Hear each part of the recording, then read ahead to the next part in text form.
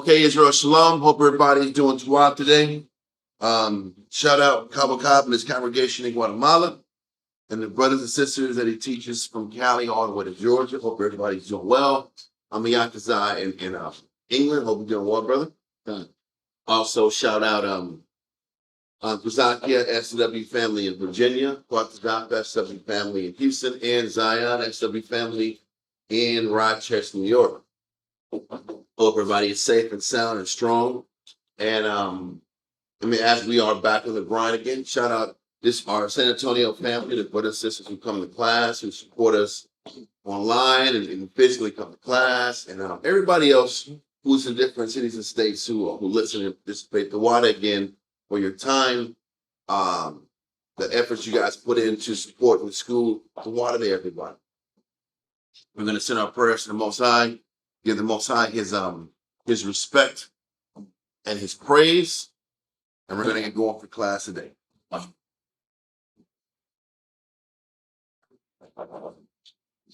Brother, tell you how about Shem Yashai. Brother, tell you how about Shem Yashai. Award. Tell you what? Aman. Aman. Blessing Yahweh in the name of Yahweh Shai that gives us light this day. Thank you, so be it.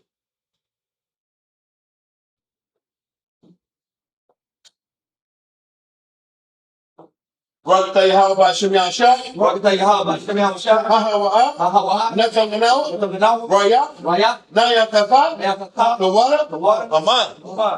Blessing Yahweh in the name of Yahweh Shai that gives us sweet savor. Thank you, so be it. Oh, sorry.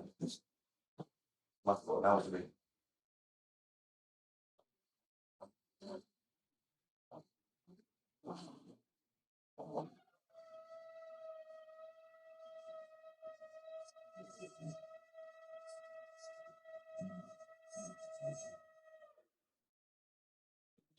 Amadu Mapanya Yerushalayim. Stand and face Jerusalem. That's everybody. Right, tell you how about Shem Yashai. Right there, how about Shem Yashai. Shabbat. Shalom. The water. Aman. Blessing Yahweh in the name of Yahweh Shai that gives to us the Sabbath and peace. Thank you, so be it. Psalms 121. Anasha. Ayayimya. Ahoria. Maya. Yabu'a. Anzaria. Yabu'a. Ma. Yahweh. Aisha. Shemaiah. Wa'aratasa. La'at. Yanathan. Lamawat. Regalia. Yala'at. Nawam. Shashamariyah. Anat. Yala'at. Nawam. Wala'at. Yishai. Joshua Lamar, Yahshua, Yahweh, Shemaiah, Yahweh, Kezalia, Ayah, Yamyah, Shemash, Yala'ah, Hakayah, Payawam, Wala'ah, Alabanah, Walayala, Yahweh, Yashemaiah, Paul, Rai, Yashemar, Yapasha, Yahweh, Yashemar, I will Psalm 121 in English. I will lift up my eyes unto the hills, from whence cometh my help. My help cometh from Yahweh, which made heaven and earth. He will not suffer thy foot to be moved. He that keepeth thee will not slumber. Behold, he that keepeth Yasha'Allah shall neither slumber nor sleep. Yahweh is thy keeper. Yahweh is thy shade upon thy right hand. The sun shall not smite thee by day, nor the moon by night. Yahweh shall preserve thee from all evil. He shall preserve thy soul. Yahweh shall preserve thy going out and thy coming in from this time forth, and even forevermore. Amen. Israelite credo. Shemaiah Shalom. Shemaiah Shalom. Yahweh. Alahayna. Yahweh. Shemaiah. Yahshua. Sorry. Shemaiah Shalom. Yahweh. Alahayna. Yahweh. Shemaiah Shalom. Yahweh. Alahayna. Deuteronomy chapter 6, verse 4. Hear, O Israel, the Lord our power is one Lord. Lord's Prayer. Abanawa, Shema Shemaya, Wadash, Hayah, Shemkat, Howard, Malakwatka, Taba'at, Ratazaka, Hayah, Aisha, Arakazak, Kawak, Hayah, Bashemaya, Naganau, Lakon, Ko, Yawon, Wasilakano, Kawakino, Kawakino,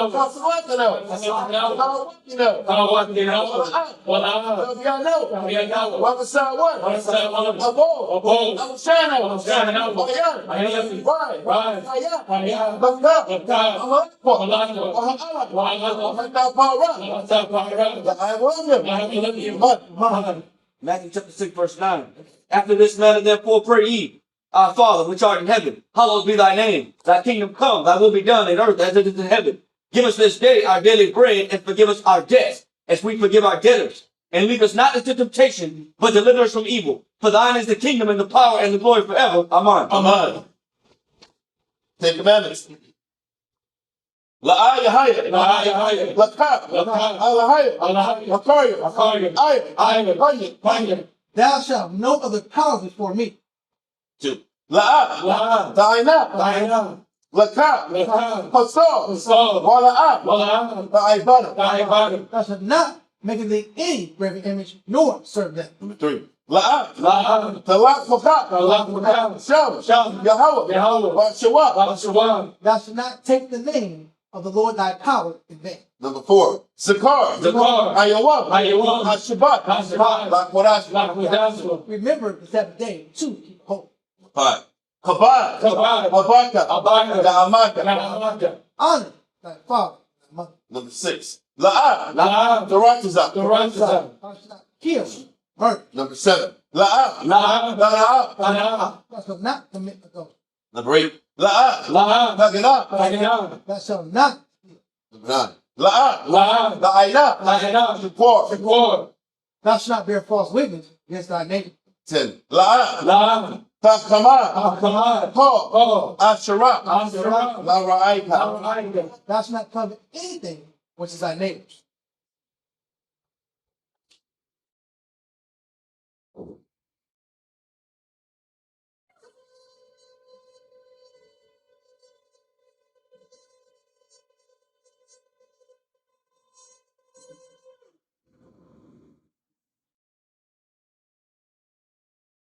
Brought to your house by Shem Yahshai.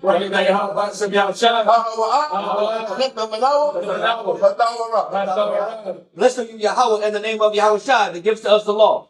Israel Yeshavim. Everybody see it?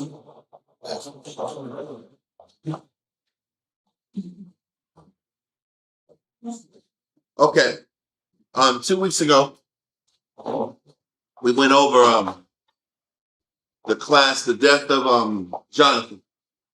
And we want to quickly revisit his final time so we can kind of catch back on the pace and the tone of the class. Okay, I just don't want to jump right now into the reign of Simon. We want to kind of briefly go back into Jonathan because I didn't get a chance to finish out 2 weeks ago class. I want to kind of like go into that quickly and then transition into Simon's reign.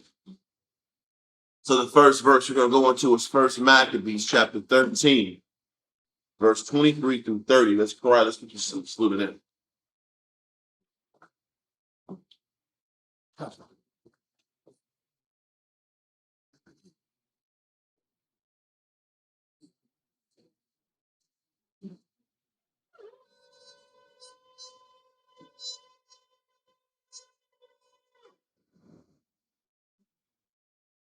Correct. Shah Shabbatah, Banashah, Banashala. Correct. Shah Shabbatah, Banashah, Amaki, Brooke, Yahweh Hashem Yahshabakatah. Yahweh Hashem Yahshabakatam. Yeah.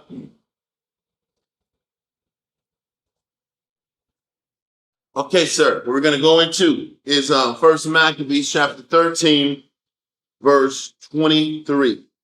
First Maccabees chapter 12 and verse 23. So listen, before we go into verse 23, What had happened was Tryphon or Trypho had met with Jonathan and his men. Now, Tryphon, his intention right now is to take over the Asian region. And he wants to take over, he's the regent for Alexander VI, son of Alexander Baba. I'm sorry, not Alexander. He wants to take out Antiochus VI. Tryphon is the regent for Alexander VI because I keep saying Alexander, it's a lot. Antiochus VI is the son of Alexander Bala. He has reign over the region. Tryphon is the regent for that man. He's the military captain. He's the financier and the backer of this regime change. Antiochus VI is still young. Trypho is saying, okay, you know what? I can take over the region. Before I kill Antiochus VI, I have to take out any of his backers. And the major backer that Antiochus VI had was Jonathan and the Jews in the Syrian region. So he concocted a plot to meet up with Jonathan, isolate him, and pretty much have him as a captain.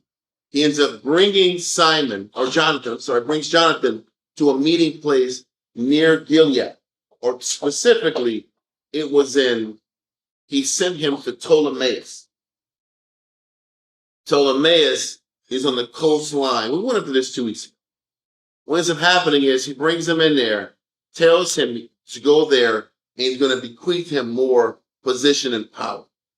He goes there, they close the doors, they arrest him, and kill the 3,000 men, or his bodyguards, that were assisting. Word gets out to Simon that they had captured. They didn't know if they had killed Jonathan or they had captured. But the Jews in Israel find word of the capture, and they're not sure how to handle it or what to do. They end up anointing or making Jonathan the head. So I keep saying, I'm sorry. They end up making Simon the head. Jonathan is still captured near Galilee. But with Jonathan being captured in Galilee, Trypho says, okay, I'm going to come out here and try to have a meeting with Simon.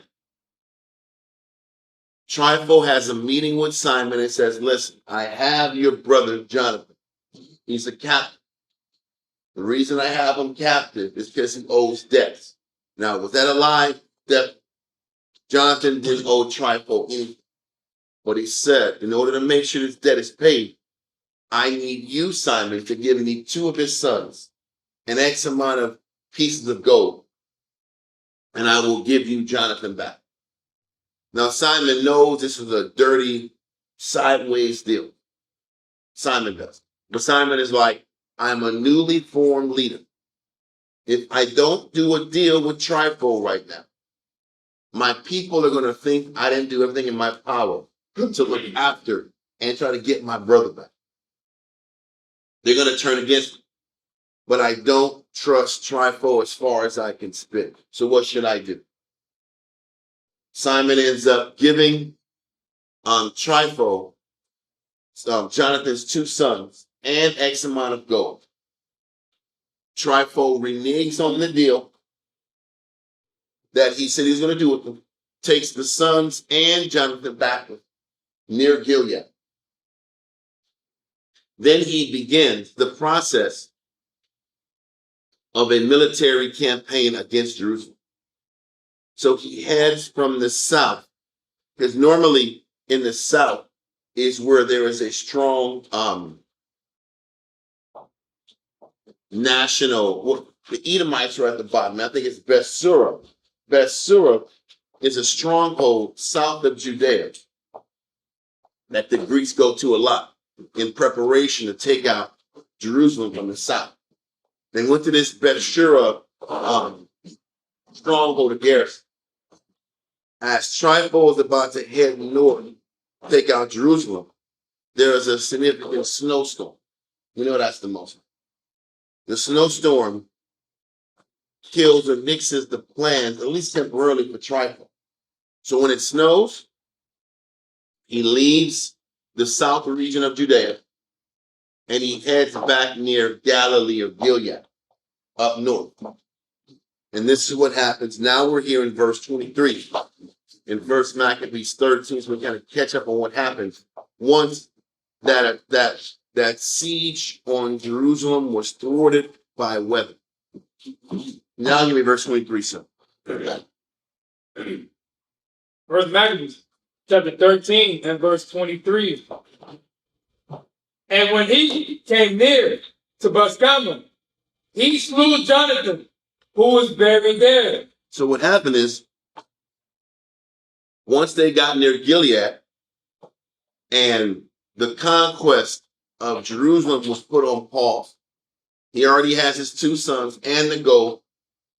In Trifo's mind, there was no need to keep Jonathan nor his sons. So this is when Trifo actually executes Jonathan. We went over it last time, but the crazy thing is there was no pomp and circumstance. There was no rescue mission. Sometimes you serve the Most High. You commit your life to Him. And there's no TV ending. Sometimes you're in jail and you have to face your execution and you're executed. And this was the end of Jonathan. No blaze of glory. No blaze of glory. No sit back here. No scenario where you can wiggle out of your fate. It wasn't like there was anything Jonathan did wrong. We went over that 2 weeks ago. It was just his time. And when it's your time, it's your time. All of his good works. And this is the thing we got to understand about Israelites, about us. Jonathan committed his entire life to doing that which is right. And at the end, it was just his time. A lot of times we tell ourselves, because we do good, because we live right, I am supposed to not have to face these type of endings. And that's not true either.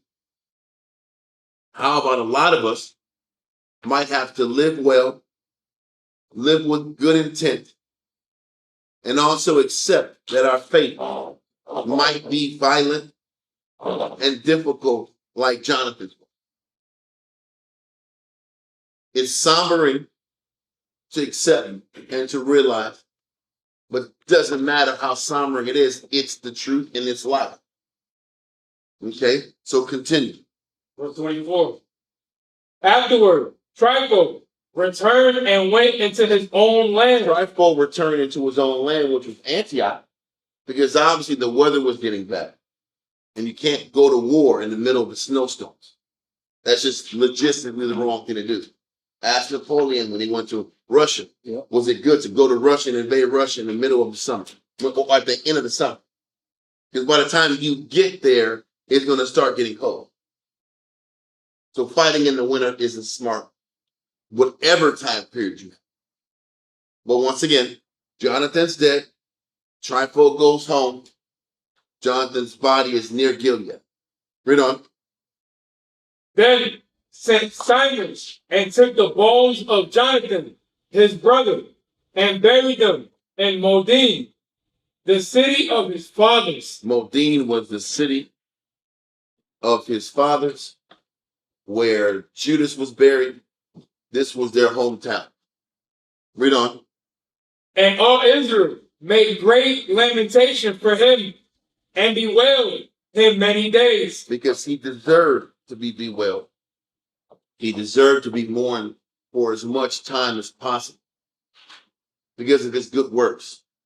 Because of his recommitment to help reestablish Israel to where they needed to be. The funny thing is, whether it's Judas or Jonathan, they both fought steadfastly for the preservation of their nation.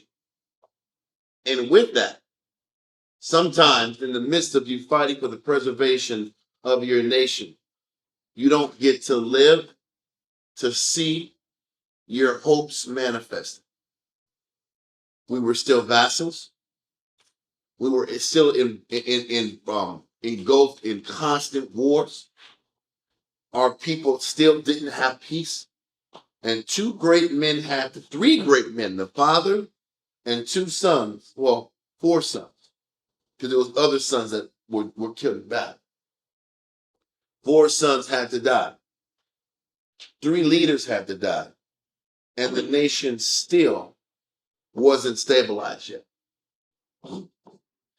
Why am I painting it this way? Because we want to tell ourselves that what we do for the Most High is so significant that with the power of one person's example can completely change everything.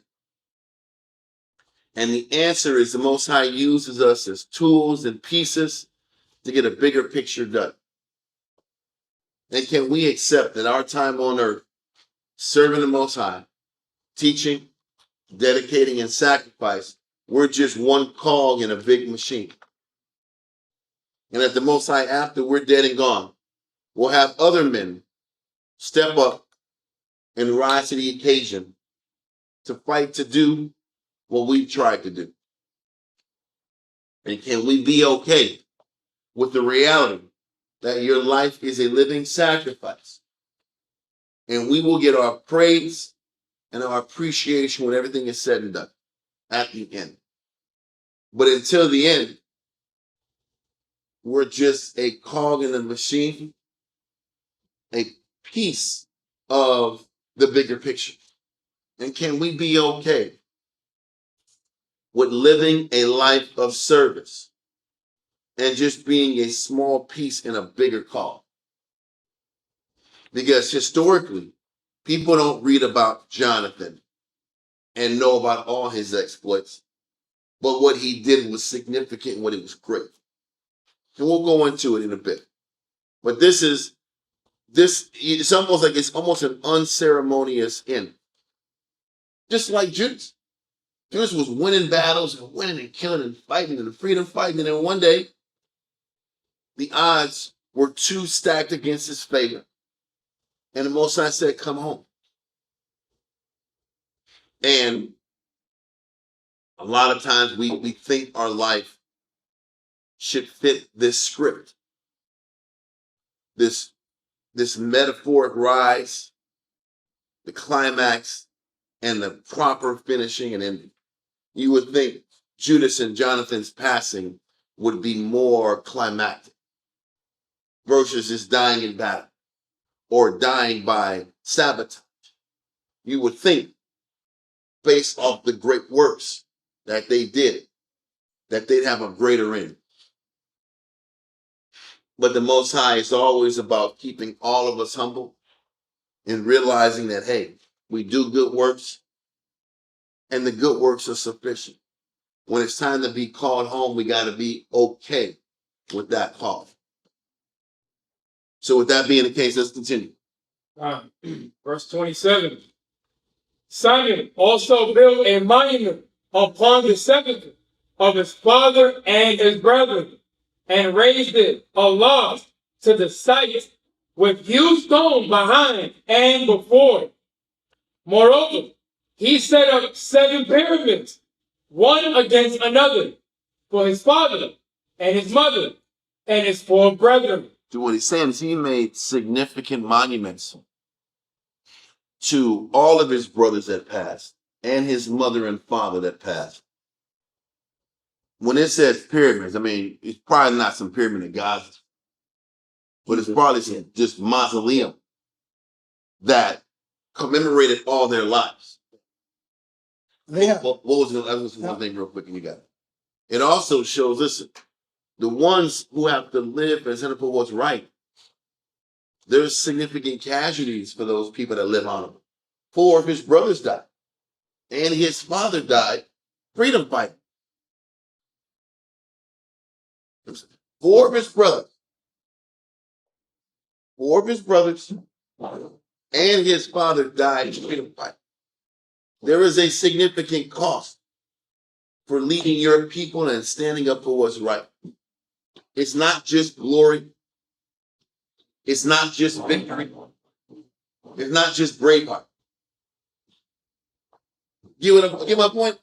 Everybody thinks, oh, you ever see The Patriot with Mel Gibson on? He's the coldest white man around. He's just back here. He damn near single-handedly, the way the movie shows, defeated the Brits, the redcoats. Then he goes back on his farm, Mike, and kisses his little baby girls and gets back to farming a simple life. It's not always that way. A lot of times, there's significant loss that comes from putting the nation first or the camp first. And can we accept that exchange and accept that loss and know who and what you did it for? I'm sorry. No, that's cool.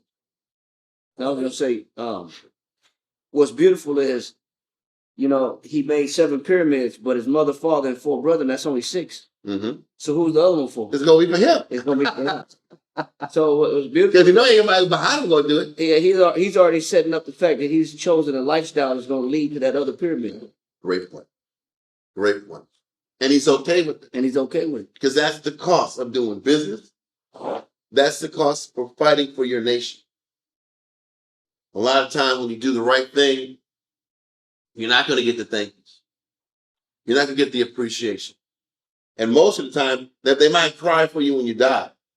But when you fight for your nation, you're getting cussed out at. You're getting blamed. You're getting accused.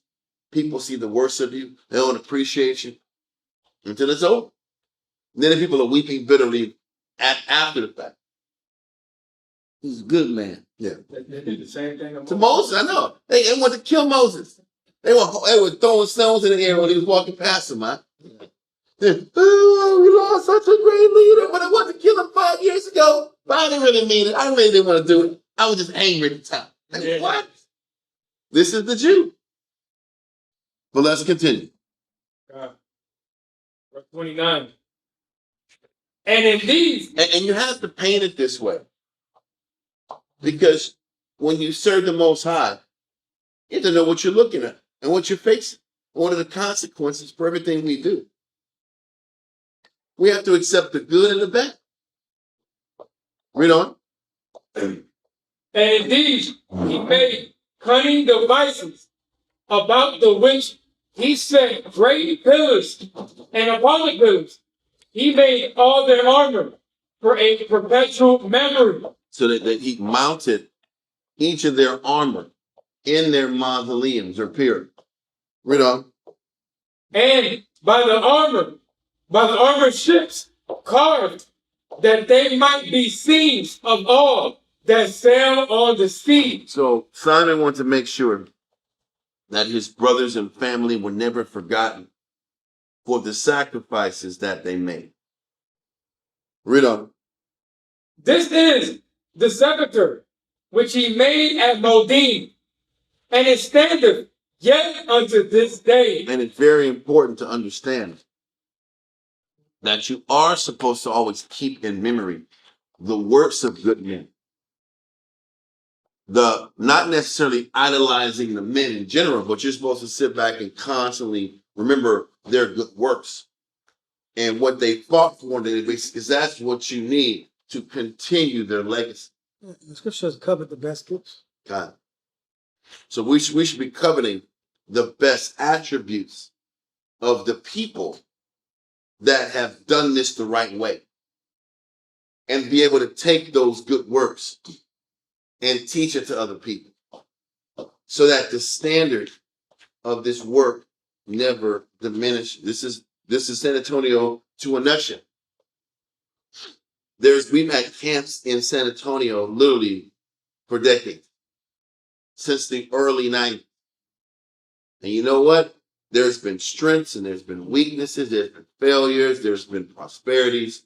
But as young men, or now older men, we have to be able to teach and address all of the characteristics that work.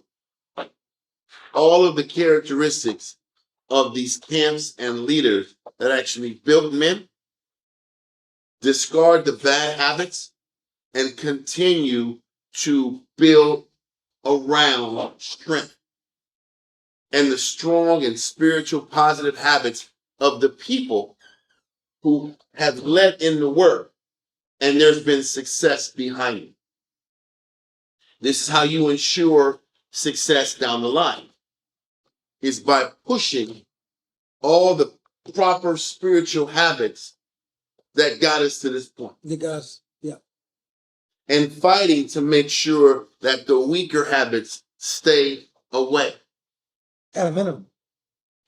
as much as possible. Don't and not allow those negative traits to come back in and create the chaotic nature That will bring failure. that will bring failure and suffering Got and a lot of poor morale. Got it. We do our best to mitigate and practice preventative maintenance and to attack and isolate weakness from the body as much as possible and push and hold fast to that which is good, like the scripture says. Got it. That's only fair. Well, that's our obligation to the next generation, is that we show them as much strength and accountability as possible. So, what verse are we at? Verse 31. Read that. God. Now, Trifle dealt with No, hold that. We finished verse 30. Go to Ecclesiastes, the Apocrypha, chapter 44, verse 1 through 15. God. Ecclesiastes chapter 44 and verse 1. Let us now praise Spanish melody and our fathers that begat us. The Lord has wrought great glory by them through his great power from the beginning. Such as did bear rule in their kingdom, men renowned for their power, giving counsel by their understanding, and declaring prophecies. So he says, the Most High bless leadership to lead through prophecy, through example, through their understanding.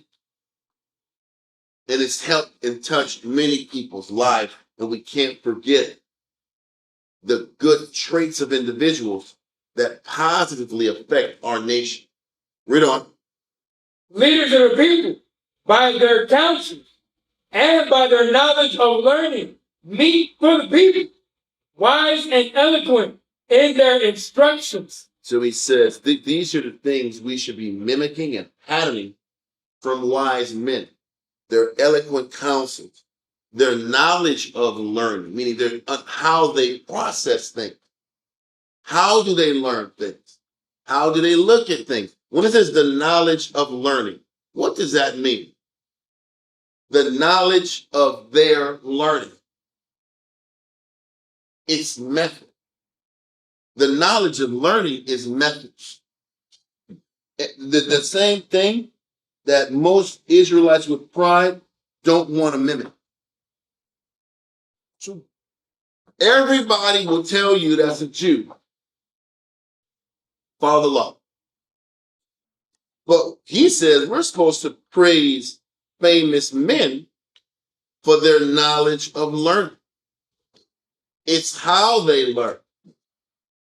When you're explaining how a person learns, that means we're supposed to learn and follow famous men's method. But when you sit back here and try to get a Jew to follow another man's method, what do? You see the Jew. They argue. They argue. You see the real. You're going to see the real Jew when you try to get a Jew to pattern themselves after their leadership's methods. Then they'll say, I got to follow me. Then they'll pull that angle, right? But what is Ecclesiastes 44 about? It's following great men's methods. And then what determines a great man? It's when their craft is successful. It's when the work of their hands work in this realm. And if it works in this realm, then maybe you should follow. And then, if you find somebody else who does this work and the craft benefits and grows in their hand better than yours, then what should we do? Follow that. You know the crazy thing is, a lot of our people were so egotistically shattered. When a brother or a husband or a sister gives advice to somebody else about a method that can improve how they do things, we're so wrapped up into our ego and our pride and our weakness that we don't have the capacity to maintain the part of us that we know works and then just add additional abilities on top. It's almost as if another person's method or way, some kind of way, is a knock Against against everything you I've do done. for the Lord. And that And that's a low ego, a weak ego, which is pride. Do I have the capacity to know what I know and accept the things I don't know and add on to the things that I already do so? Then the question is, if I do something at a 70% rate, and that's pretty good, does that mean I don't have any room to improve in things that I do pretty good? yes, that's what people. That's what it means to people that don't like, that have negative reactions to someone showing them a slightly better version or updated version of understanding. This is where so many Israelite men and women fall by the wayside. Because when they're shown that, hey, it's not that whoever you're being counseled with knows nothing and lacks any type of capability, but you're telling me that if I'm watching a person explain something that is a little better than mine, I can't just embrace it and add on to what I already do? That's logical. But Israelites a lot of times don't operate in logic. We operate in pride. Because if I'm sitting back here and reading the Bible, I can sit back here and see people's methods and ways of learning that are superior to mine. And we are all supposed to sit back here and learn and follow from people's methods of learning that are superior to ours. That's how we continue to grow. But once again, we have pride. And because something works at a 65% operational function, we think we're good. And then when somebody tells us, hey, you can actually take your 65% operating efficiency and take it to 80. Well, why are you sitting back here and tearing me down? You're telling me I'm not good enough? How dare you talk about the West Coast like that? They're like, whoa, what are you talking about? Did I say anything about the West Coast? All I'm saying is there's things you can fix in me. There's a slight improvement that you can make that gives you a better outcome. But people don't want to hear that you can take your output from 70 to 75. Because that means that I'm You tell me deficient. I'm not good enough. When I say something like, how dare you talk about the West Coast? All I'm saying is I'm not good enough. How come I'm not good the way I am? I'm doing good, am I not? Is that not pride? Read verse 4 again. I'm taking an argument and a statement, and I'm not exacerbating. I'm increasing and inflating a statement as if it's a knock specifically about my weaknesses. It can't just be constructive criticism. It has to be criticism against everything I've ever done. That's the extreme. That's the extreme reaction. And that's the extreme inflation of a statement. Because I don't have the ability to accept that it's just a kind gesture. Yeah. And what's so wrong with learning how to do more of the same thing? Better. It's because our egos are so damaged. Listen, if I have a low ego, it's still pride. What does that mean? Meaning, because sometimes people will say, they won't just call it like it is. They'll say, I'm insecure. What does insecure mean? Because if you say insecure, it's different than pride. If I say I'm insecure, then what I'm saying is I'm weak. I have a weakness and I need somebody to understand my weakness. Versus saying it's pride. Because if I am behind, if I feel insecure, what's the only way to feel secure? What's the only way for anybody to feel secure? It's to accomplish more. It's to fight your battles more and see the end result working in your favor. But we see it in business. They call it business consulting. And when the business is not performing and profits aren't performing, or there's a high turnover rate of employees, they have no problem hiring out and contracting in multiple business consultants To improve efficiency. to streamline operations. No one sees any wrong in that. If I have a vehicle and the gas mileage is 21 miles a gallon, and I meet someone who said, well, I put this in my vehicle, and I tool my vehicle this way, and now I get 30 miles a gallon. We see nothing wrong with that because I'm saving money. Yep. When it comes to how I operate amongst How I think. my people, How I process. we don't take the same mind that we take into a car or to a business, into our personal life.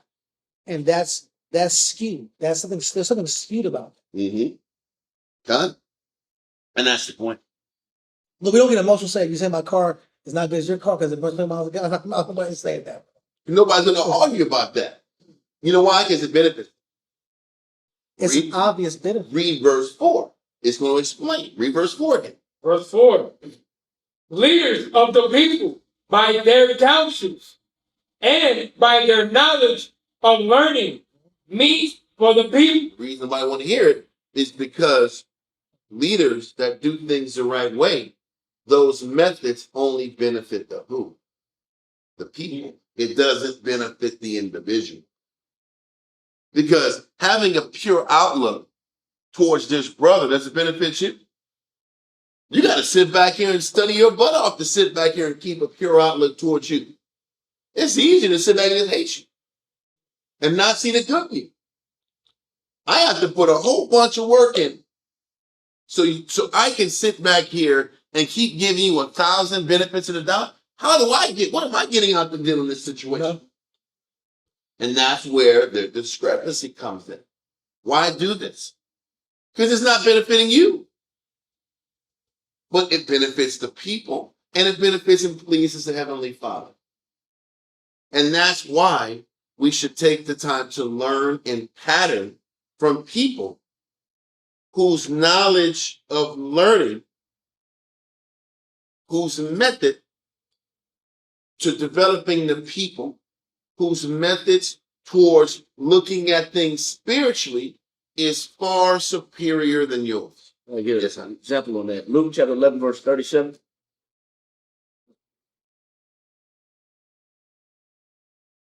And that would be easy to do, to follow a superior method. That would be easy if you understand the benefits of it. If you understand how it could add value to your life and add wisdom and understanding to your mind. But the problem is, the reason why it's difficult to follow, read this right here. Luke chapter 11 and verse 37. And as he spake, a certain Pharisee besought him to dine with him. And he went in and sat down to meat. Now, this Pharisee had a great opportunity to sit with Christ. Christ was bid to come and be a guest in his house. And it's a wonderful thing to have the Son of the Most High in your house as a guest. That means you have the opportunity to learn a lot. Yep. That means you have an opportunity to get the secrets of heaven in your house. Read on. And when the Pharisee saw it, he marveled that he had not first washed before dinner. They said, but what was the Pharisee only concerned about? Cleansing rituals. Outward cleansing with rituals. Here you are, you got the Son of God in your house as a guest. And the only thing you're looking at is Man, he nasty. Then how can you sit back here? How can a spirit be with him if he hasn't done his super cleansing? He doesn't do things my way. Right. There's a better way. My way, that's why Moses said the ways of man is vanity. The man's way, man feels like his way is superior.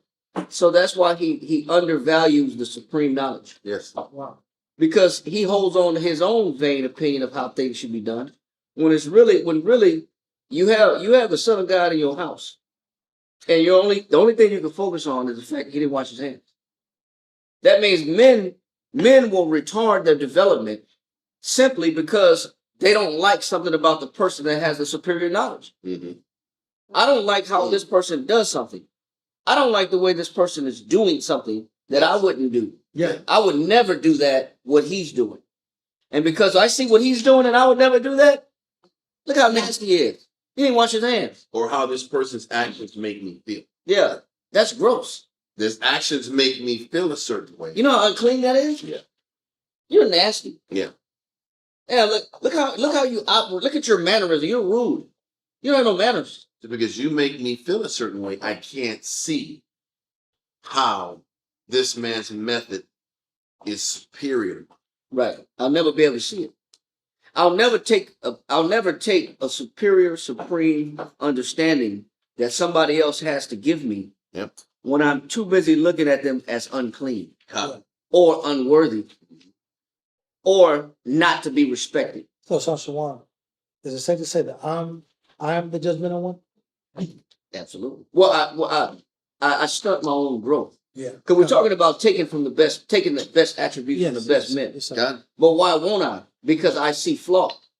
And because I see flaw in that person that has supreme understanding of knowledge or something to teach me, because I see flaw or I do something better than they do, I'll never adopt their mind frame and what they have to give me. God. So I just stunted my own wisdom. Yep. I just stunted my own development and my own growth because of my perspective and my outlook towards the person that has to feed me what it is that I'm missing. I'm really missing what that man has. Yeah. That same man that don't wash his hands before he eat, I need what he has, but I'll never get it because I'm too busy looking at He didn't wash his hands. he didn't wash his hands. But there's mountains of things he does better than. Mountain. Far excels. But But- you can't get past it. I can't get He's past healing the blind. Yeah. But I'm looking at Yeah. Look at his nails. Yeah. Look how dirty his nails is. What's dirty now? These dirty nails, man. Look at the cuticles, man. Or certain people will sit back here because I'm intellectually superior. Because I went to college. I'm educated. So now because I'm educated and I don't think you're educated, then I can't see all the other benefits that you run circles around me about. Yeah. So whether it's still the outward facade.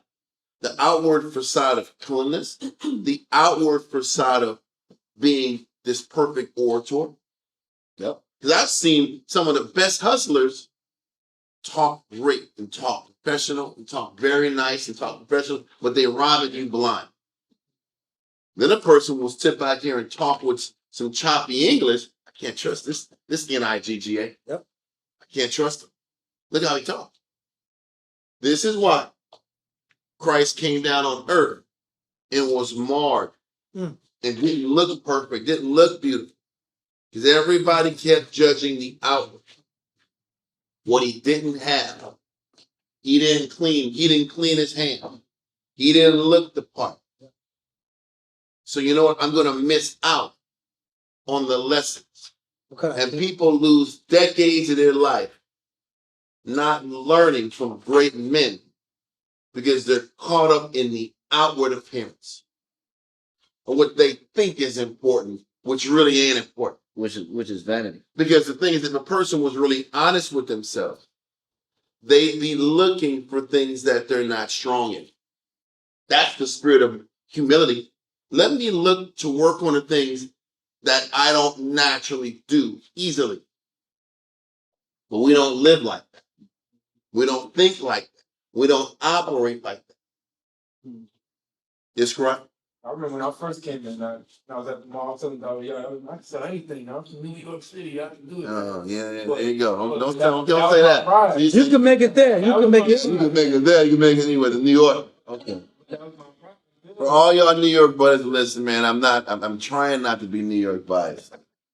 There's a little bravado New York pushing on sometimes. I'm like, come on, bro. It's a little cap, but I get it. I respect it. I can walk on water. Respected you. I can walk on water in New York. Yeah, if you made it there, you can make it anywhere. Well, you might not make it in Vegas if you made it in New York. There's a lot of different places you might not make it. Let me stop. Somebody got them failed. People failed in Los Angeles, in Oklahoma, when they came from New York. Well, people failed in Florida. Miami, Florida, when they went down, when they came from New York. Anyway, My borough. It was my borough. If it wasn't from the Bronx, like, if you're from the Bronx, you can survive in Pakistan. Yeah. Not necessarily true. Not necessarily true. You might not make it in Pakistan and Afghanistan if you came from New York. From Yonkers. Let me stop. Keep going, correct. What I learned was the Most High was trying to teach me to be humble, to learn different methods, so that way I can be, effective, do what I have to do correctly with the right mindset. That's all. Good. Most humbles all of them. He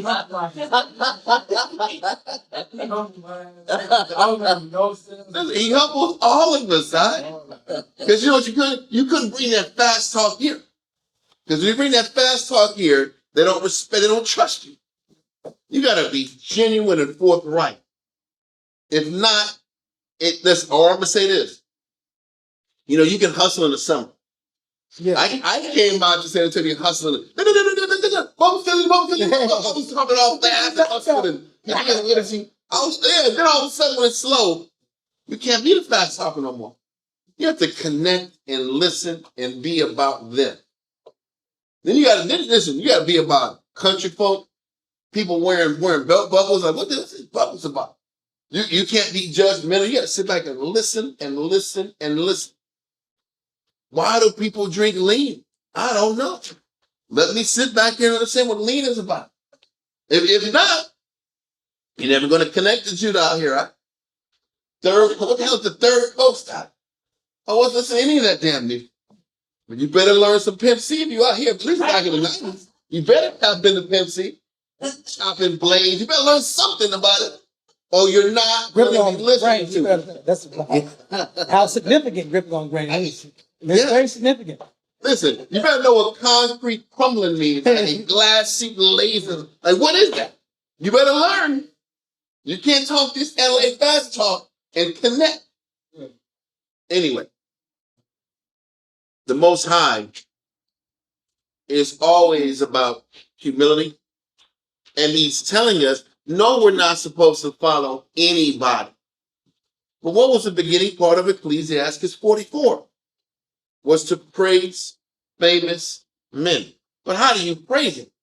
You sit back here and put images in your wall of famous men? No. You're supposed to praise or respect famous men or brothers who do things the right way or good examples by doing what? By adopting their knowledge and learning. By adopting their methodology. Instead of telling yourself that your methodology is enough. Because the thing is this, it might be enough for you to tread water, but is that what did the Moses say he wanted us to be forward a year ago? What does that mean? To be forward a year ago, that means the Most High is expecting growth. If he's expecting growth, what the hell does growth mean? Growth can only occur when you are adopting a better system of doing things. A better method of learning is the only way a person can grow. It's no different than if I have health issues. Then my method of eating, my method of cooking, and my method of consuming has to augment. Or I'm going to keep being like Larry Holmes, flabby and sick, right? Yeah. Or I'm going to sit back here and choose better foods, start to work out, and start adding systems that will benefit me so I can sustain longer periods of time. that's growth. So whether it's growth in diet or workouts, there's also growth in outlook. Our outlook isn't where it needs to be. We all can improve in our outlook. So we should be looking at famous men in the Bible. Most High brings you around people that have superior outlooks to life than you. And Do you embrace those people? The Most High brings together husbands and wives and brings husbands around that have really good outlooks and things. As wives, do we sit back here and lock into those men's pure outlook? Or do we tell ourselves that our outlook is safer and makes more sense to us?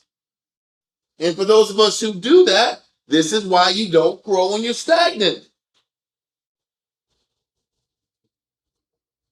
You have something to say? I want to finish that up. I'm sorry, you had more. I'm sorry. Yeah, read that, Luke. I want to just finish this point because what you're making is a great point. Sometimes when you say 37, I don't know how far you're going in this. Yeah. I mean, like, this is this 37 or? Yeah, no. 37 through, let me see, 40. There you go. Yeah, go ahead. 39. And the Lord said unto him, Now do ye Pharisees make clean the outside of the cup And he said, Christ said, all you care about is the outside of the cup being clean. Read on. and the platter, but the inward part is full of ravening and wickedness. He said, but the inside of the cup is full of ravening and wickedness. Read on. Ye fools, So now what Christ is explaining is the fault that keeps us foolish and not adopting wiser men's understandings. Mm. He says, ye fools. What is Christ saying? What makes this Pharisee a fool? Read. did not he that made that which is without make that which is within also? What he's saying is, you're only one-dimensional. Yes. wow. Because you only look at things from a one-dimensional lens. You don't have all aspects of understanding covered. There's alternative aspects of understanding that you don't have, that we don't possess, that comes from other people around us. But what we tend to do, what makes us foolish, is we lean on our one-dimensional perspective as that is being sufficient to have all God's knowledge, Yep. or all understanding, or all the correct way of doing something. Even in the world, they say there's 1,000 ways to skin a cat, Yeah. meaning there's multiple ways to do something. But what we do is we lean on our one-dimensional ability, Got it. because I know how to do one thing good. Really good. I know how to do one. That's really, we don't know how to do that real good. I To be know. honest. That's the point. Yeah, but we have one strong arm and we have one solid ability, and we lean on that to look at everything through life and say, I possess everything that it takes to be wise. When Christ is saying, don't you understand there's two sides to everything? The Most High made, the same person that made the outside of the cup, or the same person that made the germs on the outside of the hands, also there's germs on the inside of the body. What about the inside part? But what we do is we lean on a one-dimensional perspective, and that's how we look at life, and then we miss out on all the other dimensions. And the wise men have these dimensions. Elders have these dimensions. Men of skill have these alternative dimensions that we miss out on because we're too busy leaning on a one-dimensional perspective. And that's what keeps us weak. And that's what Christ is explaining of why this man is a fool. Listen, and ravening just means eagerness to plunder. Means while I'm cleaning my hands and being all perfect on the outside, my mind is about what I'm not getting out the deal. Because the eagerness to plunder is based upon what I lack or what I tell myself I don't have enough. Why does a person have to plunder?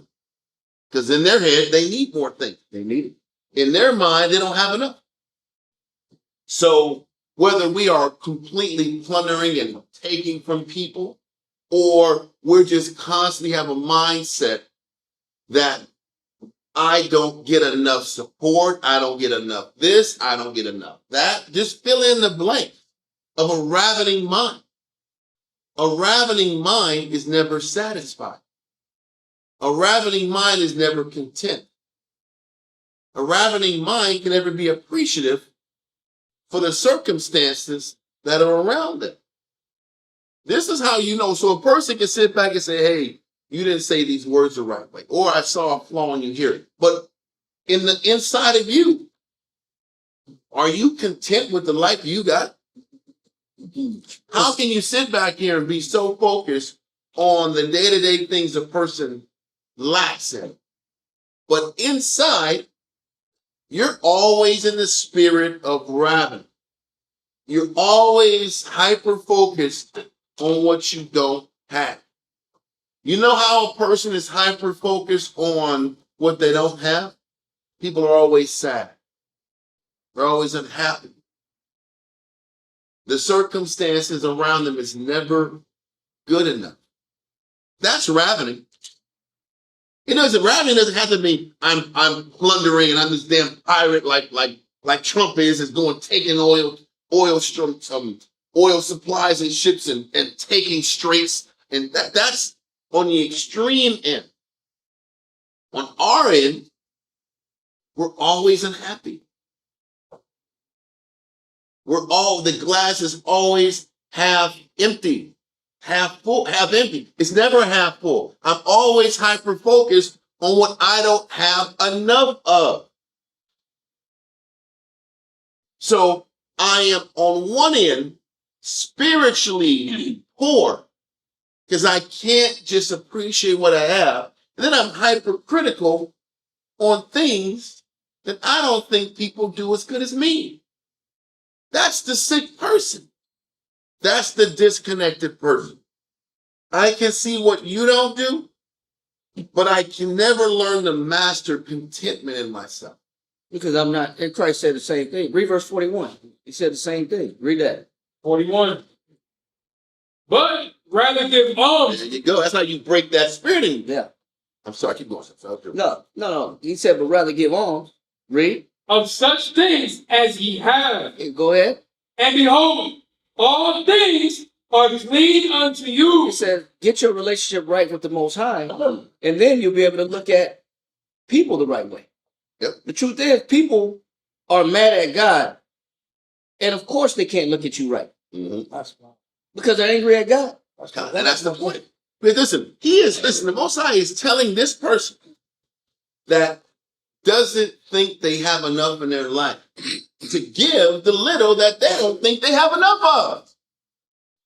That vexes a person. If you have a person who is consumed with what they don't have, and Christ's answer is to give the little that you don't think you have enough of, and that's how you please the Most High, that will drive a carnal person crazy. Yeah. Because a carnal person thinks they deserve more in their life. They think they deserve a bigger house, a bigger car, a better circumstance. And Christ is saying, for a person who is consumed about what they don't have, the solution for you is to give more of what you got to him. To break that spirit. Yeah. To break that spirit. But most people can't, that type of thinking is foolishness to them. It doesn't make sense. But once again, how extreme that concept is should show that person how far off they are from pleasing the Most High. Even though they can wash hands with the best, they might have ivory soap, Dove, that workman soap out, that gritty soap. You got all the damn soaps in the world, but you ain't never learned contentment, selflessness, that you don't ever come first. You can't mitigate your greed.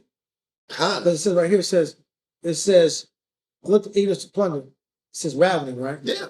Then it says another synonym for that is rapacious. It says an adjective for someone given to seizing plunder to satisfy greed. Huh? We don't acknowledge that we really have a greed element that rules us. Because and the greed is based and predicated off of pride. We think we should have more in our life than what we have. Not less. Yeah. We think we should have more, greater, and what we have is not enough. But simultaneously, when someone presents another level of skill or wisdom to us, it's some kind of knock. Yep. That's the magic about it. Huh? You want more, someone gives you. Like, you don't want more wisdom. You want more in the flesh. Yeah, that's you want more attention. You want more focus. You want more help. You want more love. want more benefits. But the answer to the person who's deficient that is to give more, but they don't want to give more. Because I don't like the fact that this new learning requires me to be more skillful. I have to exhaust myself, or I have to initiate more understanding. I have to lose more. And I already feel that I've lost enough. This Pharisee, or this man, is in the spirit. He was a Pharisee, was in the spirit of what? What did Christ call him? Ravening. Yeah, right. Listen, in his mind, this Pharisee gives enough already. He's given too much. In this Pharisee's mind, I give my whole life to the Lord. I give my life to these people. I need more. He's a ravening person. Why? Because in the back of his mind, he deserves more. How many of us serve the Lord, do the bare minimum for the Lord, and tell ourselves we deserve more? Look at all the works I do for God. Look at all the works I do to give to the Father and change this and change that. And nobody focuses on what I do that's good. And now I got to keep giving more and more and more. Once again, the Pharisee is supposed to be the symbol of the church what? Servant. And the church servant wants more. Then how about the Pharisee is in the wrong business if he wants more? The Israelite man is in the wrong business if you want more. The Israelite wife is in the wrong business and she chose the wrong husband if she wants more out of her marriage. How about that? Because if we came to serve the Lord, we're saying we came to be servants. And if we are the wives of servants, what does that make you? You're a double servant. You're a servant. Because we're servants. And you're supposed to serve the servant. Do you look at it that way? No, because sisters can't get past what I'm not getting out the deal. Which means sisters can't get past their ravening. I deserve more. So either I'm going to go and pout and fight and complain to get it within the marriage, or I'm going to leave to get it, or I'm going to give up and just be unhappy that I don't have it. Because those are the ways people do. They argue and fight and complain, or they shut down and pout because they're not getting what they want, or they just bounce. Very few people accept the terms of the deal and the terms of the life that they chose. And like Josh's point he was bringing out a little earlier was that, or I'll just fixate on something that you do that I disagree with. God. And my mom would just say fixate on, I don't like how you wash your hands or don't wash your hands. Yeah. I don't like the soap you use to wash. I start looking for these small, minuscule differences and just fixate my mind on the differences that I disagree about. And then I feel my unhappiness. It still goes back to either I'm going to complain outwardly or I'm going to be angry secretly. And it's still based upon what I'm not getting, or what I think I deserve, or what I'm losing out on, or what I'm not getting enough of. It's a constant meditation on that versus the meditation on the Most High has given me enough. Let me keep giving. Because that was Christ's answer to the Pharisee. And what can I do to improve? Because it's still on the Shafwan's point. He could have got more. He could have got more answers and more wisdom. Well, but once again, the answers come from the acceptance that I got to give more. If I accept that I got to give more, and then there's parts of me that's fighting giving, now there's a need to ask questions. Now there's a need for counsel. Now there's a need to knock on Christ's doors at the final. Listen, man, what do I have to do? How do I have to break myself? Because I know that I got to give more. I should know that I have enough. Now show me mentally your method of learning on how to be content with this spirit of losing. But that window can't even open until there is an acceptance that there is a need and there is a hole in my character. And that hole in the character is what sparks the ability to give more alms. The fact that I know that I'm unjust Yeah. will spark me and drive me to give more alms because I know I'm not right with the Most High. And if I know I'm not right with the Most High, then I'm not qualified to look at what's wrong in somebody else. Yeah. But if I operate in the mind frame of, well, the Lord owes me. Oh, He owes me. I deserve certain things. See, but the problem is people will never say that the Lord owes. They'll just say I deserve. That's what they'll just say, this isn't fair. All the good I've sacrificed and given, I deserve more. I deserve more appreciation from my husband. I deserve that the brotherhood should treat me a certain way. I think that I shouldn't have to go through this type of this unfairness. Because people, most of the time in council, are hyper focused on what's not fair in their life. that's the main fuel that happens. It's not about laws The idea- being broken or people broke the laws on me. It's about being unfair. And we rarely meditate on how the Most High has blessed us, has been there for us, and gives us our daily bread. What does that mean if he gives us our daily bread? Because that was the prayer. That was the Lord's prayer, to give us our daily bread. So if he's giving us our daily bread, that means he's giving us enough. How can I And imagine? if he's giving us enough, why are we unhappy? If he's giving us enough, why are we not happy? Because why? Because we're ravening. We want more. We want to plunder. We deserve more. And that's always that dynamic. We never realize and accept the Most High is giving it. He gave you enough of the husband you got. He gave you enough of his time. Because that husband is a servant of the body too. So even in him giving you a smaller amount of your husband, it's still enough. If you believe the Most High is in control of all things. And if that's not the case, then all the other answers are is, what could I do to focus on my personal augmentation of self-improvement so I can find fulfillment in what I don't have? Huh? Because the things we ain't getting at the moment. Mm-hmm. Then what do you do and how do you occupy yourself if you're not getting what you need? Or how about this? If there's things I don't have, maybe I don't have them because I haven't showed enough appreciation to gain it. Maybe I haven't fixed enough things inside of me to be shown that if I had it, I'd be able to handle it. The scripture says the Most High won't give you anything you can't handle. You know what that, in our mind, you know what we tell ourselves? When we hear that verse, he won't give you anything you can't handle, we think that as if he won't put you through all this bad stuff because God loves you. You know what that also means? You know how many men and women can't handle blessings? No, I can handle all the blessings God gives me. No, you can't. So he might not give you a blessing because you can't handle it. There was a study done by some community statisticians and a company. They did a study.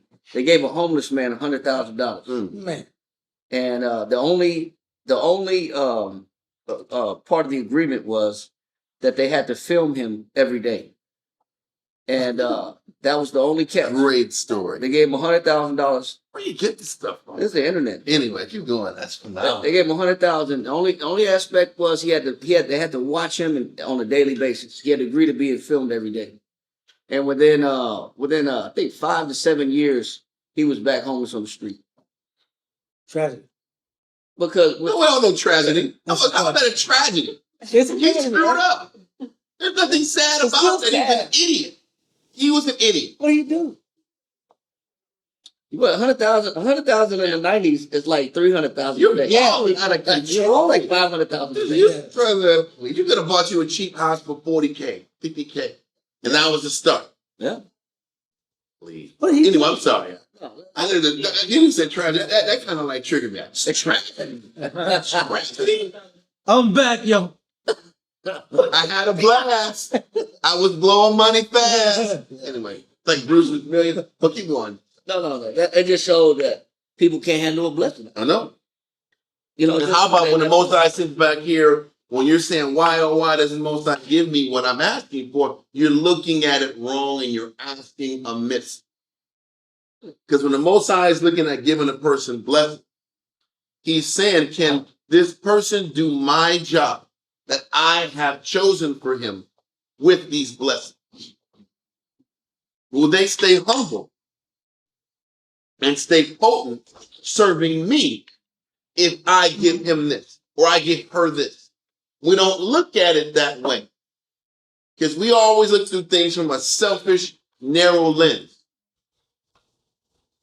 not realizing he's like, I'm not going to put too much on your shoulders and I'm not going to give you too many blessings. The judgment is going to always be fair. And I didn't get a chance to go over this class from a few weeks ago, but the Most High gives you your daily bread. We are blessed with mercy. Nothing more, nothing less. Remember when we read it, I think it was Psalms 91 or 71 or something like that, where the Most High said pretty much, with David, he sat back here and fronted his blessing. Remember you read that? But what did David, how many years did David have to be on point and stay honorable and right? He endured Saul and everything he went through. For the Most say, you know what, this guy is going to do right regardless. Then I'm going to front load his blessing. How many of us are in that category? None of us. We're not in David's category, so we don't get front loaded blessing. You know why? Because there's a 100% risk that we'll take that front loaded blessing. Yep. And slow down. And use it upon our lust. And slow down our efforts towards the Father. And the Most High will be less and less important. Because he wants our heart and our mind to be on him. And the problem is, in our head, if I just get this in the flesh, I can relax. If I can get this blessing, I can relax. And it's not, if I can get this blessing, I can do more work for the Heavenly Father. We don't think like that. Who thinks like, if I get this blessing, I can double my production toward God? No, we say Please. That's not what's in your heart, though. See, People want to stump and smile with whatever blessing they got. What's that? well, what we say is, you see musicians say it all the time. Once I get on, I'm gonna make songs for God. Oh, really? Yeah, I'm gonna make albums for God. Really? Like 90% of every secular artist came out of the church. Katy Perry was all about church, right? Yeah. Then all of a sudden she's kissing girls and likes it. Yeah. She never went back to the church. Whitney Houston was in the church. Boyz II Men was in the church. Wow. Jodeci was in the church. Wow. Now they singing love songs. You know what I'm saying? 90% of everybody they came out the church. Yep. That's true. Then they're talking about the hotel and the after party. Yeah, the whole time. Yeah. Yeah. Oh, what? The Lord Jesus Christ. Yeah. Come on, after parties in the hotels? What's going on here? Then we'll go to church. Oh, yeah. After that, They ain't talking about no church. wake up, get dressed. We gotta go to church. Beyonce came out of church. All of them That's came true. out of church. True. Yes, they did. Yeah. They came out of church, bro. Now they got their own church. Wasn't it Yeah. the greatest of all time? R.E.S.P.C.T. Oh, Rich Frank? Yeah, she came out just too. Yeah, they all did that. But what we say is once we get on, we're gonna do more for God. We make most songs for God. It's actually backwards. Completely bad. Yeah, Jan was just. I was saying, even the simple examples, you have sisters that come out of the world and they'll study and they'll ask for a husband and they'll be the most on point human in class with their heads right. And the minute they get a husband, they stop studying. Yeah. And granted, your priorities shift. Now you have to do more and serve a man. But now all of that, man, you can't find any good men. I was hurt in the world and now I need a good man. All of a sudden now it's, where's my time? You don't do this with me anymore. Let's go to the, how do you go from, I came in to study and to get a righteous man. Not a righteous man was just there to help clean you up. But now you have all these expectations. You want time. You want appreciation. You want him to serve you, basically. Like, how does that shift? But that's not what your mouth said when you came out of the world having been hurt. And that's why Paul said, "You either have wives, be as though you have none." Yeah. You can't because he understands there's going to be a pull and a distraction. Yeah. God. And the scripture says a woman's hearts are like traps and snares. A woman's nature is to sit back here and get more of what she wants.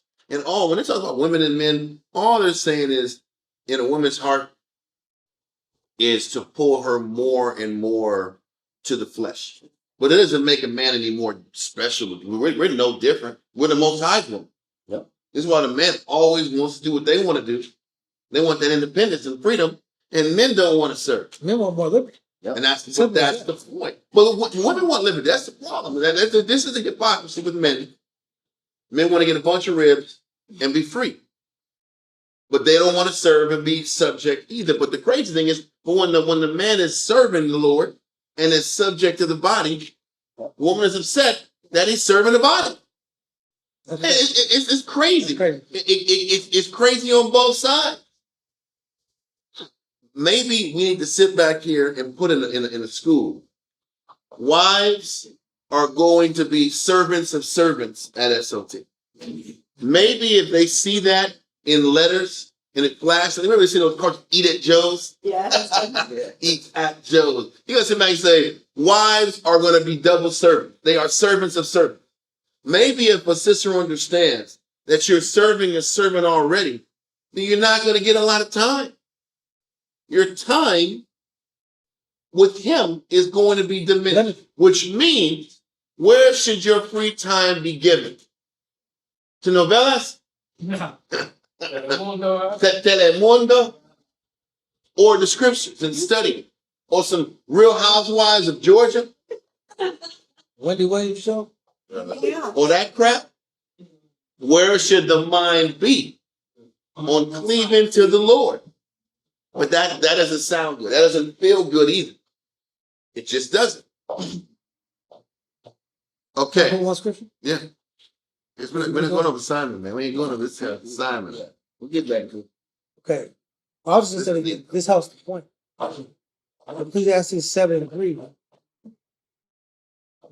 is another Ecclesiastes in the Bible, 7th chapter, 3rd verse.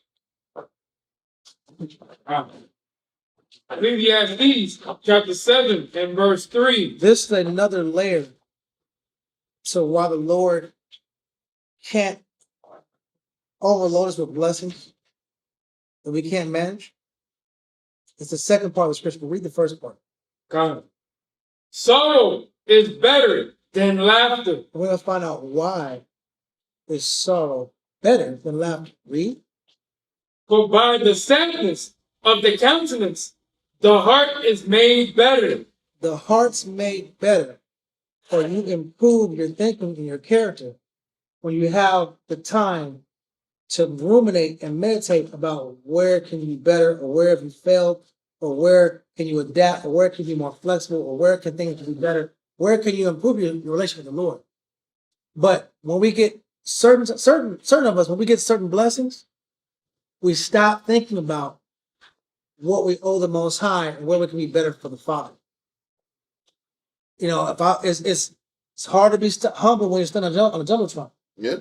When life is good, things are working out well. Where's the time? Think about my humility. Think about my meekness battles. Think about my work ethic battles. Think about my clarity battles. No, I have what I want. So now I'm not going to focus on my spirit. So the Most High has this ratio where you have just enough to keep focusing and fixing your mind on improving your spirit. Now, if you can handle more blessings and maintain the same rate of self-analyzation and self-introspection to keep working on yourself, then he might not mind giving you more blessings. But the blessings, for some reason, become a distraction from your real spiritual work. Because if you have more things, will you go down to the east side to the house in the morning? No, Will you sit back here and counsel? no, I got Will you sit back here and deal with sickness and with the sick of our people? So this is why the Most High doesn't give us blessing.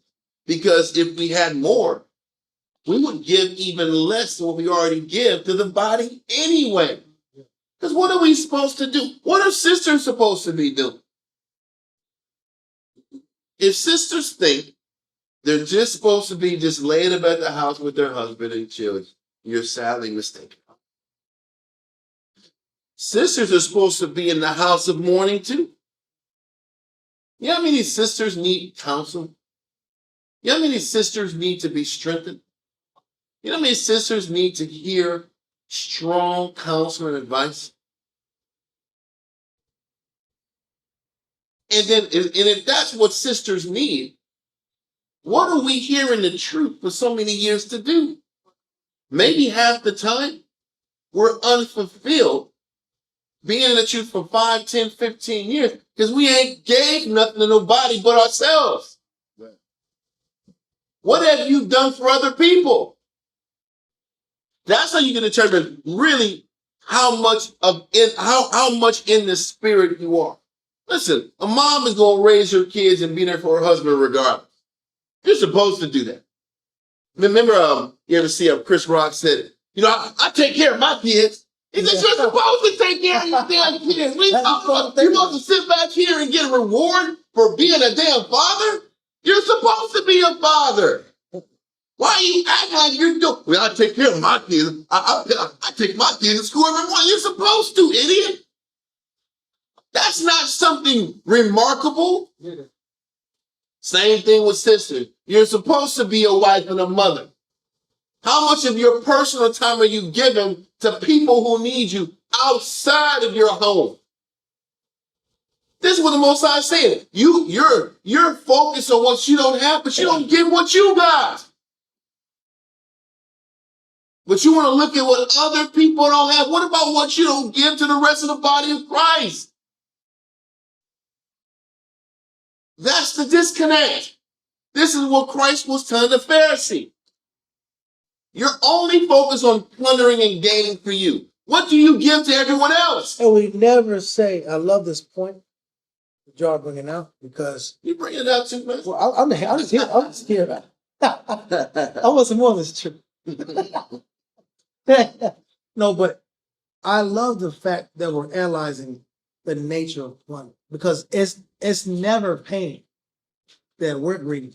Yeah. And that we never paint that. We have this stereotypical Scrooge McDuck concept of greed, where it's I'm swimming in gold coins and I'm spitting coins in my mouth and I'm that guy with Smithers. And I'm sitting here looking I need more money, more money. But we're not harping on money, but we're harping on things that we need. Right. I need for me. I need. But we don't analyze what other people need. So they're going back to the scripture I was bringing out about the Pharisee.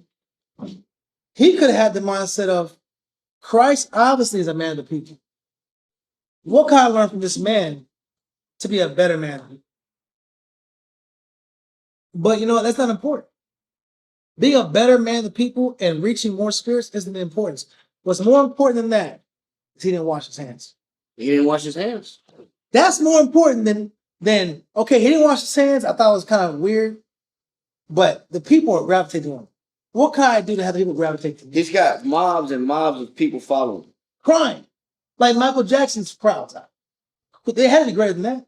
They're crying. They're jumping in roofs. They're tearing roofs off to get to him. They're standing. He's feeding them. He's multiplying food, fish and bread for them magically, quote unquote. How is he doing this? And I miss the great works he does just to focus on something very small, minuscule. Yes, ma'am. Answer a worse question and speak to what y'all were saying. When he brought up Psalm 71 last week, it was blowing my mind. After all that stuff David went through and experienced in his old age, he was just asking for the strength to be able to show the Most High strength to the next generation.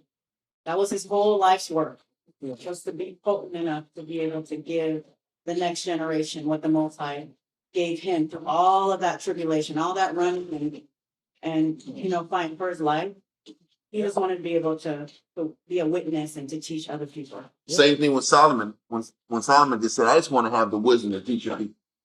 He says, because you're focused and all you really want is to develop my people, I'll give you everything else.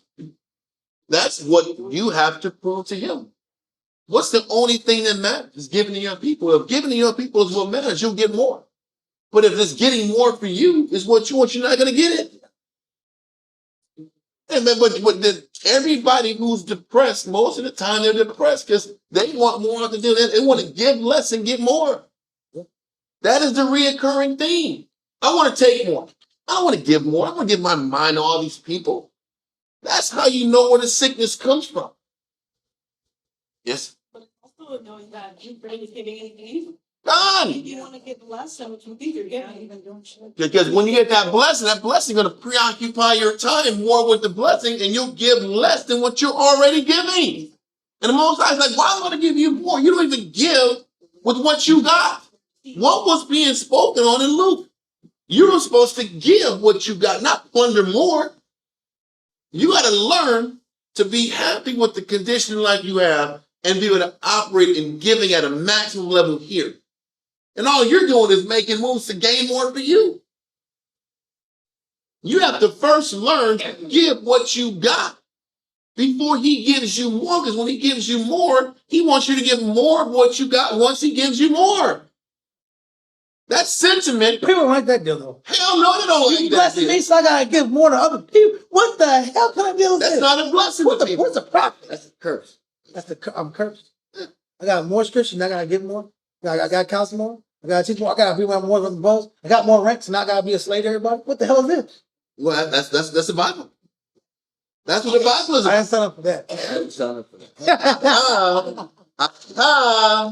I didn't sign up for that. Yeah. Nobody told me it was gonna be like that. Nobody told me. There you go. That's the common statement. So what does that mean? So if you were told that you would never serve God, That's what it means too. that's what you're saying is if you would have told this 15 years ago, that means you would never serve the Lord? Then leave now. Come on. Come on. Anyway, we got all that out, right? No, one more. Okay, there we go. Let's do it. Except 17. That one you were. Yeah, I just don't.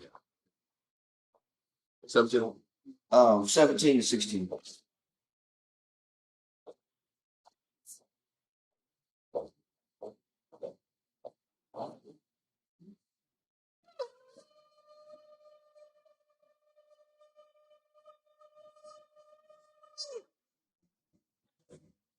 فحاول شو بتاع بانا شو بانا شو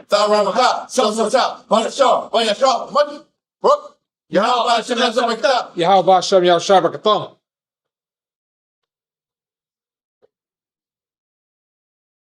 Acts chapter 17, verse 16. 16 through 18. Just to be exact. Very good. Let me help it out. Yes. Because if I think it's one verse, I'm gonna sit back and start talking too much. I gotta sit back and let it flow. Oh, okay. Okay, so let's do this. Where we at? Acts chapter 17 and verse 16. Now while Paul waited for them at Athens, his spirit was stirred in him. It said his spirit was stirred in him. Read on. Well, there's a reason why Paul said his spirit was stirred in him. Read. When he saw the city wholly given to idolatry. Now Paul dedicated his whole life as a sacrifice for Christ. So he said this city was all the way given, completely given to idolatry. Totally opposite of what he built his spirit upon. Read on. Therefore disputed he in the synagogue with the Jews. And then so where did he go when he saw that the spirit of the people was given to idolatry? Disputed he in the synagogue with the Jews. Go ahead. And with the devout person, and in the market daily with them that met with him. Because what is the devout person supposed to be doing in Athens in the synagogues? What spirit is supposed to be the spirit that is operational in the church? It's supposed to be the spirit of giving, not idolatry, not serving idols, worshiping paganistic deities, and also serving yourself. So what caused him to have to be stirred in spirit is the fact that the spirit of the place was strictly about selfishness, about what it is that I can obtain, what it is that these deities can do for me. And augment my position. How can they augment my circumstance? Yeah. So who's to blame for that particular spirit being present in Athens amongst the Jewish community? It's the leaders. So showing that not much has changed, whether it was Christ dealing with the Pharisees in Jerusalem or Paul dealing with the devout men in Athens, it was still a spirit of selfishness. It wasn't a spirit of giving, of charity. It was about what can I get? What can I obtain? And I'll use any means possible, even through these deities and fake gods, to get what I want in life. And that's what he's attacking, showing that that's a popular theme amongst the church, is that some people want to focus on themselves and not focus on what's important. What's important is I'm sacrificing, I'm giving my life for their life. I'm the ransom for their life. God. Everything that I do is to be a ransom for their errors and mistakes, is to recover them out of their snares. But when the spirit is off, then everybody's about selfishness. God. Everybody's about taking. Everybody's ravening. And that's all that's. So if somebody doesn't correct the spirit, everybody will eventually give themselves to self-indulgence. Yeah. And everybody serving idols. self-indulgence a little bit. Yeah, Yeah, but it's everybody's a still little- the flesh. Yeah. Still the flesh. That's all I want to know. So it's either idolatry, which comes from being desire to have more and plunder and self-interest, or it's charity, like all House of the Saints. It's either charity or idolatry. God, that's what it really boils down to. That's what it really boils down to. Christ was selfless. It's simple as that. Or idolatry doesn't need I don't have to sit back and have some totem pole. I have to sit back and be into my idols. My idol is what I want. It's what I got to do to get it. Because everybody has their own little way of getting what they want. Because, one man's way of getting what he wants is different than another man. Some people are subtle. Some people are extroverted and they charm their way to get what they want. Some people sneak their way to get it. God. When you look at even why our people gave our children to Baal and Molech, it was the same thing. It's for something not the deal. It's for I want better crops this year. That's what it was. This is why they were tripping in Jeremiah, saying, listen, we're not giving up these guys. Because if we give them up, these crops are going to go bad. We need these proper crops.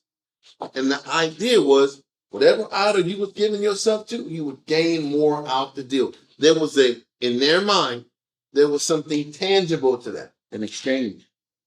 But it was tangible. What's crazy is it's starting to make more and more simple. The Most High has the solution to be slavery. Mm-hmm. But that means everything you produce, someone else is going to benefit from. God. Until you learn it's not about you. God. Because That's what other exactly solution? what slavery is. What other solution do you have to a soul that's dead set on taking? If I'm in a position of authority, I need. If I'm in a position of servitude, I'm a hustle. If I'm a Levite, I'm gonna still find a way to get what I need for me or to get more. I'm gonna find a way to get this idea of this Satiate that void. there's a void that I have to satiate. That there's a hollow nature in me that really is for God. It's a place for God to go inside me. Yes. But I'm not fulfilled by God. So now I have this void and I have to satiate it with come-ups. And this is why we're always trying to teach Israel to stop focusing on your affliction like it's all the white man's fault. How about the Most High has control over the mind of the king? So if the Most High has Esau running these systems to keep us in this perpetual robbing Peter to pay Paul system, there is a reason the Most High has got us under this thumb. And he's got us there because he knows if we had too much comfort, we'd ruin ourselves. We would destroy ourselves. We would corrupt ourselves. So until we learn spiritual maturity, why would he give us freedom? Because more times than not, with freedom, we will continue to corrupt ourselves. Because it's only two natures we're trying to serve. So you got to serve the nature of being idealistic, which is just to feed the selfish whole. For instance, I'm going to cut you off. Remember when we left Egypt?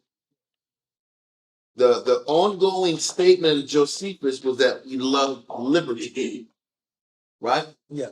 But the Most High wanted us to have liberation from Egypt so we could be a servant to him. He didn't give us liberty from Egypt to have liberty in general. And that's what we wanted. We left Egypt, gained liberty, so that we can be servants to the Father. And as soon as we realized that we were going to be servants to the Father, you know what they said? I'd rather be a servant in Egypt. Why is that? Because it was easier. You get a deal. Because you can get your fish, you can get your leeks and your onions. It's free But time. once they realized servitude with the Father was even more rigid than being a servant with Egypt, I might as well go back to Egypt then. But you are free. But are you free? You're spiritually free. And this is the dynamic that eats at Israel. You're not really free. You know, we look at, we can accept the terms of a captor's schedule, Yep. of a slave master's schedule, See, I go to sleep. because he got to go to sleep. When the cat's away, the mice will play. And when he sleep, we go at the juke joint. Yeah. Beans and cornbread and fight. These juke joints. Yeah, we had the juke joint was on our, this our day. You know, we went to church Sunday morning, but at Sunday night we had the juke joint. Yeah. But we still, As long as you don't go too far out in the country. long as you You stay in them borders. yeah, because you gotta walk home. You still gotta walk Yeah, home. walk home. You don't want to get caught by them guys with the pointy hats. Yes. With the white sheets on. Yes, sir.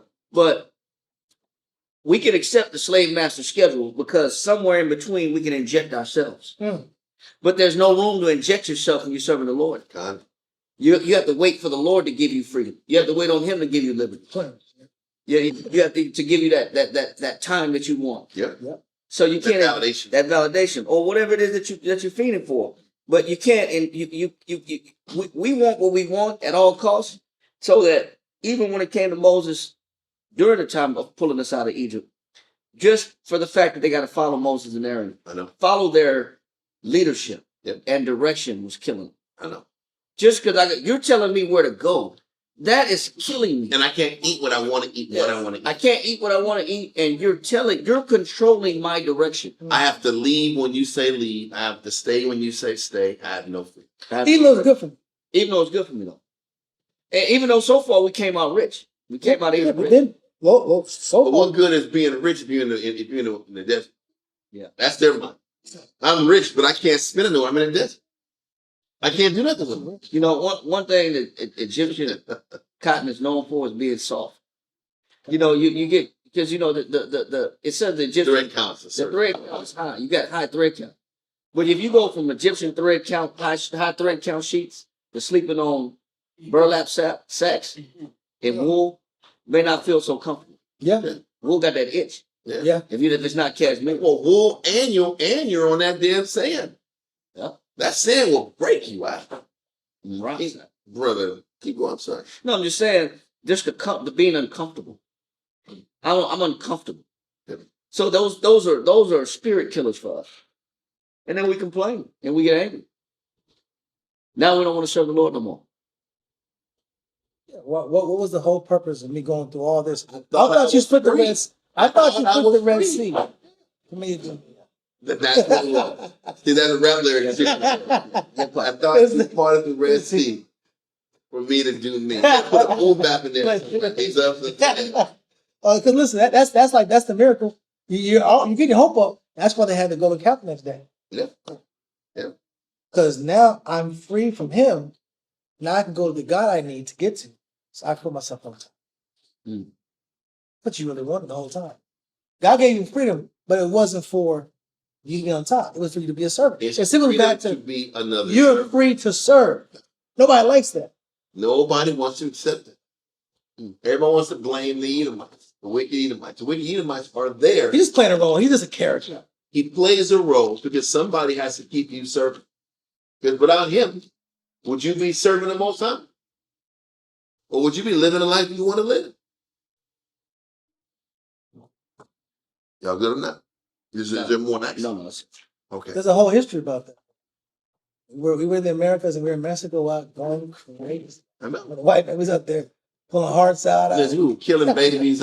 Listen, Washington lived on the first 30, 45 That's what we minutes. was doing. How about we were slaving our own people? Yeah. We would go to other tribes. I'm the master now. What's the difference? We were slaves too. I don't want to be like Thomas Sowell. No, we're I'm not that like guy. him. We're not like that guy. But we're saying this. I said we're not. I said we're No, not. what I'm saying is we want to be the image of the previous slave master. We want to be Pharaoh. Yeah. Or the dope dealer. I want to be the white man. You got all this money to live like the white man and be like the white man. And you're the oppressor of the people. How about listen?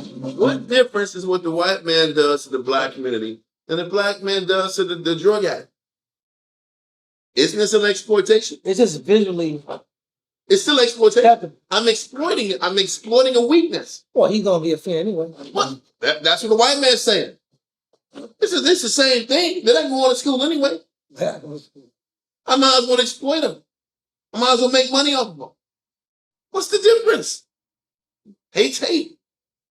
Exploitation is exploitation. Yeah, but it's hate. But if I get the opportunity to benefit, I can justify it. White man justifies it and says, my point. the Lord gave me this land. We Manifest destiny. justify it and say, hey, man, you got game off the land. Is that what they say? That's what it says. That's really word. That's how it's said. Game on the lane, bro. Ran game on the lane. Ran game on the lane, bro. He didn't get it, so his game goofy. Man, I had to teach him what I have to do. Gang goofy at? His game goofy, yeah. Game goofy. Okay. Yeah, he doesn't get it. He don't get the game. So it's my job to teach him. Oh, okay. Don't leave the grip around me. Okay. Yeah. Come get it right. Well, that's a different story, bro. Listen, You gotta blur the line No, in the pimp game. no. Listen, don't leave a resource around me that I can benefit from. All I have to do is cross you to get the That's best. what Esau saying. But that's Well, that's what the U.S. saying. You know, if you don't have a nuclear weapon, we're gonna take your stuff. exactly. It's Why called. is the only reason Kim Jong-un has not been taken over? Yeah. Because he's crazy enough to destroy something. Because he wants to do it. It's not just he has it. He will use it.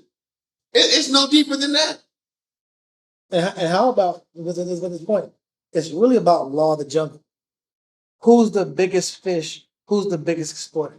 And people respect beasts like that. And when there's no more slave master or police officer, then we want to become the beast. Now I'm in charge. Now I'm the boss. And you know about that when you look at the Israel when we're in Europe. How we treat the people when we're in Europe. Yeah. Class system, serfs, Yep. lords. There was a lot Let of them eat cake. exploitation of people back in those days. Same thing. There's always exploited. Mhm. And no matter what the race is, they're still the same position. So Christ is trying to show us that we shouldn't play that position at all. That's the point. And that's what the Pharisees couldn't understand. And that's what we should learn from great men, like in Ecclesiastes 40. We got to bring it back. Come on. So Ecclesiastes 44, verse 1, and then jump to verse 4. Okay. Ecclesiastes chapter 44 and verse 1.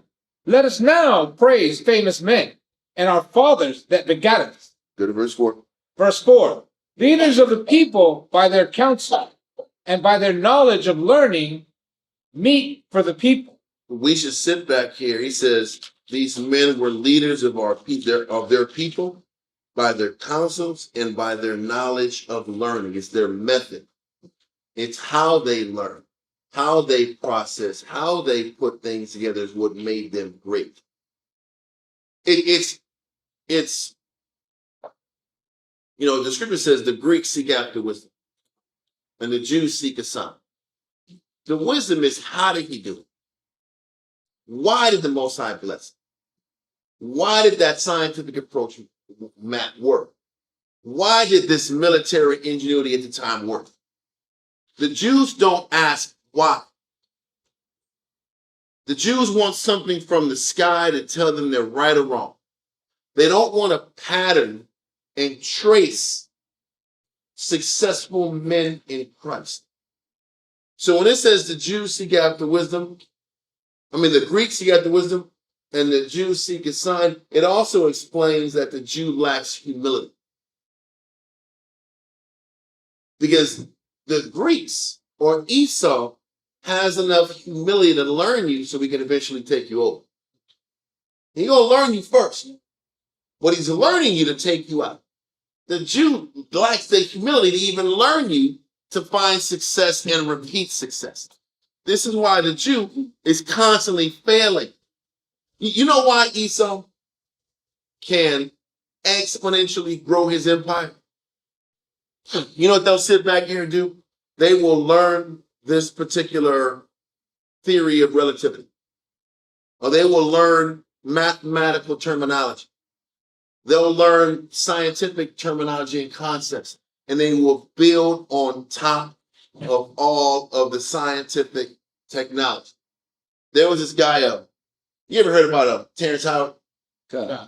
And it's Terrence Howard, he has these zany ideas about science, right? about waves and rhythms. And he'll go into Colors have harmony. these scientific methods and these scientific concepts. And he said he sent these scientific concepts to Neil deGrasse, whatever that guy, that black guy. Oh, deGrasse Tyson. Yeah, Neil deGrasse Tyson. And then Neil deGrasse Tyson sat back here and went through it, and he chopped it up. And he explained why he did. He said, listen, some of the theories he was explaining, they go against scientific principles. You can't build on top of, you can't create scientific theory unless it stands on top of the principle that has already been proven to be correct. So he says what he says doesn't line up with the basic foundation of scientific method. This is why it's incorrect. But what is he saying? Edomites understand you have to layer your understanding. There's certain things that can't be denied. There's certain scientific, mathematical, and even spiritual concepts that are undeniable. So what are you supposed to do? You're supposed to take these theories and add on top of these basic premises. And if you don't add on top of these basic scientific, mathematical, or spiritual principles, you're never going to be able to grow and build on top of a concept. So when in Corinthians, Paul says the Greeks seek out the wisdom, they have enough humility to stack concepts. And that's how people learn. You know how hard it is to get Israel to stack concepts, to stack disciplines? This discipline works. Then let's add on top of that discipline an additional discipline.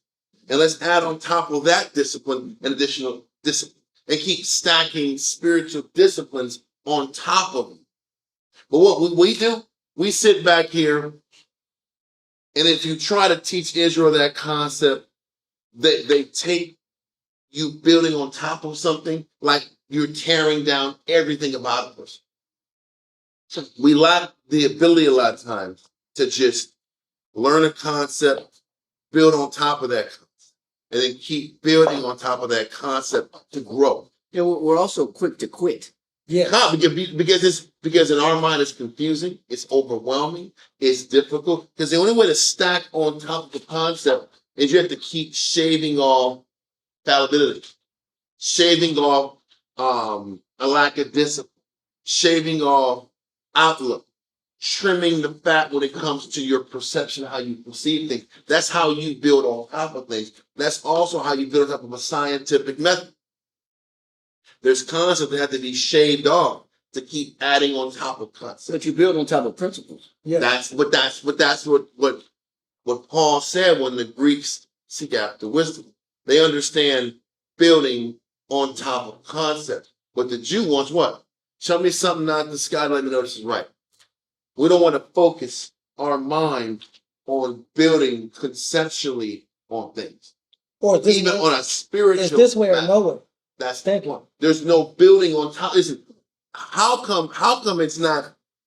There's universal forms of looking at things spiritually. Well, we say, oh, that's how you look at it. That's not how I do it. That's how we do things. Yeah. That's your method. Well, maybe, but what is the universal aspect of this that I can extract from how you do things? When I see you do these good works, What is the universal aspect of it? And then how I'm putting my personal flavor and my 2 cents in. My taste. My Okay, feeling. how much of it is your personal flavor and how much of it is universal? Do we even think like that?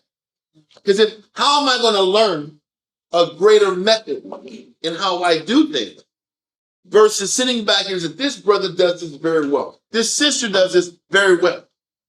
Okay, how much of it is that person, how they do it? And how much of it is universal that I can learn and pattern and mimic? And what's wrong with ornamenting myself? Because we went in the scripture. But see, it's not even an ornament, it is an essential principle. Yeah, it's layering Because together. it's not like we're saying, talk like how this person talks and act like this person. What is the spiritual constant in that successful person? In that successful person? And that's that I don't do. What's the constant? And can I find the pattern in the constant and augment the constant and make it mine? But that requires searching. That requires telling myself the truth that I'm not. That I'm not good enough. Because- That my crappy way of doing things is subpar. Because as soon as someone offers this letter of improvement, hey, bro, to let you know, this is your, what's the word for it when you go to a job and say, evaluation? Mm-hmm. This is your evaluation. Everybody's scared to open that envelope up. Because if they open the envelope, if they don't get everything you do is good, everything is wonderful about you, everything's great about you, you're the greatest. If they don't hear that message, people's self-esteem shoots to the floor. But how about That's the immature reaction to an But evaluation. how did Esau sit back here and make the atomic bomb? They failed 1,000 times. And whenever you fail, you're told what? You're not good enough. It's an evaluation. That stinks. It's an That evaluation. evaluation stinks. Well, how about you're supposed to take the failure so now you know what not to do. So let's perfect this approach. But Israel lacks the ability to be evaluated, and Israel really lacks the ability to be proactive in evaluation. Because that's what seeking knowledge is to admit failure. That's why I said the root of it is Israel's pride. And you know what the greatest quote I've ever heard? I guess to say that, if you like quote, it says the greatest man or the wisest man knows that he knows nothing. God. You know what? I always heard them like, okay, is this a Disney cartoon? Or this is No, that's some real. Pixar quote from some kind of Kung Fu Panda show or something like that. But you know what? In reality, it's the truth. To become wiser, you must empty your cup. Yep. You must empty what you think you know to learn what's going to be current for you now. Because once again, what emptying your cup doesn't mean empty the entire cup. Exactly. This works. I know this works. Christ has shown me this works. But these other things that I do, that's just me. Do we have to see? This is where I was going a few weeks ago about. Do we have enough awareness in our spirit through counsel and iron sharpening iron to know these things work? And this is my ism. This works spiritually, but this is me doing my weird stuff. Can you at least differentiate? No, like no one hell no, we can't do that. Because when I'm humble enough to be around people that can keep sharpening that in. Because what they call that idiosyncrasy. Idiosyncrasy is my little quirks. Little quirks that aren't. And can you separate those quirks that aren't the spirit, that isn't the spirit? But I say that it's you the say spirit. it's the spirit. I have to say it's the spirit. That ain't the, no, you don't have to say I have that. to say that. That ain't the spirit. It's the and spirit. the things that work is the spirit. I have to say my quirks are the spirit. So people, Why? So you people, look at yourself in the mirror and tell yourself you're doing so something people don't. like you're afraid of. People don't. I'm smart. Listen. The spirit's with me. Yeah, no. It isn't just you. You listen. We have to put glaze on the quirks we have in our life, so that no one takes a magnifying glass and says, "Hey, that's kind of broken right. There's cracks There's in the that. pride that is. Your armor has cracks. Your horse doesn't have horseshoes. And he's about to his feet about to crack in battle. Your sword is bent, and your swinging method needs improvement. All these conversations that the Lord's preparing us for battles and wars, we don't hear them go to battle and fail in battle. So the Lord Then has look enough for a love. sign.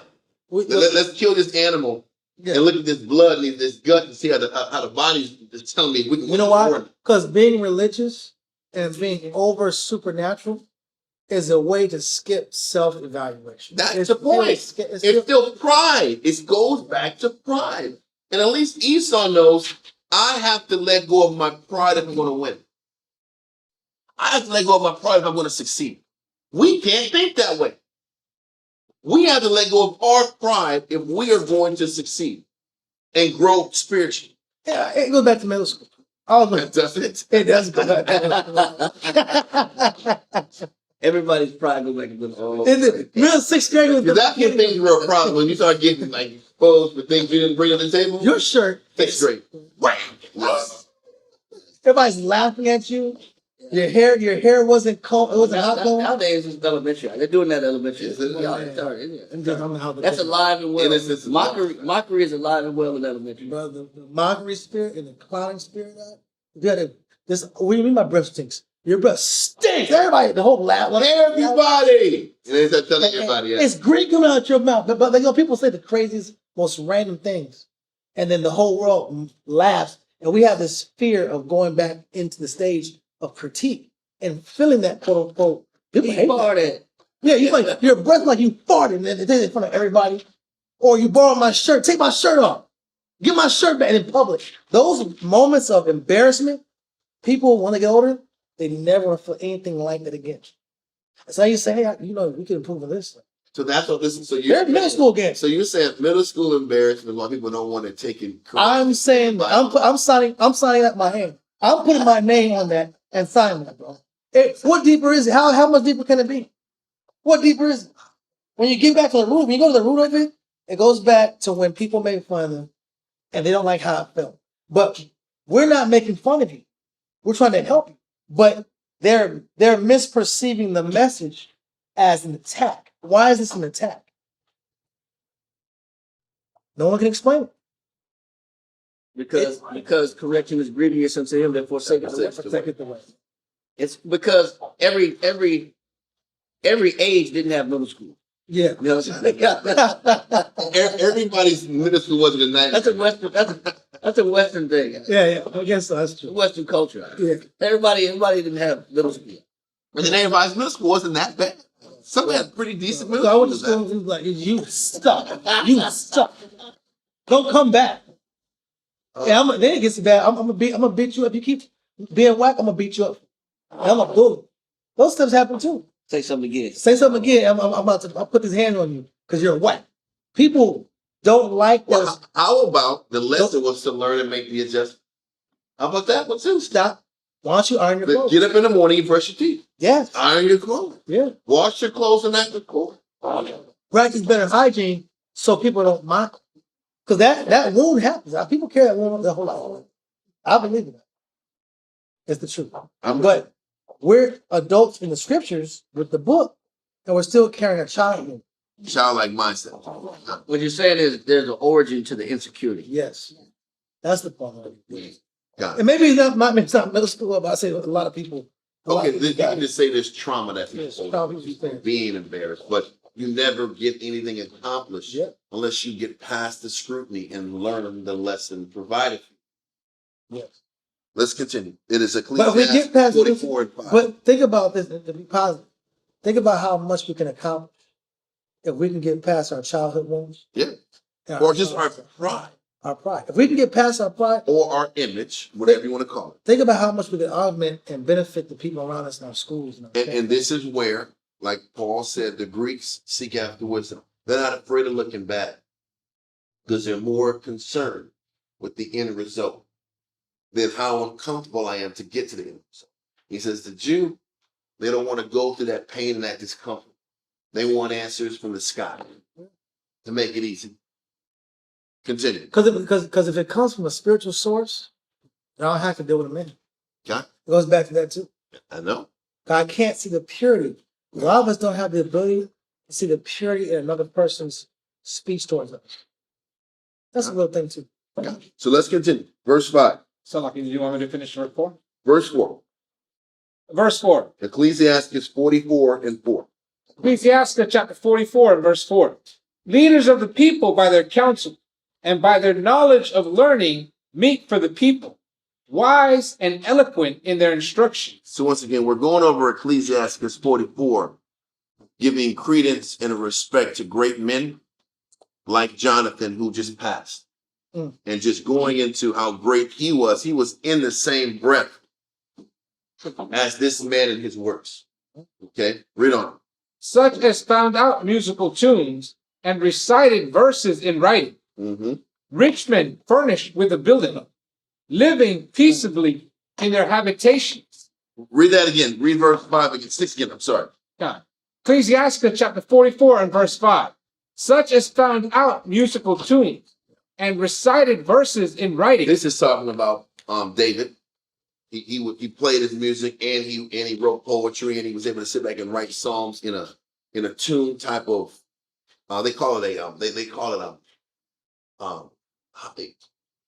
Psalms was written like in a song. Couplets. Yes, couplets, or it's some type of a musical format. That's what I'm trying to say. Esau says in poetry, he says David wrote, he says it, he wrote couplets, which means he'll make a statement, and his second statement will be similar to his first statement. Yes. So I will praise the Lord.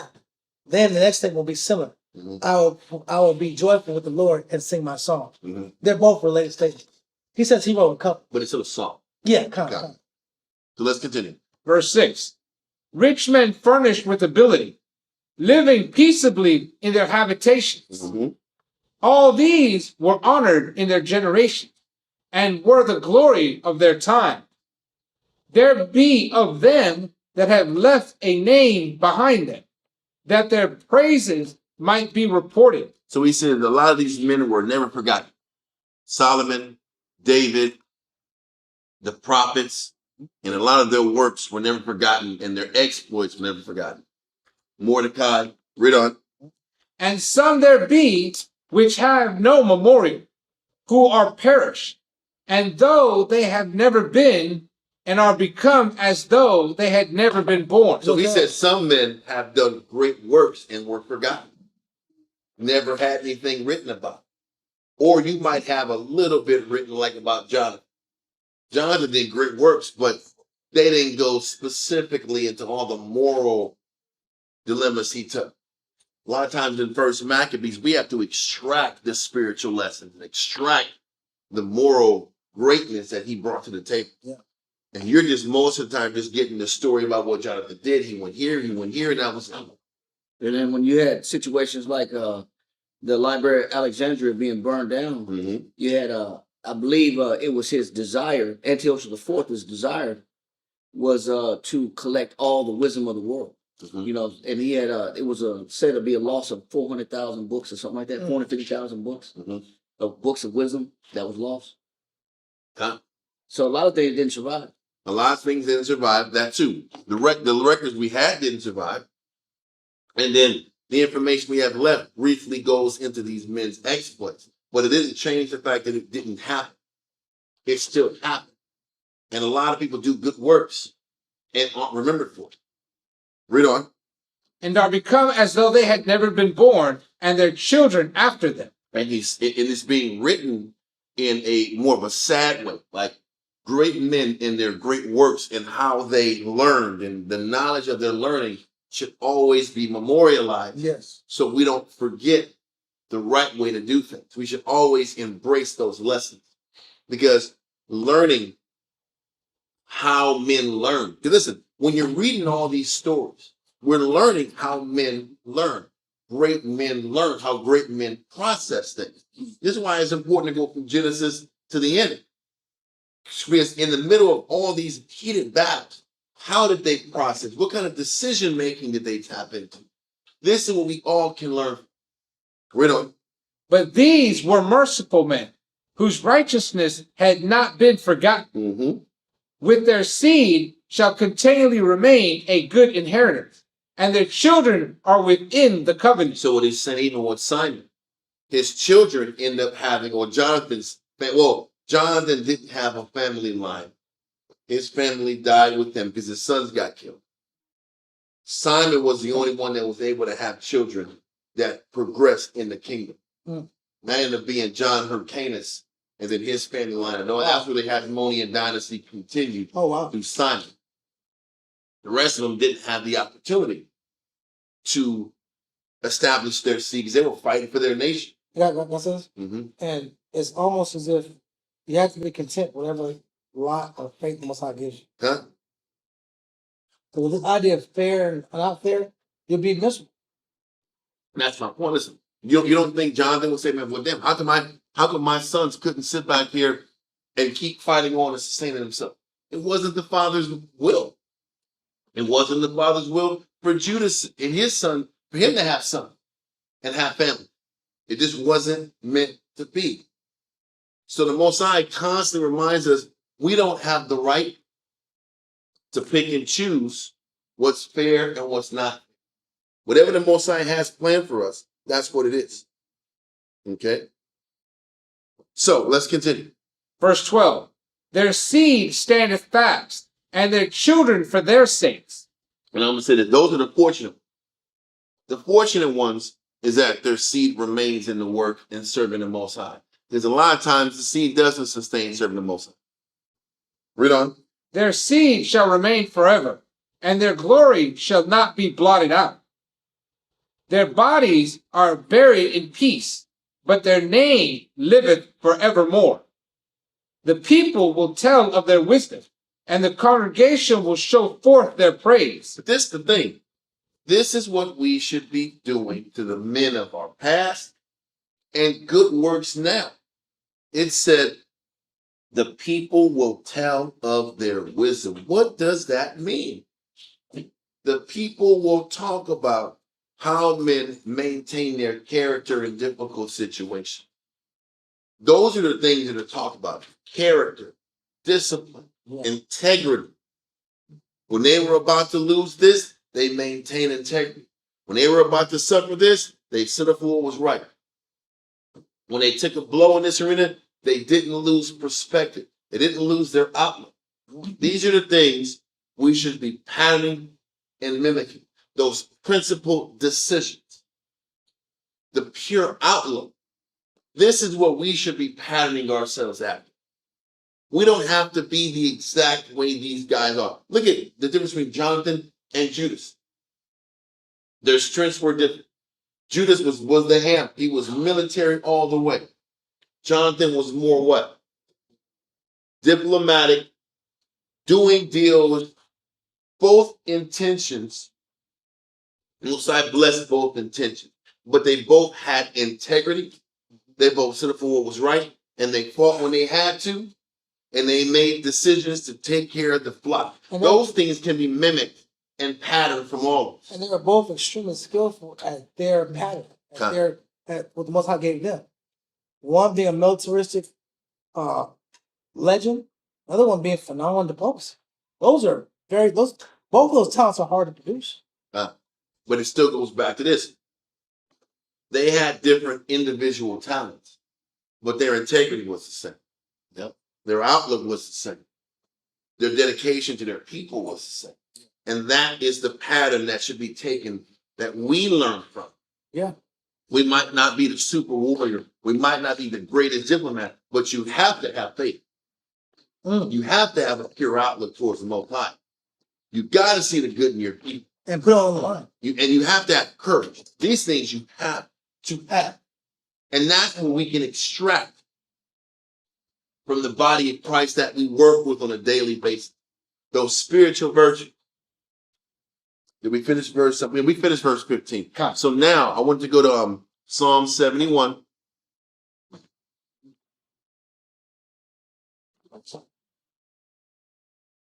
Verse 16 through 18.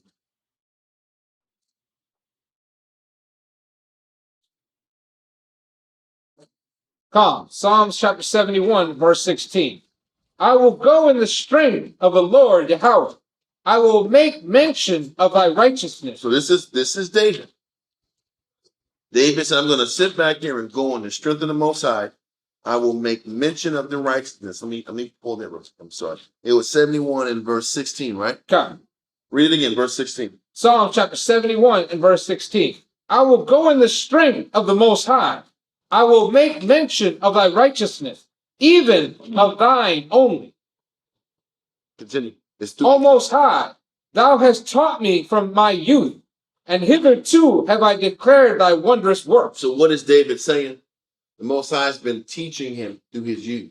And David's job is to teach our people everything he's learned from all the lessons the Most High is taking him through, just like us.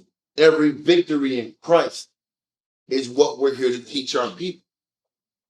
Everything that we've learned and grown in the Most High, our obligation is to share that with the nation. Read on. Verse 18. Now also, when I am old and gray-headed, We've lived a life of serving the Most High from our 20s, and now we're old and gray. Now we've given our life to learning experiences, sacrificing and giving.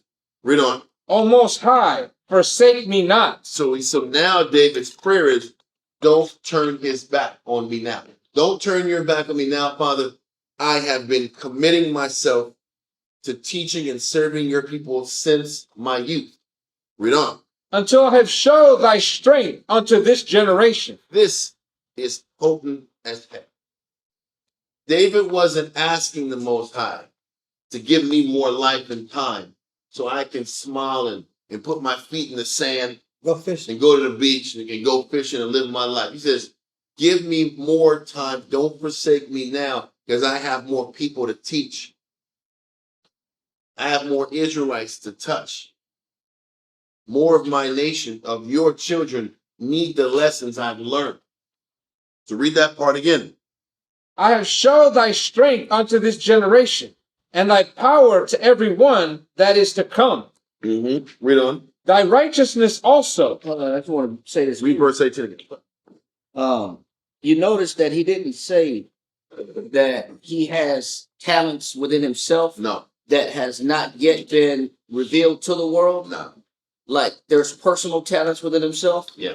Like, Lord, give me more time because I got some personal talents that the world hasn't seen yet. It was. Well, I got more things. I have a bucket list. Yeah. I had a bucket list that I need to sit back here and tap into before I can say I'm done. Yeah. Or there's things in me that I know, that gifts that I have that the world ain't seen yet that need to be put out there. It has nothing to, because sometimes what we do is we want to pride ourselves with the fact that we have certain abilities, and we want those abilities to be memorialized like they do the Walk of Fame. Like we want a star on the boulevard. We want our name on a star on the boardwalk, on the sidewalk, and be immortalized amongst men for the things that and the talents that we were able to do. But what David is saying is, and it's not about me. Give me more time so I can put your word out. Because he says, until I have showed thy strength unto this generation. Right. Don't take me out until these students understand how to please the Most High. Right. It wasn't about his particular abilities. Nah, man. It wasn't about his particular gifts or his particular attributes or strengths. It was about I gotta the teach Most High. them how to think like you. Exactly. That way I know the next generation will be secure. Even in that prayer is selfless. I know. It has nothing to do with him in the midst of it. And this is why the Most High will continue to bless a man like that. Because he doesn't want the blessing for himself. The blessing of life was to be for a greater service to the nation, not for you. So when we're asking ourselves, what does it take for me to get a blessing? Well, hell, are you going to use the blessing to benefit the body?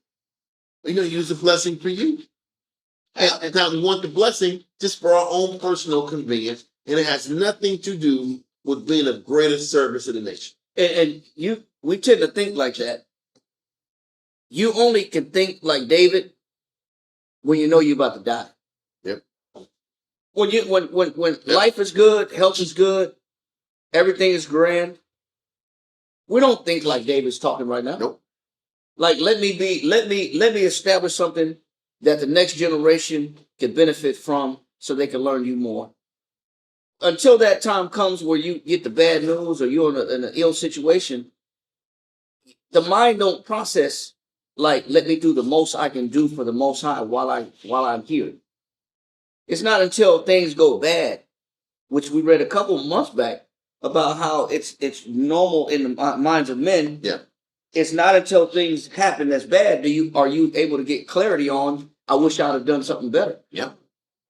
I wish I wouldn't have wasted this time. I wish I wouldn't have let all this time go by before I was able to put my foot in the pot or to give my spirit to the Most High. Yeah. So it's what David is saying is he's coming from a point where he's old already. Yep. Where he's already understanding that, man, the Most High can take me out any minute. So what is the greatest impact that I can have on the people? Yeah. And we shouldn't have to wait until we're on our deathbed to try to figure out what can we do to have the most impact on our nation. We should be thinking that now. Right. But the problem is, when we're young, we want to live for us. Right. How about that? When we're young, we're about what we want. It takes many years in life before we start thinking about the body. We are at an advantage if we can learn young that it's not about you. Right. But the problem is, a lot of times, if you're young and you make it about you, it's hard down the line when you get a little gray in your head to start all of a sudden switching modes and thinking about the body. That makes it even more difficult. Right. Because you've trained yourself a certain way. But the problem is the bill is coming due. The bill is coming due when you get older. Like, hey, man, what have you been doing this whole time? Just living your life, going to work, and for men, just having children and raising a family if you're a wife. That's all you've been doing? And you expect spiritual peace of mind? Okay, so what David was explaining was an aspect of the greatness that people can learn to follow. When you live your life to make sure that others are prepared to learn Christ, and your prayer is that, hey, let me just live long enough to where the body can learn you, so the next generation is stable and strong. That should be all of our requests. Let me keep living and make sure this next generation of sisters learns how to serve the Most High and be a living sacrifice to the body. Same thing with the men. It doesn't make sense for anybody to move on until the body here is committed and the next generation is strong enough to sustain this word. So with that, let's keep going. Let's go now to 1 Maccabees chapter 13. Now we're going to get into Simon now. 1 Maccabees chapter 13, verse 31. We have an hour, so we'll do a little bit and see what happens from there. 1 Maccabees chapter 13 and verse 31. Now Trypho dealt deceitfully with the young king Antiochus. Antiochus the sixth, read on. And slew him.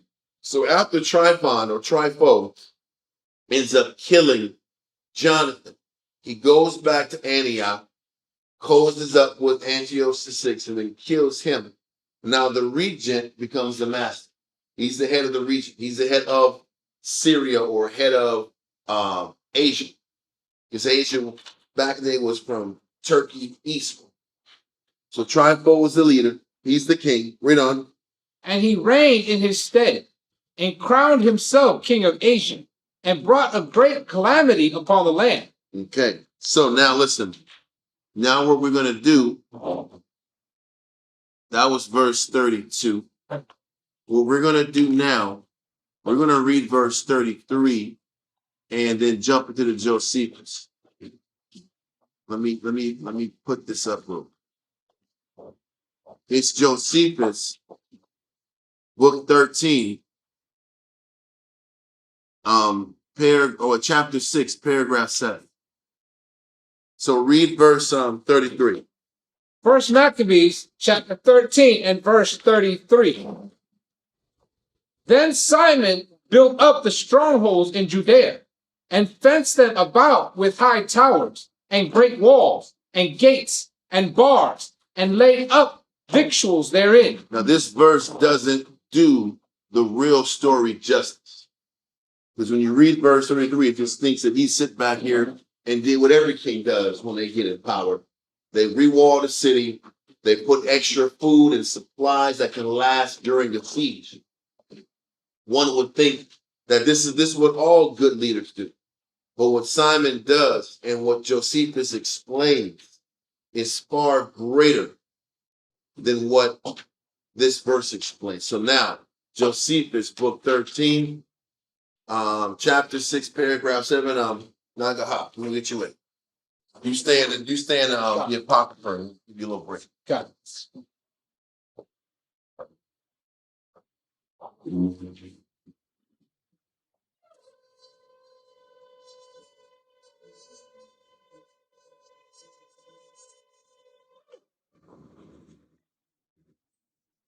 Nagha, Shah Shabbatah, Ban Shemai Wan, Ban Yasha Allah. Nagaha, Shah Shabbatah, Bashma Wan, Bayashaba. How much? Yahweh Shema Shabbatah. Yahweh Shem Yahshua Brakatham.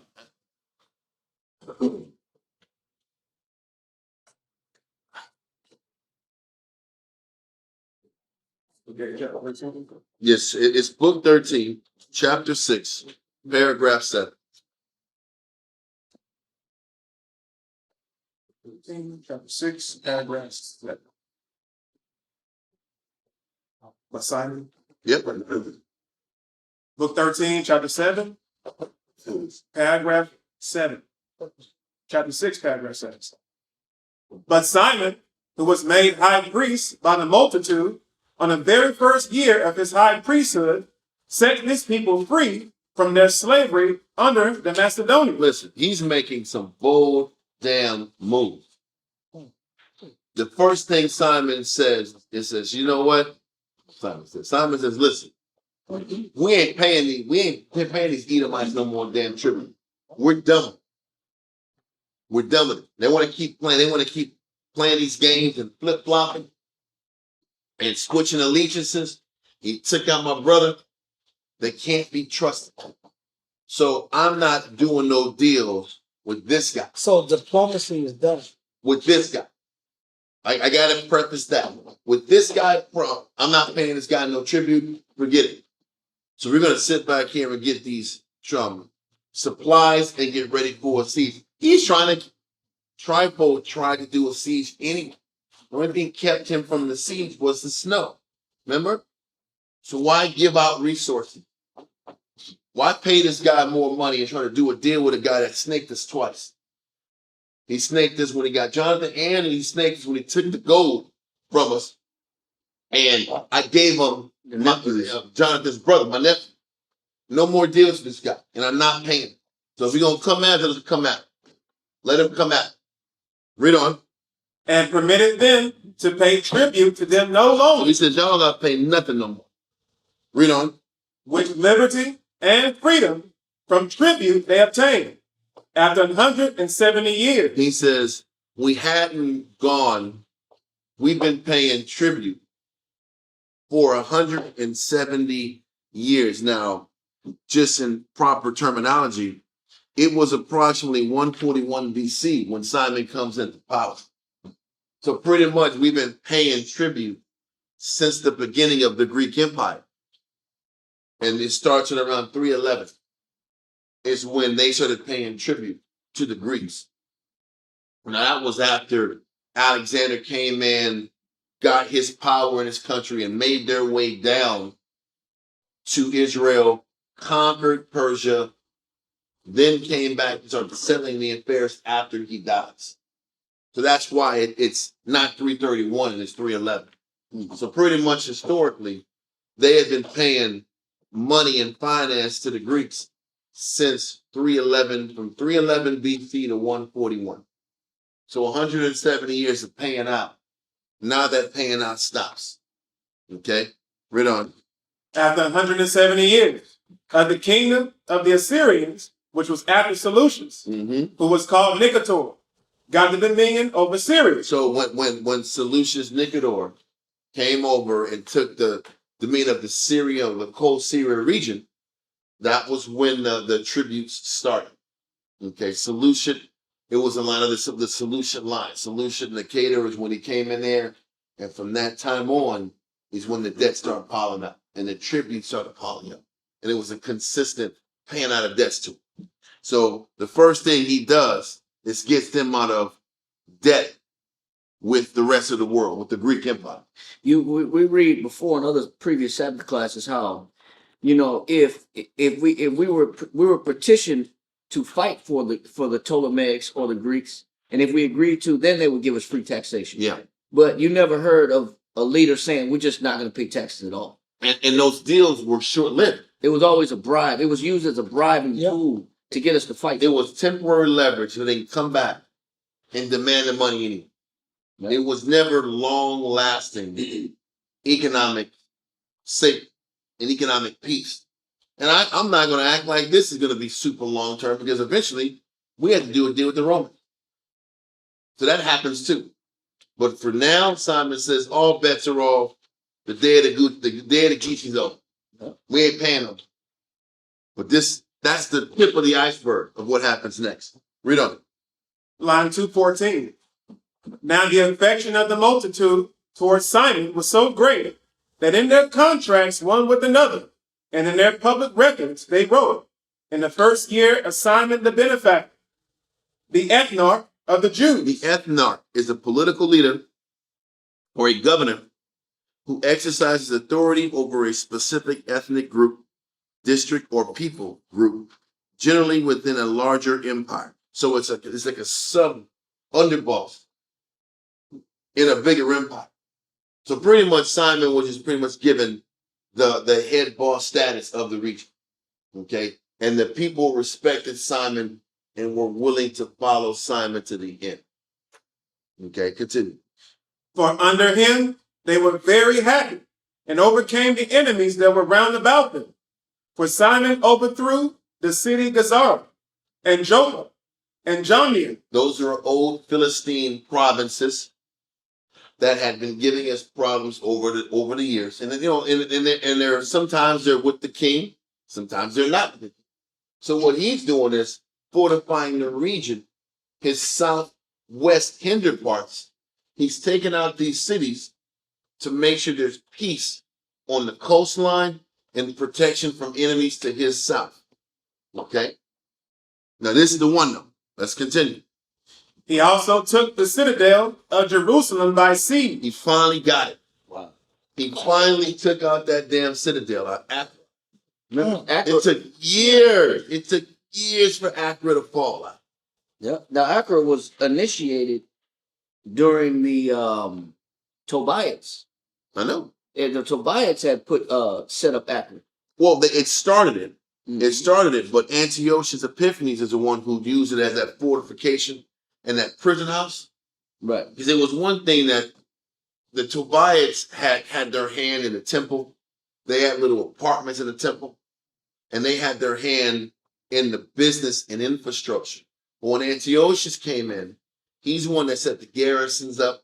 Yeah. He set the military and the victuals and made it a police station. And that's the one that was very difficult to penetrate and break. Kind of. And it was like That's what this. it was. It was that. Now, the Tobias had their hands in just the political But aspect. that influence was never gone. It was always there. God, You could never get rid of that influence. God, no doubt. But then Antiochus' prison garrison, Accra, had been going on since, what was the year? That came in 167 BC. So Accra was built in 167 BC and it fell in 141 BC. That was 26 years of fighting that negative resistance in the city. That was a significant victory for Simon to finally siege it, surround it, and overcome it. Judas tried to siege it, could never break it. Jonathan tried to siege it, could never break it. Simon did. Okay? Now, once again, did it make Simon that much better? No. What happened was at the time, Greece was weakened. The Greek Empire, the Seleucian line was getting weaker and weaker and weaker, and they couldn't protect them. Remember the times Judas had them surrounded? Yeah. John had them surrounded, and they would sit back here and send a message to the king. And the king of Greece would come down and try to start a war to protect that garrison. This time, there was no protection. This time, the leadership was weak, and they finally fell. Yeah, was Trypho an Arabian? No, Trypho wasn't Arabian. He was the boy Alexander Bolus' son, Antiochus, was looked over and cared for by an Arabian. But Trypho wasn't Arabian. Awesome.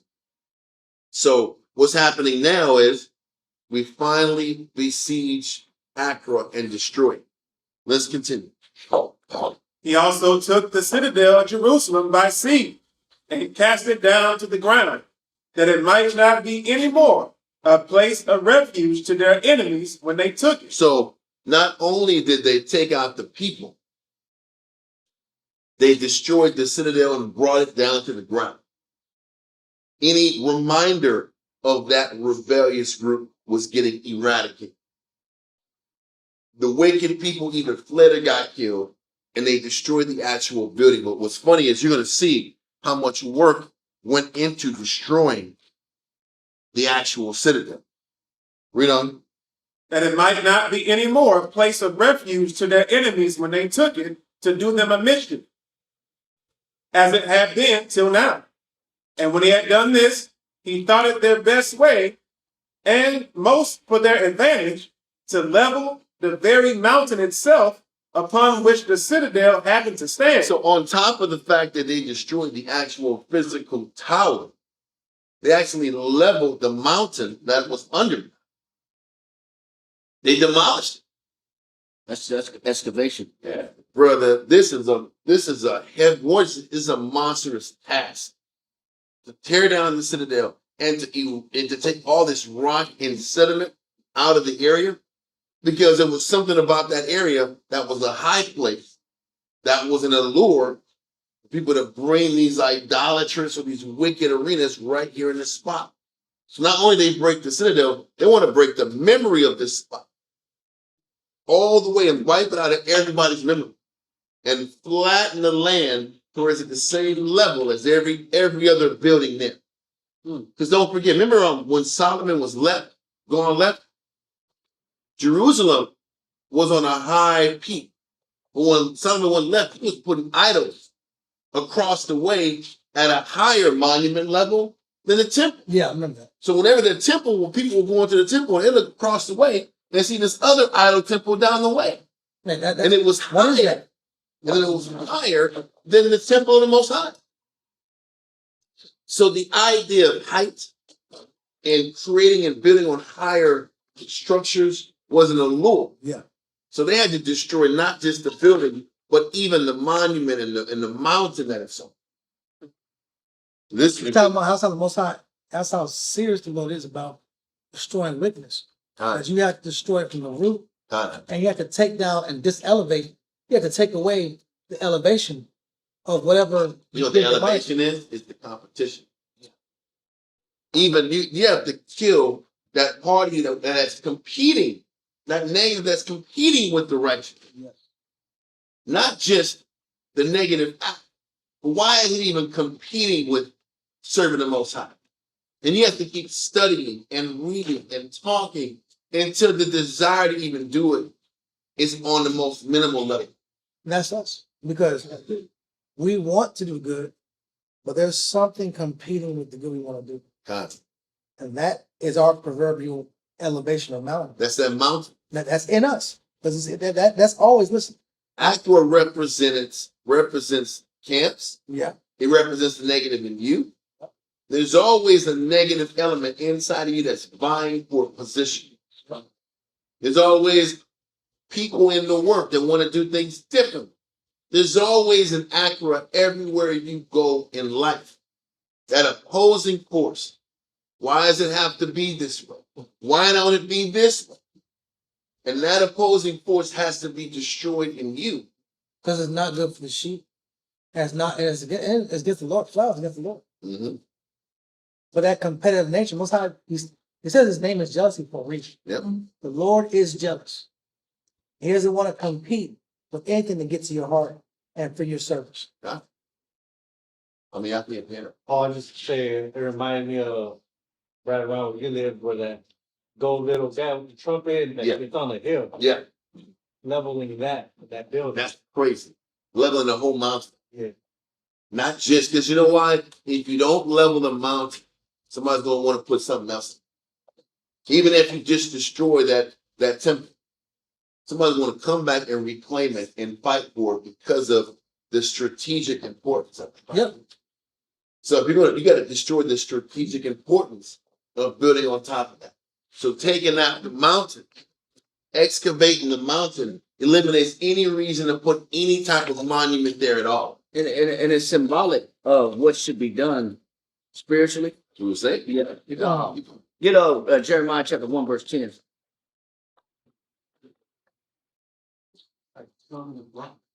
God. Yeah, you talking about major excavation, bro. It's heavy, bro. You're talking about taking out tons of metric tons of rock and debris and remove it and relocate dirt. Yeah, That's hard, bro. that's hard work moving about. Yeah, usually you need hydraulics and you need construction equipment to do stuff. Yeah, man, A little shovel ain't gonna do it. that's endless work. A shovel takes months and time. Yeah. And then you got to do it in shifts. You can't even do that consecutively off for 8 to 10 hours straight. You gotta do that. Take a break. Go have some other people go back in and rotate. It's got to be work, man. It's got to be like a chain gang. It's gotta be a chain. Yeah, soften it up a little bit. Read that. Come. Jeremiah chapter 1 and verse 10.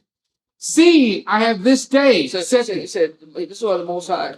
But truth be told, spiritually, the Most High put us all in this position. Read.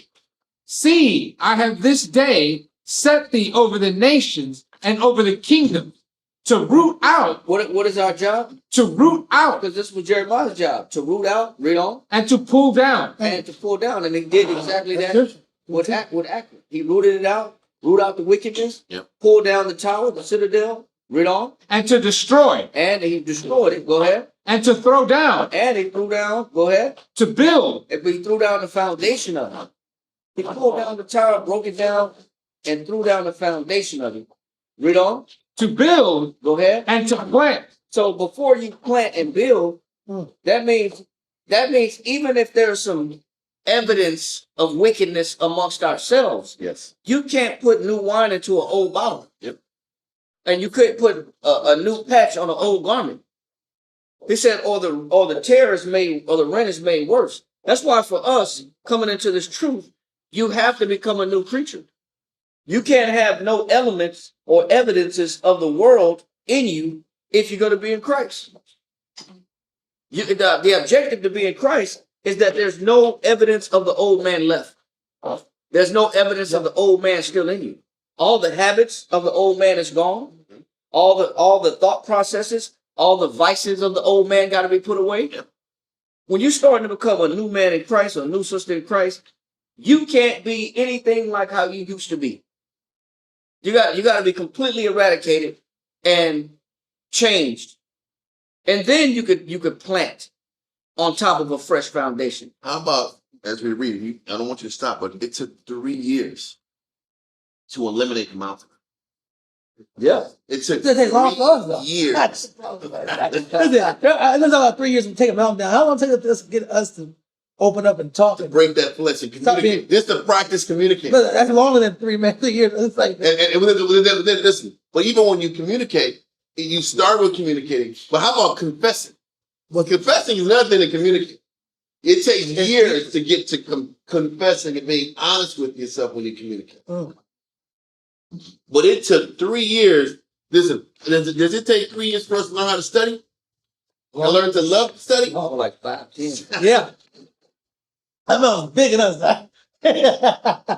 Them angels is going to work. They hit the hammer in the spirit out. Try to get that mountain to collapse out. 3 years of hard labor out to get rid of that damn mountain and the citadel. But it's just proof of how much work it takes.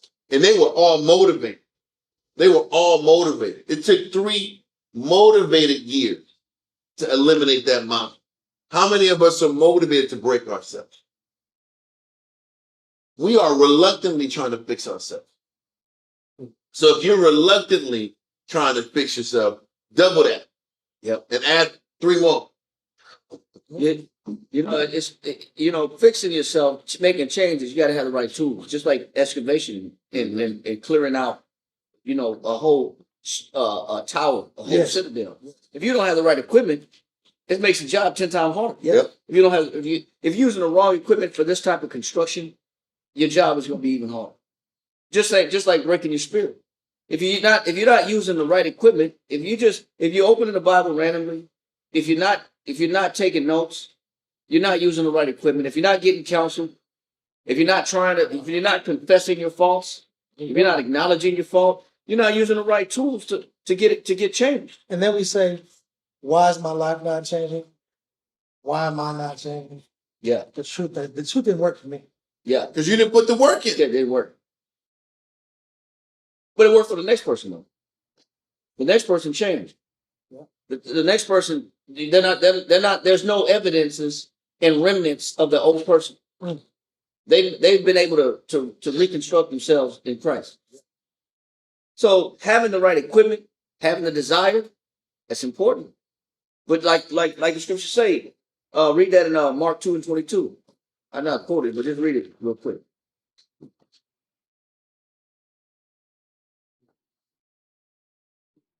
Mark chapter 2 and verse 22. Read that. Mark chapter 2 and verse 22. And no man putteth new wine into old bottles. It said, because if you don't first eradicate the old man, and you're trying to give somebody spiritual concepts of change, and show somebody the spiritual benefits of changing, and they're still holding on to their old man, or they're still holding on to their old ways, or they still possess their pride or their stubbornness. Read on. Else the new wine doth burst the bottles. It says, what happens when you're trying to force new spiritual concepts and wisdom and knowledge into somebody that's still trying to hold on to their old ways? Doth burst the bottle. That person has a blowout. That person can't take it. That person can't handle the new information that's being told to them because they're still trying to hold on to their old way. There's too much of a conflict of interest. Mm-hmm. And that conflict of interest causes this person to just say, you know what, forget it.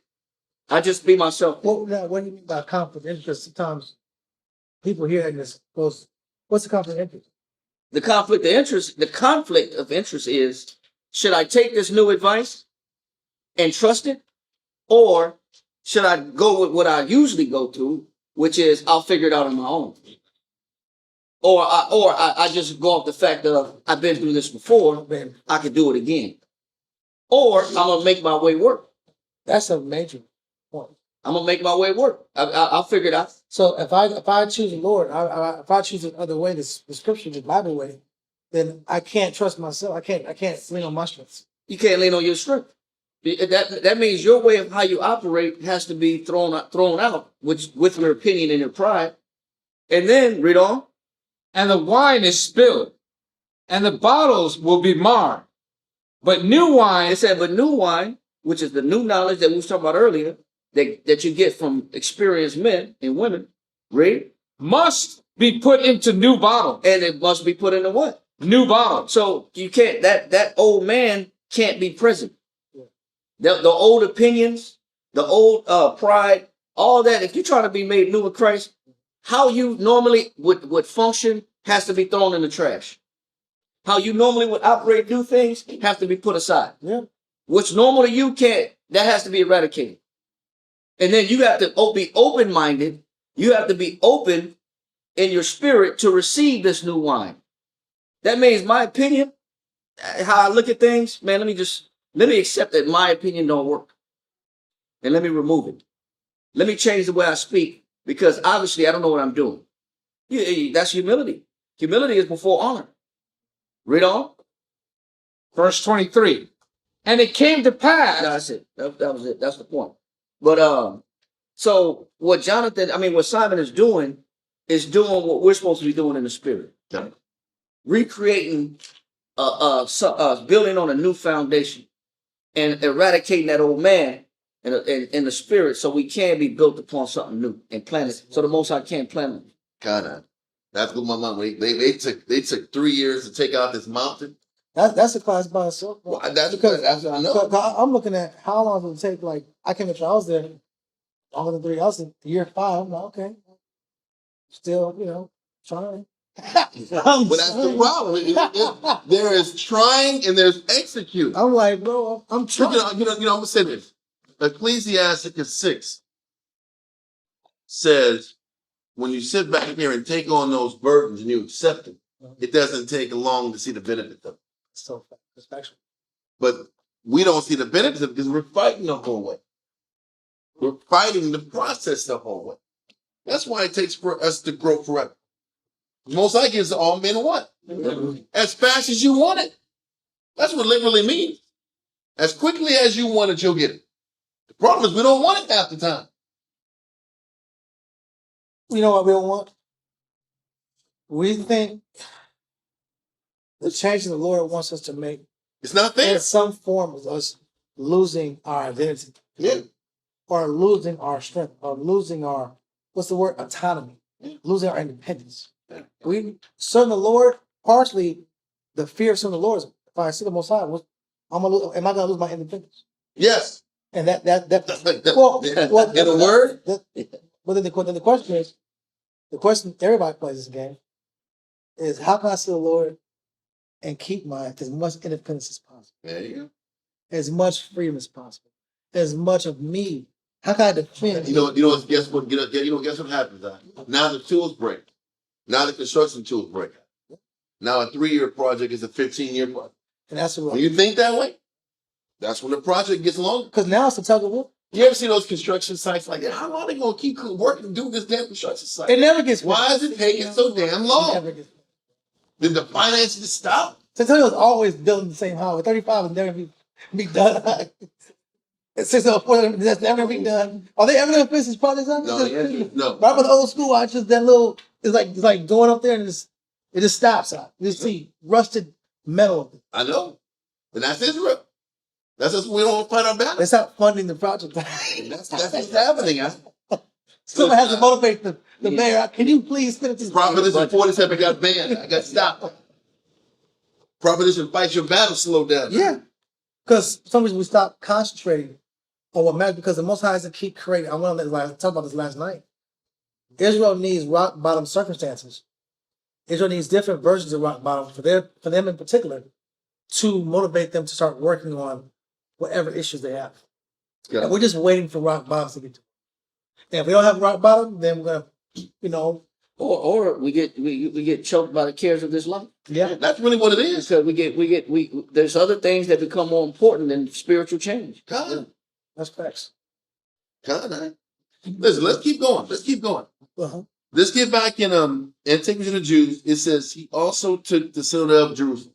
Start back up a little. Okay. Line 215. He also took the citadel of Jerusalem by siege and cast it down to the ground, that it might not be any more a place of refuge to their enemies when they took it, to do them a mischief, as it had been till now.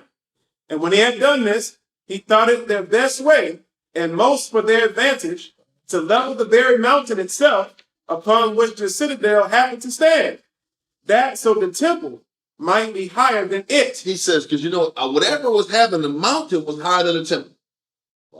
And it was going to compete with the attention you were supposed to give to the Most High. Like I said, and partially last night was about priority. Mm-hmm. It's almost like when something is more a priority than our spirituality and our spiritual development, things slow down on that side of the coin. How can I keep growing in Christ if he's not the daily priority? Or if other things take precedence over my spiritual battle? Yeah. But once again, we were all saying That theme is still there. was that the world is competing with the temple. Yeah. So let's destroy this mountain, destroy this obstacle that competes with serving the Most High. That's all the mountain represented. Yeah. Is why are these worldly elements in you competing with pleasing the Heavenly Father? And the work of the Lord every day is about eliminating anything that competes with the attention of serving him and finding joy in serving him.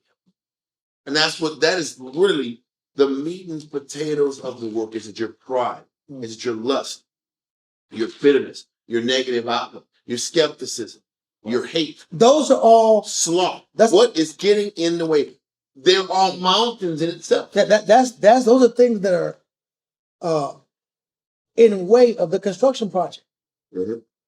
We're supposed to be constructing Israelites.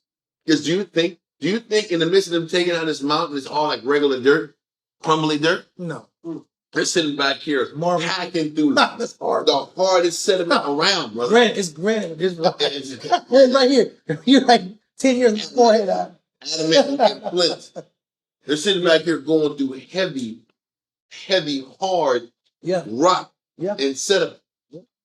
But continue. Line 216.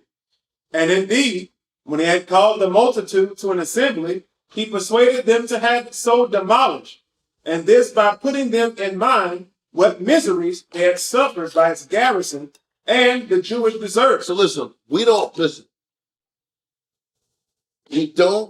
want to fight our battles, but we're not conscious of the misery that keeping that negative in you carries. What does that mean? What I mean is this. We are overwhelmed with the thought of eliminating these mountains in ourselves, these issues in ourselves, this negative in ourselves. But what we don't realize is the miseries that come from playing with this negative. The miseries in our life that comes from entertaining this negative that we entertain in our life along with trying to serve the Most High. So the question is this: which pain is worse? The worst of what it takes to eliminate this negative out of your life, or the misery and pain of staying the way that you are? Because that's literally the question we all have to have. You have to learn to hate the misery that comes from feeding this negative in. There is a misery that comes from that too. Yeah. And like Dalia says, rock bottom, you have to get to the point where the misery that comes from not changing has to be greater than the misery of what it takes to change. Yeah. It's both The sides. misery of being rock bottom or in your condition has to be greater than the misery of working every day to eliminate these mountains and the citadel out of this location. It's pain on both sides. You know, I'm not gonna lie. It's on dietary level. I used to eat like a dog, right? It's a little, Okay, eat like a dog. Eat like- I eat dog. Pertaining to. I eat I was dog. like, I like a you dog. go to some Chinese restaurant? Yes. And I was- eat some dog? No, not dog. But I was eating like a dog. I was like, Yeah. they would just put this $5 plate, and then you'd be like, man, it'd be like, It's a massive oh, calorie. it's like it's a heavy. Yeah.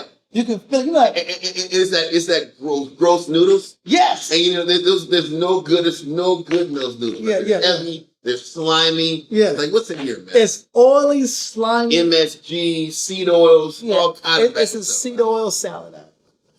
And it's sitting there out, you grab it, you feel it, and you feel good because $5. I get all this for $5, and you've been working all day. Why not be some salt food? Yeah, I got that. All this for $5. All this rice and meat. It's fried rice. It's fried egg roll. It's Remember they give fried like a noodles. double portion of meat, like stacking on top of it. Yeah, And then they give it a high-calorie sauce. Oh, Put it on top of that. Extra calorie. $5 Yeah. because they don't want to throw it away. They just But make it's money. sweet sauce. They put the sweet sauce on the meat. Then they give the additional sweet sauce. The calorie count out, it's got to be 1,700 calories per serving. It's out of this Got world, bro. Just sauce alone. Yeah. It's out of this world, bro. And then Then you tell yourself, I'm gonna eat half now. Yes. that's a lie, though. I'm gonna say the rest. Yeah, right. This is my dinner. Yeah, right. I'm gonna stay for more. Yeah. We're gonna eat the whole That thing. plate is gone. But that last little bit, like, you know what? It's better than going to the gas station. Like, we make all kinds of justifications. Oh, it's better than gas station hot dogs? Because if it's not the $5 That's worth, worse. it's get some gas and go look at the little things rolling. The little rolling meat. They're rolling. The rolling meats. The rolling And you can smell it. You know, because the rolling meats, like the rolling meats, they're like, They're ready as soon they're as you ready get there. for you. And they've been there all day. And then it says, listen, you know, you got the white one in the front. Yeah. But there's a wheat one. That's healthy. It's kinda healthy. Wheat one. I didn't even know they had a week. Yes, they do have a wheat one section, but it's white wheat. It's not real wheat. Yeah. It's like a white wheat. Yeah. It is a better choice. And you just put relish. Just put a little relish. Put relish on it. And you don't gotta put the sugar. You know ketchup's too much sugar. Put some relish. They got onions over there. I know it. Those are healthy. They're healthy. And they got sauerkraut. Hey, let's add some fermented sauerkraut on there for the probiotics. Get Like, out of here. like these are things that we do, and then you get a 99-cent drink. It's a big drink, and you feel like But like the Arizona team, it's a key. It has a guy running on it. The guy that's running on it means it's an athletic. He's running off corn your syrup. body. Like a whole marathon. Whole marathon of corn syrup. And you're like, I could make that choice. I could make the worst of all worst choices, or I could just save $5. I could save some money. It's only $5.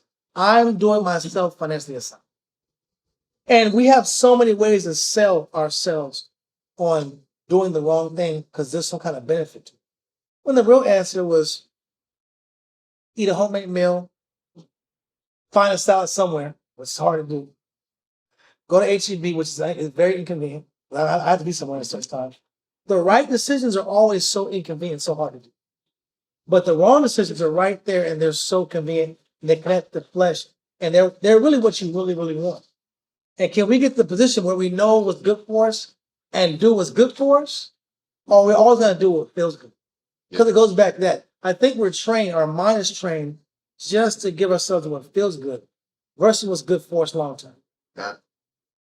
And the point is this: you're only going to grow, going back to the point, if we learn to hate the pain of not fighting our battle. Because there is a pain that comes from not fighting what's inside of you. And can you use that pain to catapult you to keep fighting what's inside of you and be in pain moving forward? Yeah. Because either you're going to be in pain lifting these bricks and removing this mountain out, Which or hurts. you're going to be in pain when there's idolatry back in Israel 6 to 8 months later or a year later. Well, the cholesterol. And Israel is sitting back here breaking the law. Or the cholesterol out of this world. Or you're going to be in pain when you serve idols and warring nations come in here and ransack the entire country. How about that? So you're going to be in pain while being ransacked and your family being ravaged and taken advantage of, but you're going to be in pain lifting these bricks. Which pain do you want? That's why the scriptures say, if you suffer, suffer for righteousness' sake. Yeah. If you want to suffer, you're going to suffer either way. Mm-hmm. But suffer for righteousness. That's the point. Because we can't lie to ourselves and say there's not going to be pain on both ends. There's going to be pain on both ends. To sit back here and break down a mountain, bro, that's years of your life thrown in the drain. It's out of there. But at least that element's gone. And that's such an important lesson for us. But it shows you how strong of a root wickedness takes. That's the point. For it to be a mountain and take 3 years to remove, Yes. then that wickedness was built to last. And you know, that's what happens when you sit back and have 26 years of negative in a city. You have 26 years of negative that's spent. It takes 1,000% focus for 3 years to eradicate. That's like the ooze of Ghostbusters. Yes. When the ooze is coming out, That purple ooze under the city. that ectoplasm, Yeah. it's brewing out of the sewers of New York. Yeah. Ernie Hudson and Egon was like, hey, man, all that what you doing, man? What you doing, man? Remember how it was awesome, man? Yeah, but kinda. Spirits are everywhere. Yeah. It never stopped. That's crazy. So what's the point? The point is this. It also lets you know why it's important not to feel negative in you. Because when you start to feel negative, you have to work really hard to get it out. You have to work really hard to eradicate it out of your spirit. Yeah. And it's not easy. And once it's in there, it's hard to get out. It's not going nowhere. Without some real, listen, getting rid of wickedness in you is like removing a mountain out of the city. It's easy to start a bad habit, but hard to break It's one. hard to, Oh, that's the point it's saying. Man, It's like breaking a mountain to remove your bad habit. I think y'all were talking about this earlier about, I think Brother said it multiple times, but in particular, Brother said there's certain vices you don't want to do. Yeah. Yeah. Because when you get certain vices, It's hard to shake. it's not like you can take your mind away from those pleasures so easily because your mind's already trained, your flesh is already trained to give yourself that vice. It's like a vice can lead to a bigger vice, I know. to a bigger vice, to a bigger vice. And now you have 3 to 4 vices to fight for your lifetime versus just one. Because there's that curiosity everybody has is, well, I'm young, I haven't experienced anything. You know, your vice might be just donuts and cookies. That's a vice. Until you start smoking, then that's a hell of a vice. Then smoking not enough, you need some pills. That's a hell of a vice. Then over here going to these parties, these parties are a hell of a vice. Just so you know, you're out of control because the vices, like a war said, that you have to stack the cake, or you have to. I didn't say stack. You said it said stack the cake. I didn't say stack. Did I say Yeah, stack? you gotta stack the cake, huh? I didn't say stack the cake. No, but war said you have to add multiple concepts. Thanks. You said stack the cake. You have to layer. You have to layer concepts. Got it. Right? So that's Like it. you layer a Thank cake. you. That's what you Okay, said. now that's you. You put You have to layer concepts like you layer a cake. Right? Well, either you can layer concepts and be more spiritual and virtuous and righteous and have more potent character and be clear minded, have a better outcome in life, or you can stack vices and stack failures and stack negative skewed ways of thinking and then have poor outcomes on And this is why so many more people are like overwhelmed when they're really having to face You're themselves. still stacking. But you're facing years of inactivity and mountains you have to break. Yes. And you have to work that much harder to break those mountains down just to get level. Just to get even. Because the Just to- problem is just to get we're level. fighting just to get to Square life, one. to where Square life one. is manageable. I mean, it'd be like a 10-year war, 5-year war, 6-month war. What kind of war we got going on? What kind of campaign? Just to break even, huh? Come. Why is it so hard to get to even? Because there was so much wickedness that you have to overcome to get back straight. And we can never fight to get ahead. Israel complains about how come we're never ahead, we're never in a position of advantage. But it's because we keep polluting our future with bad habits. To where the war is just to get back to being debtless in the spirit. Now, got your hand up? Yeah, it's also symbolic of if you maximize your effort, you can tear down the mountain in less time than it took to build it. That too. That If you too. max yourself out. But But that's what I said. we're chipping at, we're like a little hammer, a little chip, chip, chip, chip, chip, chip. Yeah. I'm tired. Well, I'm gonna say this. It's good to say that because it gives us hope that it don't have to take forever. Because in the middle of us saying what we're saying, it can come off like, man, there's no hope. It's over. I don't got 40 years. I wasted 30 years. I don't got 30 more years to waste. So to your point, that's right. If you fight hard enough, I'm not gonna say it will take less time. I'm just gonna take if you change and you put Christ in your life, you can get control of it faster than you think. That's so Ecclesiastes 6 does talk about that, how you'll start seeing results soon. Yeah. When you sit back here and put your hand in your body in the fetters of wisdom. it will not be long coming. It won't take a long time if you can deal with this pressure and not fight it and not look at it as a curse. And I'm gonna read one verse, Psalm 141:3-4. That's just my name. No, yeah, that's fine. Oh, fine. Yeah. 3 and 4. Mm-hmm. Psalms chapter 141 and verse 3. The Most High will strengthen him. No, Psalm 141:3. Psalm 141. Come, Psalms 141. Oh, it's a lot. Psalms 141 and verse 3. Set a watch, O Lord, It says, set a watch, O Lord. Go ahead. before my mouth. It said before my mouth. What does that mean? What does that mean to set a watch over on your mouth? What is a watch supposed to do? A watch is a shift is a security. Is somebody that's a soldier posted up or a watchman to see the danger coming. He said he's asking the Most High set a watch to prevent me from indulging. He said, put a watch over my what? Set a watch, O Lord, before my mouth. Go ahead. Keep the door of my lips. So let me not indulge, not just let me speak anything, but let me not indulge and give myself to my vices and my comforts. Don't let me taste everything. Don't let me taste or be curious about everything. All things are lawful, but not expedient. But there's some things I'm saying that don't let me indulge in at all. Don't let me partake in this particular element. Read on. Incline not my heart And that's why it says, incline not my heart. Don't let me lean. Go ahead. to any evil thing. To any evil thing. So what he's saying is, don't let me create a desire for wickedness. Mhm. Put a guard over my mouth and don't let me have a desire for any kind of wickedness. Because once you desire wickedness, and even if you indulge or taste a little bit of wickedness, read on.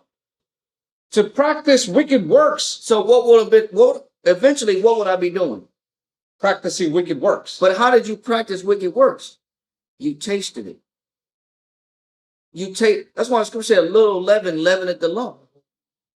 All it takes is just to get a taste of wickedness. That's why it says, touch not, taste not, handle not. He said, for we all perish with the using. All it takes is just a taste of wickedness. And before you know it, you're consumed. Read on. To practice wicked works with men that work iniquity. Go ahead. And let me not eat of their dainty. A dainty is just a small benefit that comes from the wickedness. So all it takes to be consumed and overthrown is just for you to participate with a little bit of wickedness. That's all it takes is just a crumb. A little crumb of joy that comes from doing evil. Just a little thrill. Just a little excitement. A little bit of fun. We just want to have fun. Boy, people use those terms to get you to become an addict. Next thing you know, you're an addict. Oh, God. Next thing you know, you're addicted. But how did they get you to be addicted? In the end, was they gave you a sample. They gave you a taste. Here, try this. Loosen up a little bit. Have some fun. Everybody does it. Be cool, man. You're too square. Try this. Loosen up a little bit. I'm just going to give you a little taste. All it takes is a little taste. Next thing you know, they got a drug out right now that's 10 times stronger. First of all, what are them blue pills called? Fentanyl. Fentanyl already is 10 times stronger than heroin. Sometimes people that tried heroin one time became addicted to life, for life. Fentanyl is already 10 times stronger than heroin. They got a new drug out that's 10 times stronger than fentanyl. Killing you. Fentanyl will kill you off the first sample. They got a drug out now that's 10 times stronger than that. So this, all it takes is just a sample. All it takes is just a curiosity of something. That's why David is saying, don't put a door over my mouth. Let me not have even a desire for any ounce of wickedness. Because then before I know it, I'm working wickedness with other people and I'm practicing wickedness. God. And that's all it takes. Because Accra, what he's saying is that Accra, which represents that wicked spiritual influence, is easy to build in anybody's spirit. And it's easier to build an Accra than it is to tear one down. God. It's easier to create a vice and a habit and an addiction than it is to stop an addiction. And my mother was a smoker for 30 years.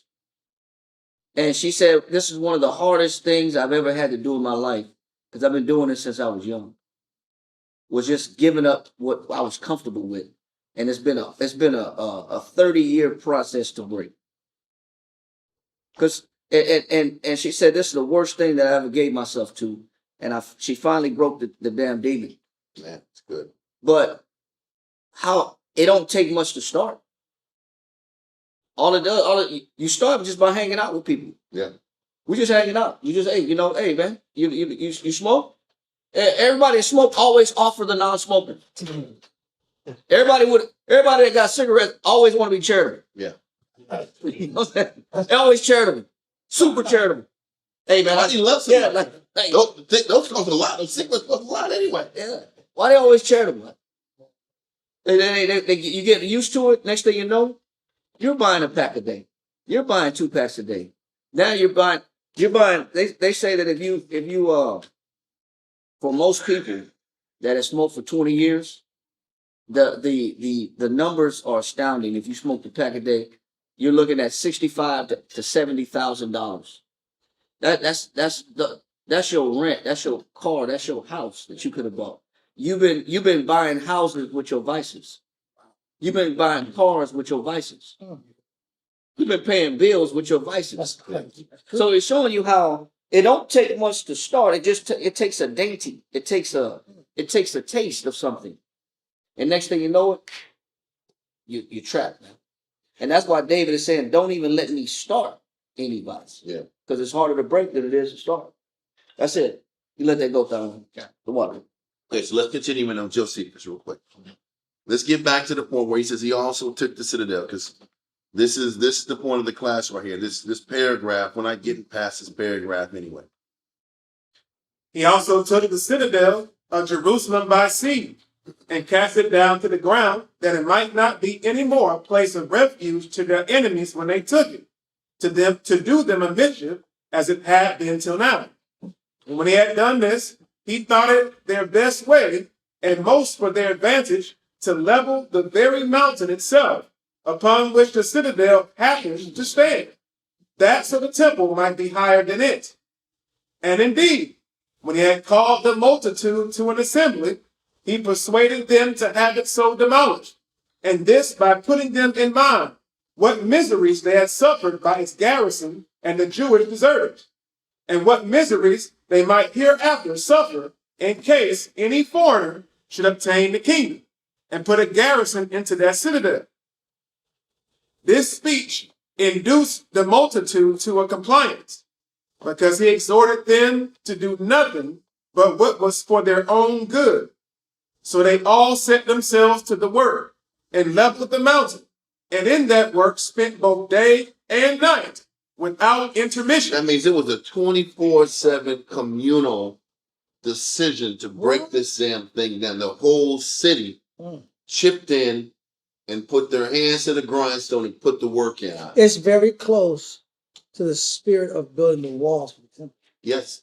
It shows you that the nation doesn't get elevated or protected or really strengthened by the Lord until we all buy in. Mm-hmm. That's why unity is such a hard concept to push. But when everybody buys in on what's good for the union, the group, then Most High rewards that. But it takes a lot but of effort. everybody's working 24/7.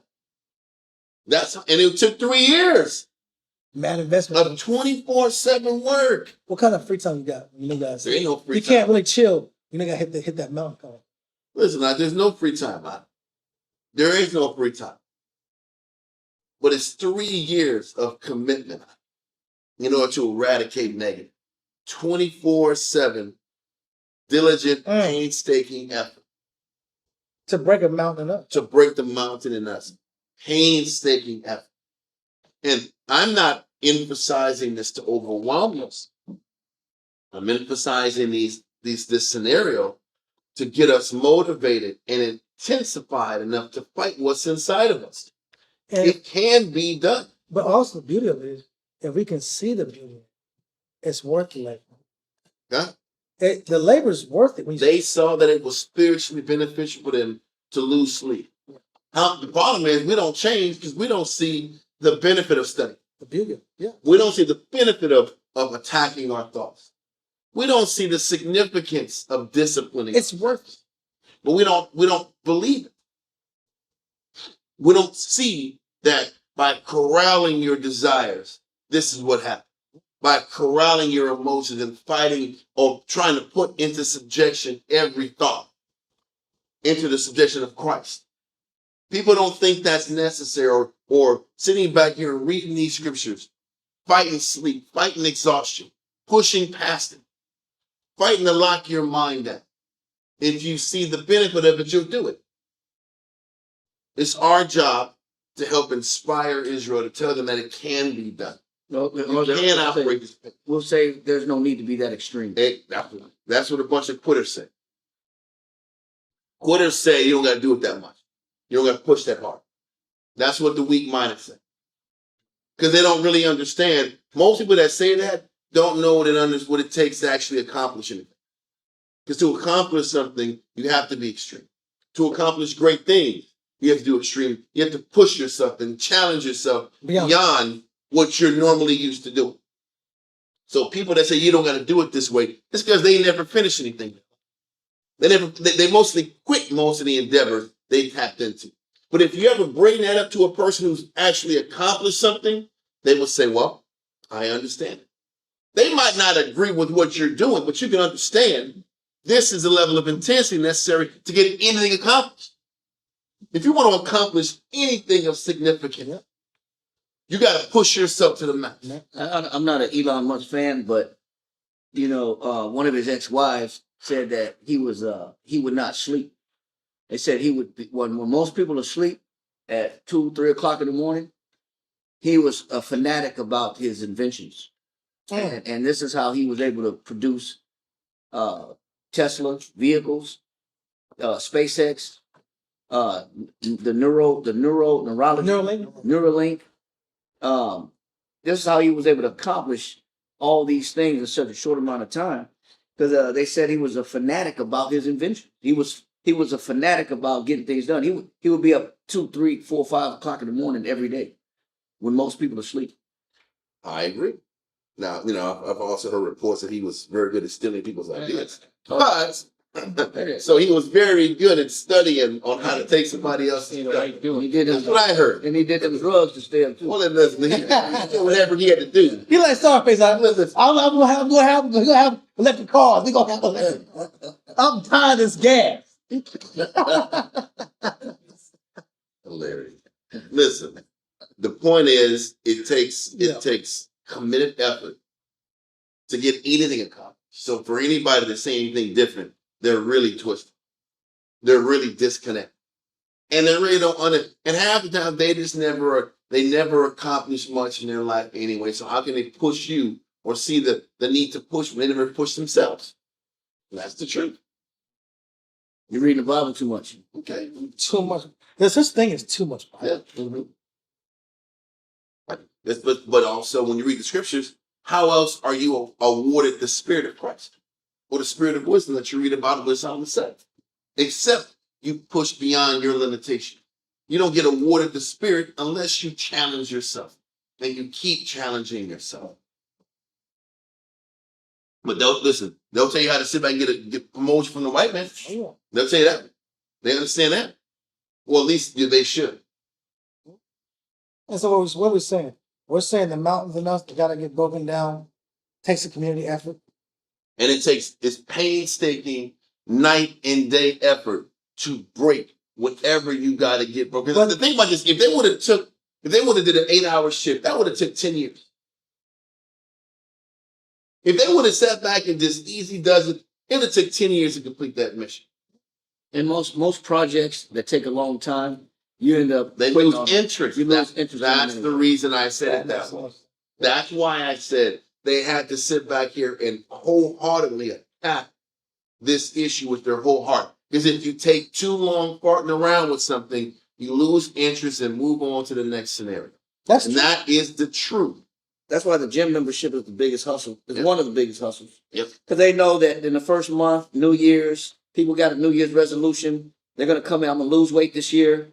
Then they hook up, man. Let me hook your account up. Let me lock into your account and get an automatic draft of your account. That's how they do it. Gotcha. Now it's cheaper. We'll give you a discount for automatic draft.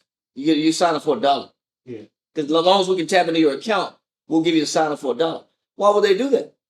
Because they know people within a month or so are gonna be gung ho, and then within a couple of weeks after that, when they get sore and stiff, they ain't coming back. But guess what? They don't care if you come back or not. Why? Because they already tapped into your account. So whether you come use a gym or not, or sweat or not, it doesn't matter. Whether you hit the weights, whether you hit the treadmill, it doesn't matter. They already tapped into your account. And that's the downside of people. We're fickle and we fluctuate between, zeal and quitting. Because we're really not serious. We can call it what we want. We're not serious. Yep. And we'll let everything else get in the way of us accomplishing. But if you make that the primary focus, I'm not doing whatever, I'm not taking a break until this is overcome. That's the lesson. I'm not taking a break until this mountain is completely taken down. Night and day? That means you might have a day shift, but the next day you back at it. And the day after, and the day after, on top of whatever they do to earn a living. And if you're an impatient person and you got to see results like right now, you're in trouble. You're never gonna give yourself to it. Because this is a grind, bro. This is a grind. It's a spiritual grind. It's really a lifestyle. God. So let's continue into Josephus. So they all set themselves to the work and leveled the mountain, and in that work spent both day and night without intermission, which cost them 3 whole years before it was removed, and brought to an entire level with the plain of the rest of the city, after which the temple was the highest of all the buildings. So what that mean? The Most High was the priority again.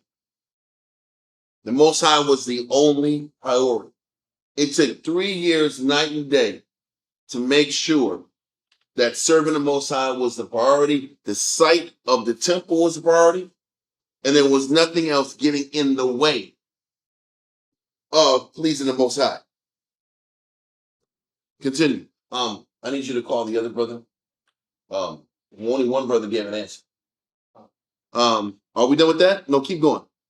Now the citadel, as well as the mountain whereon it stood, were demolished, and these actions were thus performed under Simon.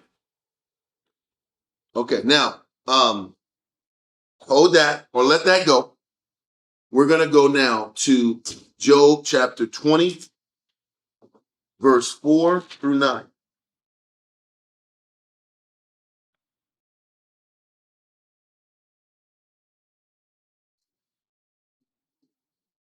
Start. Job chapter 20, verse 4 through 9. Read that. Who's that? Job chapter 20 and verse 4. Knowest thou not this of old, since man was placed upon earth, that the triumphing of the wicked is short? He says the triumphing of the wicked is short. Read on. And the joy of the hypocrite, but for a moment. Now, this is a question. The hypocrite was obviously these Jewish deserters that was in the citadel, right? Antiochus built the citadel in 167 BC. The citadel fell in 141 BC. How many years elapsed in between? From 167 to 141. 26 years. So 26 years, you had this wicked influence in Jerusalem. Now read verse 5 again. Verse 5. That the triumphing of the wicked is short. Now hold on. Well, the question is this. The triumphing of the wicked is short.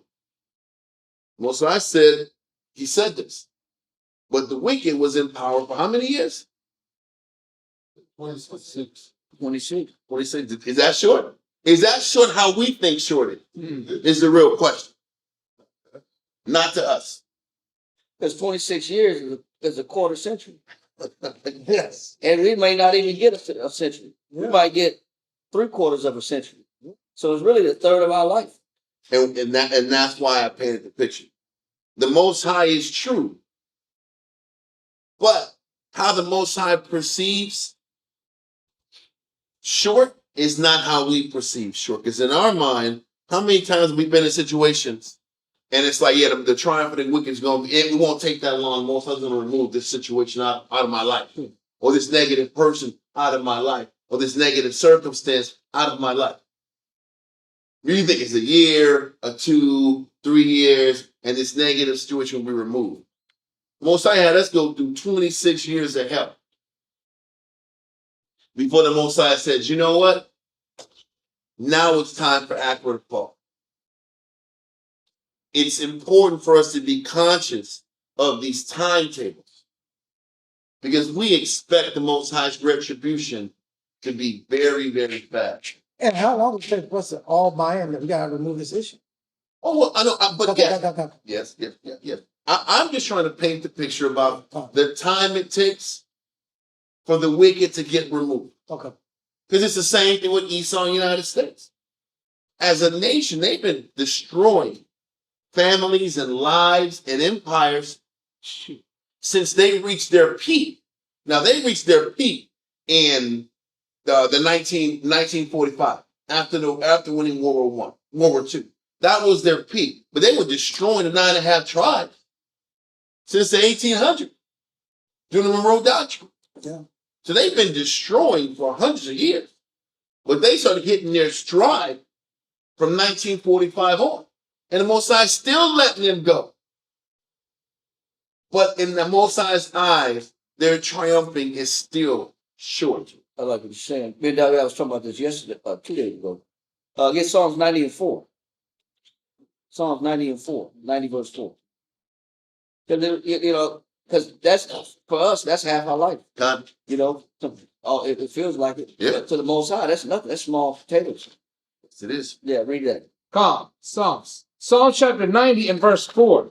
For 1,000 years in the sight are but as yesterday when it is past. So the Most High look at how we look at yesterday. How we look at yesterday, the Most High look at 1,000 years like we look at yesterday. Yeah. Like it ain't no big deal. It just happened. Man, that just happened yesterday. Meaning it was more frequent. It just happened. Yesterday to us is still fairly new, But to the Most High, that's like 1,000 years. The Most High look at that as like yesterday. It's not a big deal. It's not a long time. So what we have to understand is the things that we're going through. We have to learn more patience because we really don't know how to wait for the Most High to bring things to light, to defend you, to look after you, to be there for you. How many times do we feel that we should be defended, protected, looked after? I'm going through all this. I'm doing the right thing. And I feel like my side isn't being seen. We don't have to deal with it on a wicked and righteous level. How many times do we sit back here and tell ourselves that we're not being defended in general?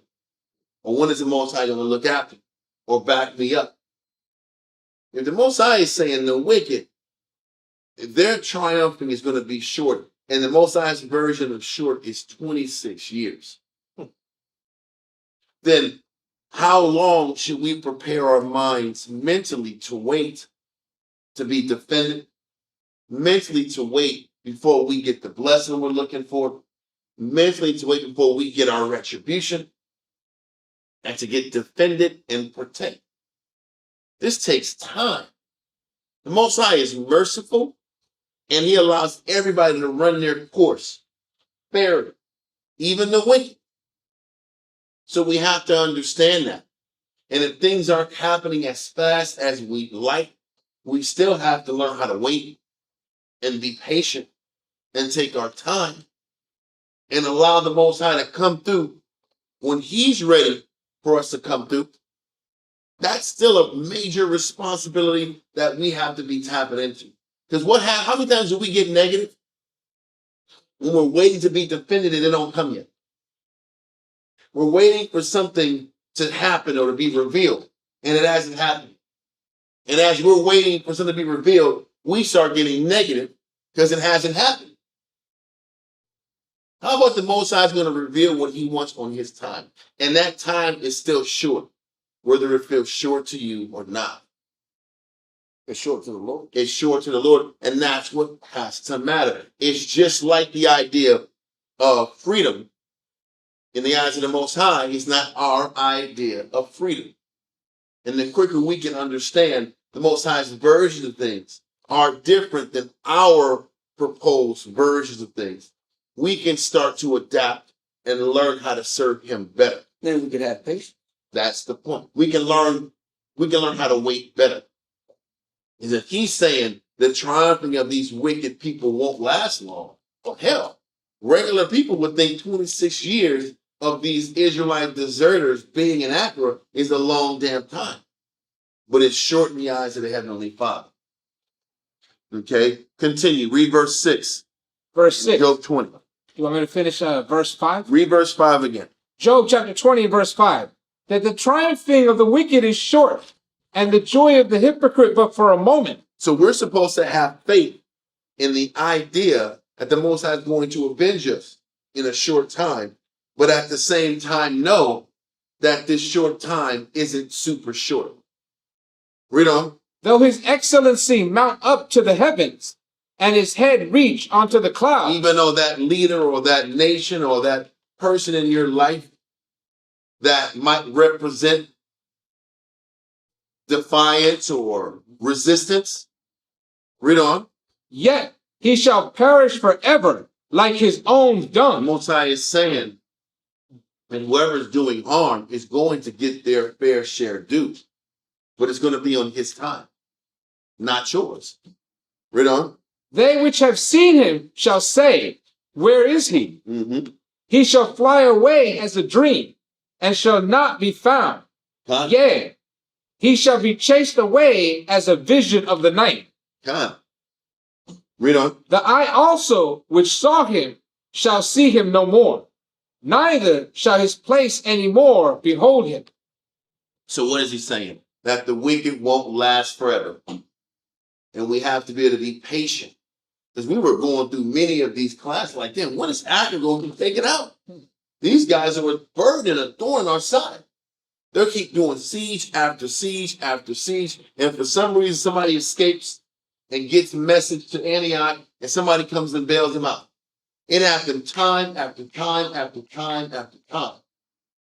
But the Most High is saying, even all these people run their course, and we eventually get defended. Whether it's talking about Accra, whether it's talking about our plight in America, how America will eventually fall. Think about all the pauses in the action. We're going over all this Iran stuff. The scriptures are getting closer and closer to the end. Then you'll sit back here and there's ceasefire here. Slow things up. Then, no, we're not going to ceasefire. We're going to go back and fight. No, we change our minds, ceasefire again. It's all this cat and mouse stuff. So you're looking at it, what is more thing when just blow these son of a guns up and we can get to the kingdom and deal with the real battle? Most guys like, no. He's going to sit back here and let all these guys run their course on his time. And the eventual triumphing of these people, they will eventually run their course. But they need their time, and the Most High is giving them their time and giving us our time to work on our what? Our flaws and our schisms and issues, so that when they fall, we'll be ready. But this is how the Most High, he will destroy those nations. He will, and even in our personal life, you will be defended. But you're not going to be dependent on your time. And then the $1 million question is, when he does defend you, are you going to be blameless while you're waiting to be defended? Everybody wants to be defended, but nobody wants to fight to be blameless while the defense comes. Because that's just as important as being defended. Were you in order while you were waiting? Or were you wilding out and disrespectful while you were waiting? And if you were wilding out and disrespectful while you were waiting, do you really deserve a reward? Do you really deserve a reward for being out of pocket and not being able to handle serving during a time when you were supposed to be in order and serve regardless? Why should you deserve a reward? So the Most High, in the midst of waiting to destroy the wicked, is also looking at the righteous to see how obedient they were during their time of suffering. Got to show a scripture with that too? Yes. Habakkuk chapter 2, verse 3 and 4.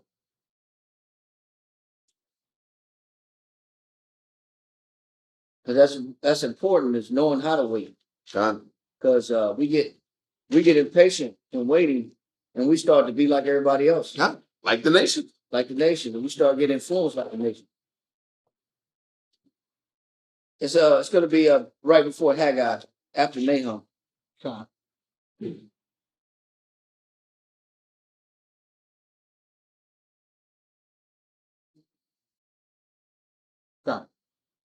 You wanted Habakkuk, chapter 2, verse 3 and 4. Habakkuk chapter 2, verse 3. For the vision is yet for an appointed time. The Most High said the things that he wants to come to pass, they're on a what?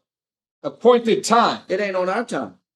How the Most High has things established and how he wants things done, it ain't on our time frame. It's on his appointed time. The Most High has a particular schedule that he has everything operating on. Everything's operating on his schedule. Read on. But at the end, it shall speak. It said, but at the end, you're going to understand when that time was. Eventually, in due time, you'll see what the Most High's plan was. And you'll see what the Most High's desire and will is. But you got to wait. He says, in the end, you'll get the understanding. Read on. And not lie. It says, you'll know that the Most High wasn't lying. Read on. Though it tarry. It says, though it what? Tarry. It says, although it does what? Tarry. What does that mean to tarry? It's taking some time. Yeah. It says, though it tarries, it may take time. It might not seem like it's going to happen or come through. It may seem like, man, we might not even, is Christ ever going to come back? We don't know. We don't know. It's not on our schedule. Christ don't even know when he's coming back. He says, but when it does come, it won't be long. He says, though it tarry, read on. Wait for it. It says, do what? Wait for it. So you got to wait for it. You got to wait for the scheduled time for the Most High to allow his particular will and his particular prophecies to be fulfilled or to come to pass or be executed or be made manifest in front of our eyes. He says, wait for it. Read on. Because it will surely come. He says, because it will what? Surely come. It said, because it will surely come. Read on. It will not tarry. Then he says, it will not tarry. What does that mean? The Most High said in the same verse, it will tarry. And then he says, it will not tarry. What does that mean? It's going to take time, but then also it's not going to take that much time. That's exactly what he's saying. What he's saying is, it may take time for you, but when you look up, before you know it, it's going to happen before you know it. That's the Most High saying. Most High saying his way of saying, don't lose faith in the vision. Yeah. Don't lose faith and hope in what you're doing, although you haven't seen changes yet. Because before you know it, changes will come. Yeah. Read on. Verse 4.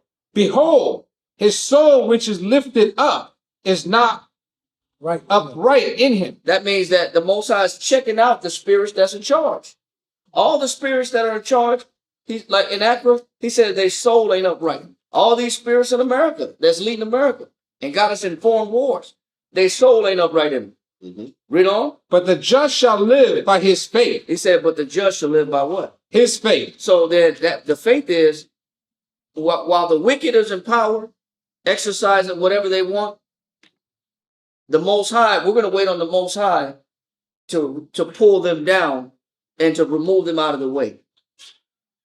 And so that's all we're doing is waiting. Read on. Yea, also, because he transgressed by wine. Because the Most High knows that the wicked, how does he spread his venom? It's by his influence. Mm-hmm. It's the influence of the wicked that the Most High has a problem with. And that's going to go on to my next verse when you're done. It's that influence of Accra. It's the influence of America. Perfectly. Read. He is a proud man. He said, here's a what? A proud man. Yeah, the Most High got to remove these proud men, these proud nations, proud kingdoms, proud influences. Go ahead. Neither keepeth at home. And he's always where? He's always in some other country causing havoc. Read on. Who enlargeth his desire as hell. Because he got a rapine spirit on him.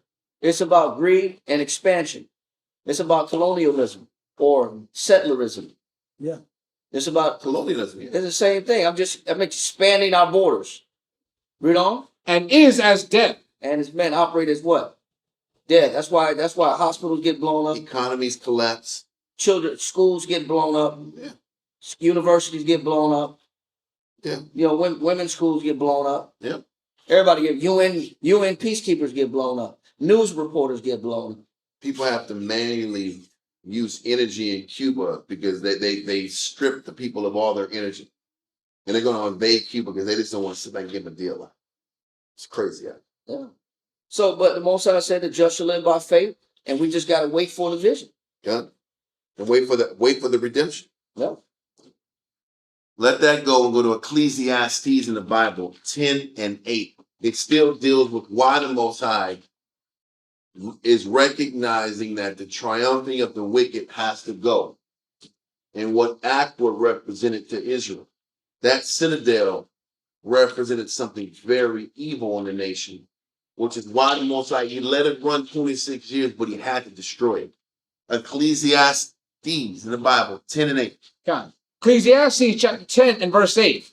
He that diggeth the pit shall fall into it. So a person that sets a trap or a pit for you, a person that digs a pit is intending for you to fall into the pit and be harmed. And it says, whoso what? He that diggeth the pit shall fall into it. And whoso breaketh an hedge. Hedges of protection. And Accra is what broke the spiritual hedge in the nation. Accra told everybody in the city that serving the Most High didn't have to be the priority. That there is a faction in the city that lets everybody know you can live Greek and tap into the Greek politics, the dress code, the diet, the language, the society. Living this Hebrew life is not that necessary. There's another way. So read that part again. And whoso breaketh the hedge. And whoso breaketh the hedge, a serpent shall bite him. So what is the Most High saying?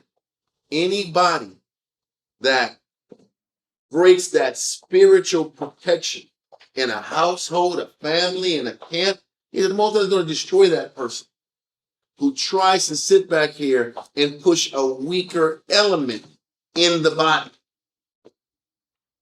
You're doing yourself a disservice. You're setting yourself up for a trap.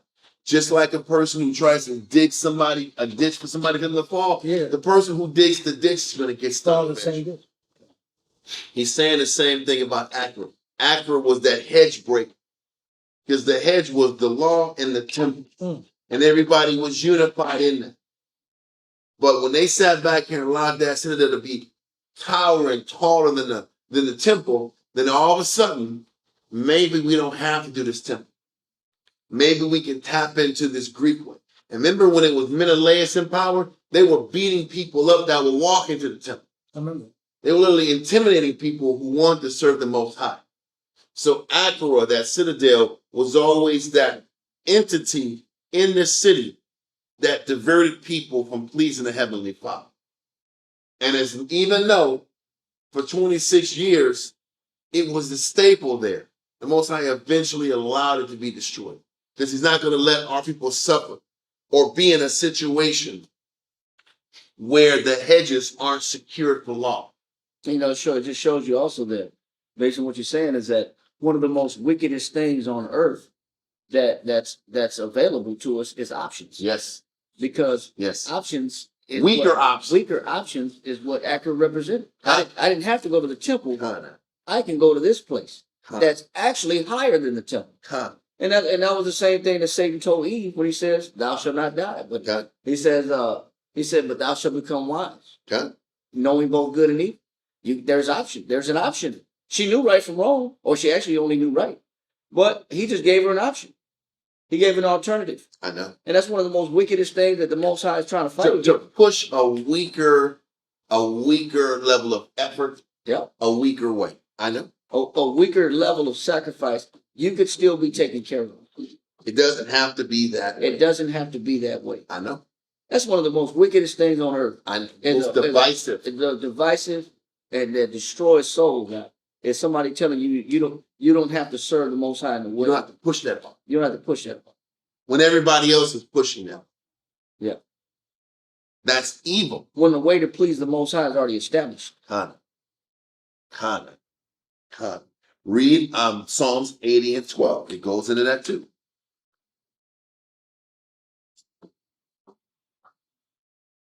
Psalms chapter 80 and verse 12.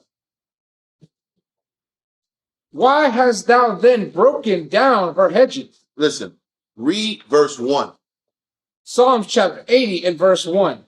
Give ear, O shepherds of Israel. The shepherd is who? The leader. Give ear, O leader of Israel.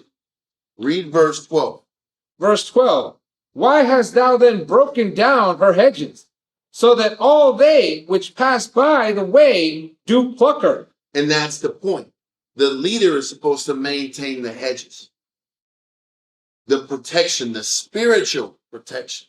And the conversation was to the shepherds, why did you sit back and the leader open up the hedges for anybody to pluck in and exploit the vulnerable people inside the hedges? This was the question about why Accra was allowed to even be instituted in the first place. Why was Accra allowed to come into the city and destroy the root of the people? It goes back into a point where when it deals in Ecclesiastes about being a husband, how you have to put a hedge around your wife and a hedge behind your blessing. Yeah. A husband is supposed to sit back here and put a hedge around his woman, but the leader is supposed to put a hedge around the body and not allow a lot of foreign influences to pluck at the heart of the people. It's the same concept. The greatest travesty or evil you can do, on chapter 1 point, is to allow weak influences to cripple and destroy the school, the camp, or the body, or your household. You're doing your nation a disservice if you don't maintain the hedges. Just like leaving your house door open. Con. Anybody can come in. Con. And it doesn't have to, the weakness doesn't have to come from a different spiritual philosophy. It could just be the weakening of the effort. You don't have to work this hard. You don't have to push this hard. You don't have to sit back here and be this intense like you guys are. Or commit shortcut. Or you don't have to commit. Let's do shortcut. Let's do it easier. Those people got to go and be around like-minded people and want to operate at your pace. I was watching Lord of the Flies on Netflix. Original John? No, it's actually nice. It's like a remake of the show. And there's these little white boys from England out there. They're in this island. They're all kids. You have a bunch of young kids and a little older kid. And there's one character named Piggy guy. He's like this chunky Edomite kid with glasses on. But he's the only intelligent kid with a bunch of idiots around him. All these kids run around laughing and joking and throwing fruit at each other. He's like, listen, where we use the bathroom, don't sit back here and poop or in the drinking water. And let's separate where you use the restroom. Let's put time into building toilet huts and stuff like this. And let's not intermingle where we poop and where we swim. We have to separate this. He's come up with these logical concepts that make great sense. And ways to sit back and set up signal fires so that planes or boats can see it. And then you got the bigger, but he's like scrawny and small. And then you got this big kid that don't want to hear all that, man. And everybody follows the taller, bigger kid because he's got this strength. And they're the hunter. So when Piggy's saying, listen, man, we got to do this. This makes sense. This is logical. Why are we going to sit back here and mess our water source up? And let's put more time into shelters and building a hustle. No, we're going to get these hogs, man. And then what happened was he was supposed to sit back here. He was in charge of the faction of hunting and keeping the signal fires. What ends up happening is he loses focus on the signal fires and just gets caught up in this group chanting snare about they're focused on putting mud in their faces now and getting ready to fight this pig out. And they're not taking care of the fire that you need to signal when these boats pass by. So they're sitting back here trying to hunt and kill this animal out. And then the fire dies out and the boat passes by. There you go. And Piggy's like, what are you doing? He's like, we killed the pig. Like, what good is killing the damn pig if we could have got off this damn place right now? What was your problem? And then the dude all throughout the show just couldn't be accountable for his mistakes. And he said, I don't like all these rules. Why are we doing all these rules in the first place? I'm against rules. Why you do all this talking, Piggy? Us talking, order and talk. I don't want it. I don't want rules. I'm against rules. He's walked off and left. And then guess what? People start following him. Then now there's a faction of order, and now there's a faction of people that don't want to live by order. Okay? And it just keeps, and all of a sudden these splinter groups keep expanding on this island. And it's crazy because it's a bunch of kids doing it, but that's Israel too. Everybody I don't like it's too much order here. That's too much order. Let's sit back here and find a place where we don't have to be governed by so much strict order. And then what's going to happen? Then there's going to be another subculture. Man, this is too disorganized. Let me find a group in the middle that wants to party a little bit, but wants to be a little bit organized. It's going to constantly be a bunch of people who want to set up their own standard. And then that's how the body keeps getting weaker and weaker and weaker. Yes, sir. Well, listen, is America breaking away England? Is black Jews breaking away from black Jews in camps? It's everything. It's everything. It's constant splinter groups coming out because I don't like this level of intensity. Then I'm going to go to a place where the intensity is less demanding. And then the person will say, this is a little too demanding. I'm going to break off and splinter up into a lesser demanding scenario. And you just keep breaking up into these weaker groups. So we always talk about the 500 nations. Yeah. Why is there 500 nations of Native Americans and there's only 2 tribes? It's Gad and Reuben. Why would they call it the 500 nation? Thank you. Thank you. And muscle behind it. It's 500 opinions and muscle behind it. And all those different splintered opinions is what weakens the group and destroys the body and destroys the hedges. You know why? Because that initial group needed that guy. He was a hunter. He had the talent and he had the charisma. If he just would have took his check, the group could have kept succeeding and they could have been strong. And they needed Piggy. Piggy was smart. He was the only guy with common sense that would keep the group together. But the guy that was stronger than Piggy couldn't take the check. He just couldn't take the check out. He's like, man, forget this. And then, when Piggy checked him, the big guy punched him in the stomach and hit him in the face, and he broke his glasses. Now the guy can't see. Now he only has one good eye and one bad eye because the spectacles broke. All because he was wrong. Oh, but what am I saying now? 1, I watch too much television, but 2, it was a great lesson in that. I was like, this is spiritual as hell. Watch your white boys fight on the island. This is Israel. It's not just white guys. This is Israel.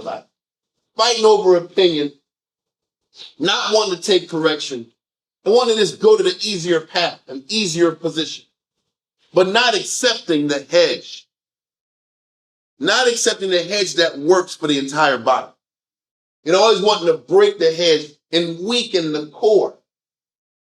And as a shepherd, because what's going to happen is what Piggy told his right-hand man, he said, listen, man, I'm going to need your help because he's going to come to kill me later on. He said, he's going to come for me. Because he's not going to take me and isolate it for long. So he's going to be isolated. He's going to come back and take me out to reclaim the group. And he understood it completely. That was the truth. But what am I trying to say here? Israel does it. People do it. They're always trying to break the hedge to look for an easier path. And the Most High is like, when you do that, the Most High will eventually destroy you. If your intention is to break the group and break the strength and break the solidarity of the body, you're going to do nothing but put yourself in harm's way. But read verse 12 again. Verse 12. Psalms chapter 80, verse 12. Why hast thou then broken down her hedges, so that all they which pass by the way do pluck her? Read on. The boar out of the wood doth waste it, and the wild beast of the field doth devour it. When we sit back here and allow that hedge to get broken, all type of predators come in and destroy what's inside of it. And this is what bringing Accra into the city did to Jerusalem. It brought all type of weakness and predators to destroy the city from within. So this is why Simon had to go so hard and destroy the citadel and the mountain, everything that symbolizes that rebellion and breach of the body. Does that make sense? This is getting late, man.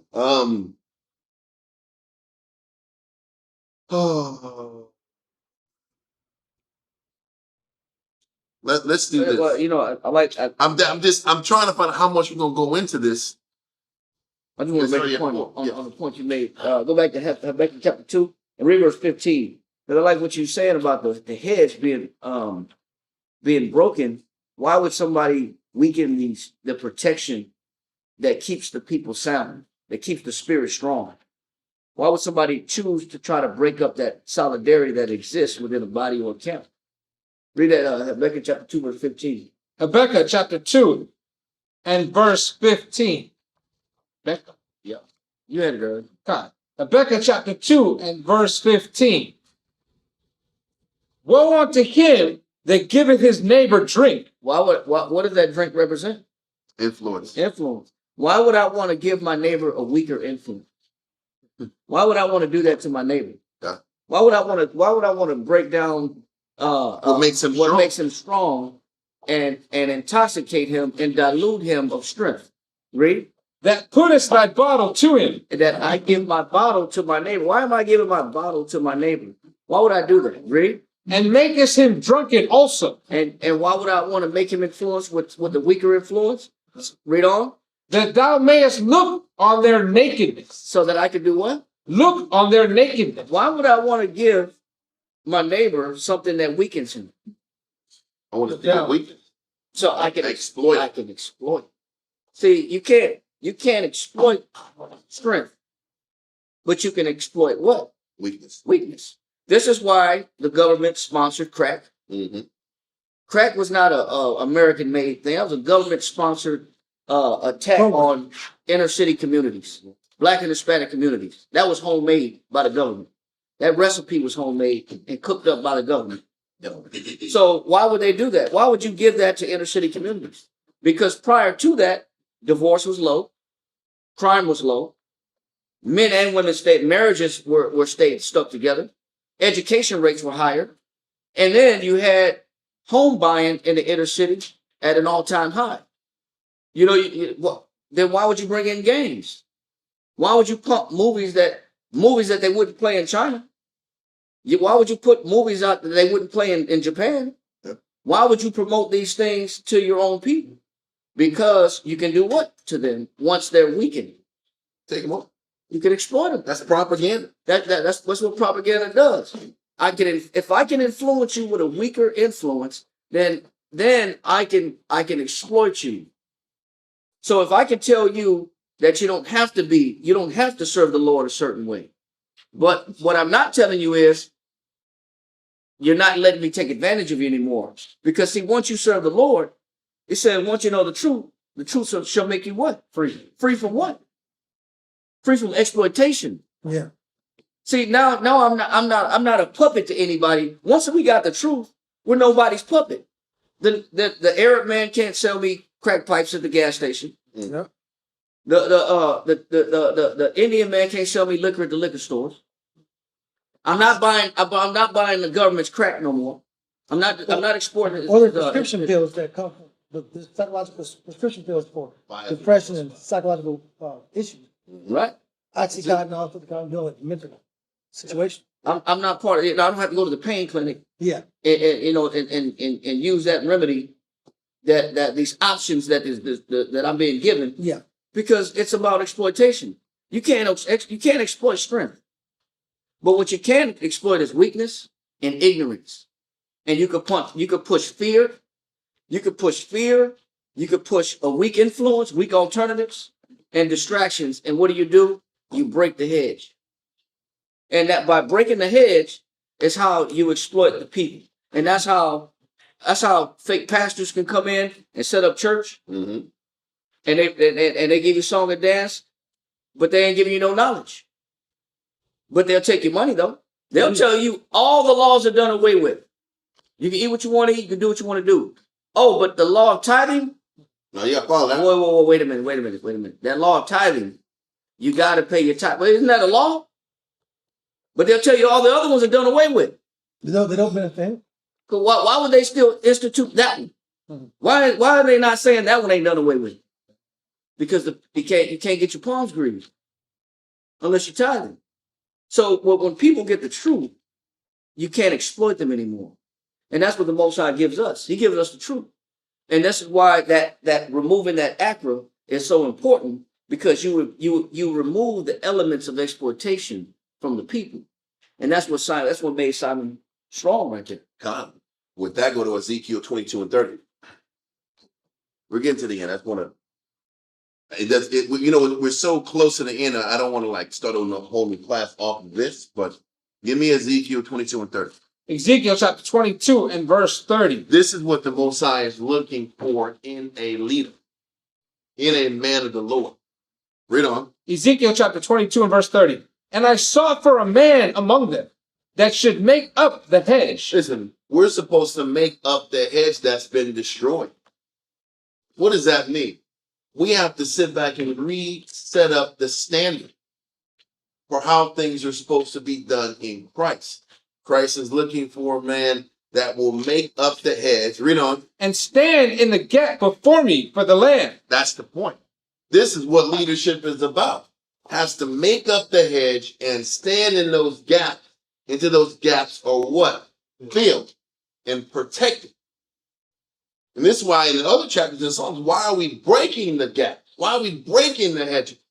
We're supposed to be filling the gaps and hedges and strengthening the protection, the spiritual protection. This is why we have to teach and explain and be as transparent about the good and the bad as possible to equip everybody with as much spiritual information so we can see BS and call it out and see everything as clearly as possible. We can't hide anything from anybody. We have to equip people with the knowledge of what to look for, and also to equip Israel with the strength to fight whatever battles are presented in front of them. That's how you protect the hedge and fill in those gaps. And this is what Simon is doing by taking out the citadel of Accra. He's filling in these gaps, and he's sitting back here and, what was the word? Making up the hedge. Okay? From there,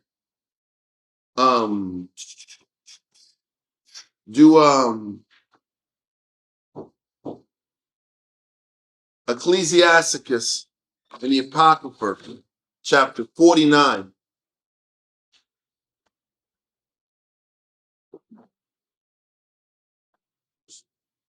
Verse 1 through 4. Ecclesiasticus chapter 49, verse 1. I would go into all the different kings that filled the hedges, but we don't have time for that. So this is the best thing I can do to kind of like explain that. Ecclesiasticus 49, verse 1 through 4.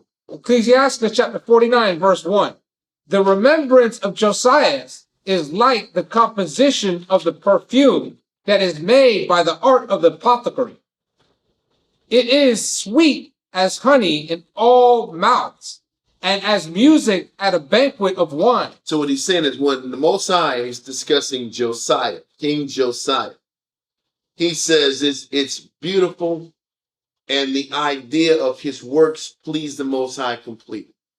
Read on. He behaved himself uprightly in the conversion of the people, and took away the abominations of iniquity. What made Josiah so potent, he was living like everybody else did. And as soon as he saw the scriptures, he made changes himself. And then demanded and forced everybody else to establish these hedges. It wasn't a lot of kings did uprightly for themselves and followed the law and was on point and didn't break the law themselves. but the majority of the kings didn't inspire and push everybody else to struggle. This is why most of the kings that did well, which were in Judah, didn't make Israel, didn't disallow the worshiping of the high place. Some elements were still remaining. Because they didn't come out of themselves enough to force that hedge around the people. The people can't be given the option to be individuals. And if Israel wants to be individuals, then they have to feel like individuals. But the great kings didn't allow that individualistic mindset to flow in the nation, especially religious individualism. Read on. He directed his heart unto the Lord, and in the time of the ungodly, he established the worship of the Most High. What does that mean? He didn't allow, he reestablished the hedges. No, you can't follow these idols. No, you can't be an individual. There was only 3 men that operated like this during the history of kingship. It was David, it was Hezekiah, and Josiah. They were the only ones that mandated that that individualistic spirit couldn't fly. You couldn't be that high place Israelite that killed your own animal and you were your own priest. On top of the fact that you couldn't obviously follow idols. 3 men created the hedge, And meaning they didn't allow them to sit back and not lock in to the temple. And they killed the witches. Yep. And they broke the house of the Sodomites. Come. Those are always the 3 things the Most High kept Yep. asking about. Mm-hmm. You deal with the In witches. those groves. Get Oh, rid of the the groves. Once again, listen, the groves, the sodomites, the idols is all the They all same put thing. together. It's all the same thing. So it's no idolatry, and it's no high priest guy, not a high priest guy, but a high place guy. There was Israelites that served the Most High, but they were going to high places and sacrificing on altars and being the Levite. So it's the individual Israelite that serves the Most High. He got rid of those guys, the idolaters, got rid of those guys, and forced everybody to lock into the book Come together. and come together. Those were the great men the Most High viewed as great. But they created those boundaries. He created those hedges. Read on. Verse 4. All except David, Hezekiah, and Josiah were defective. All the kings ever on earth were defective and flawed except for David, Hezekiah, and Josiah. And it was because of the responsibility of fighting their own battles and the implementation of those hedges to where renegade Jews couldn't be individuals. That's what made them great. And this is what made Simon special. And what we're going to read about down the line about Simon, Simon sat back here and was the first high priest that had literal sovereignty of the region. And this is when the Hasmonean dynasty really starts to take off during Simon's reign. This is the beginning of the. This is the beginning of the Hasmonean dynasty when Simon starts to sit back here and get leverage in the region. Okay? But a lot of it is because the Most High allowed through Simon's time to besiege the city, to besiege the citadel and eliminate those renegade Jews. How can there be peace in the nation? How can the Hasmonean dynasty really take off if that negative influence is still there? You can't. It's just like any of these great kings. You can't do great things for the Lord and have all these warring opinions and warring factions in the midst of your empire. You can't do optimal good in those conditions. With that, we're going to let it go, man, because we can go 1,000 more verses. But matter of fact, give me one more. Ezekiel 13 and 5. Ezekiel 13 and 5. There's more, but like I said, man, Ezekiel 13 and 5. Ezekiel chapter 13 and verse 5. Ye have not gone up into the gaps, neither made... Matter of fact, verse 4. Ezekiel chapter 13 and verse 4. O Israel, thy prophets are like the foxes in the desert. Listen, it says your prophets are like foxes in the desert. A fox in the desert hides in the daylight. A fox hides in the daylight. When I would walk in the morning at 5, I'll see foxes. 5 a.m., they're running the street at 5 a.m. In the daytime, there's nowhere to be seen. Same thing with bad leaders. Bad leaders have to be present during the dangerous times. Read on. Ye have not gone up into the gaps. Most High keeps talking about these gaps and these hedges. One of the major responsibilities of a leader is to go in these gaps and fill these gaps and create these spiritual boundaries to protect the nation. Read on.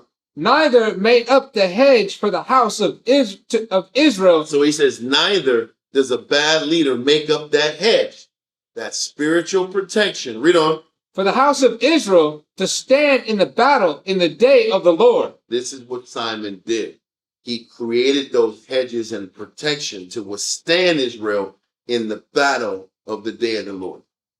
This is what we have to continue to do for our nation. And you have to be in a mind frame of giving, not taking or receiving. And the whole focus got to be, what does this brother or this sister or these people need to stay strong in Christ? Not how I feel, what I'm going through, or how difficult the task is.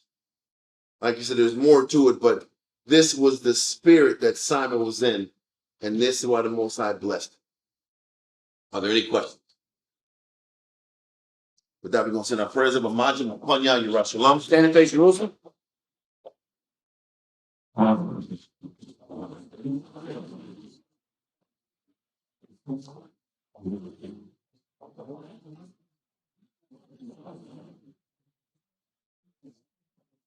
Yahweh, Yahweh, in the name of Yahweh Shah, in the name of Yahushua, please listen to us right now. please listen to us right now. Send my God Said my God, and the righteous angels and the righteous to angel watch over, to watch over, bless, bless, heal, heal, protect, and make strong and make strong the people of Yahshua. people of Yahushua. Also send unto us Also says unto us much wisdom, much wisdom, much knowledge, much knowledge, much understanding, much understanding, much patience, much patience, much faith, much faith, much brotherhood, much brotherhood, much love, and much love, spiritual power, spiritual power, and forgive all of our sins. and forgive all of our sins. Yahweh shall come quickly. Yahushua come quickly, For we need for indeed is our hope, is our hope, always, always, and forever. and forever. Amen. Amen.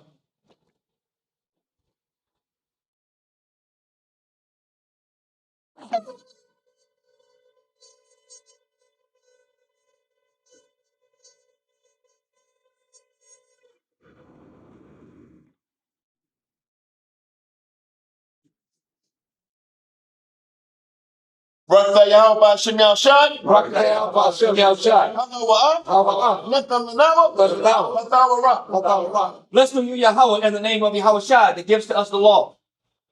Brother Yahweh Hashem Yahshai. Rakaya Bashem Yahushua. Hallelujah. Hallelujah. Let them know. Award. Award. Let our Hallelujah. Blessed are you, Yahweh, in the name of Yahushua that gives us the light to see. Brother Yahweh Hashem Yahshai. Rakaya Bashem Yahushua. Hallelujah. Hallelujah. Let them know. Let them know. Ha'ayom. Ha'ayom. Wara. Wara. Lak Wara. wara. Blessed are you, Yahweh, in the name of Yahushua that gives to us the ramshorn to call the people. Brother Yahweh Hashem Yahshai. Rakaya Bashem Yahushua. Hallelujah. Hallelujah. Let them know. Shemai. Shema. Zayat. Zayat. Lamashah. Lamashah. Yashra. Yashua. Blessed are you, Yahweh, in the name of Yahushua that gives us the olive oil to anoint Israel. Psalms 92.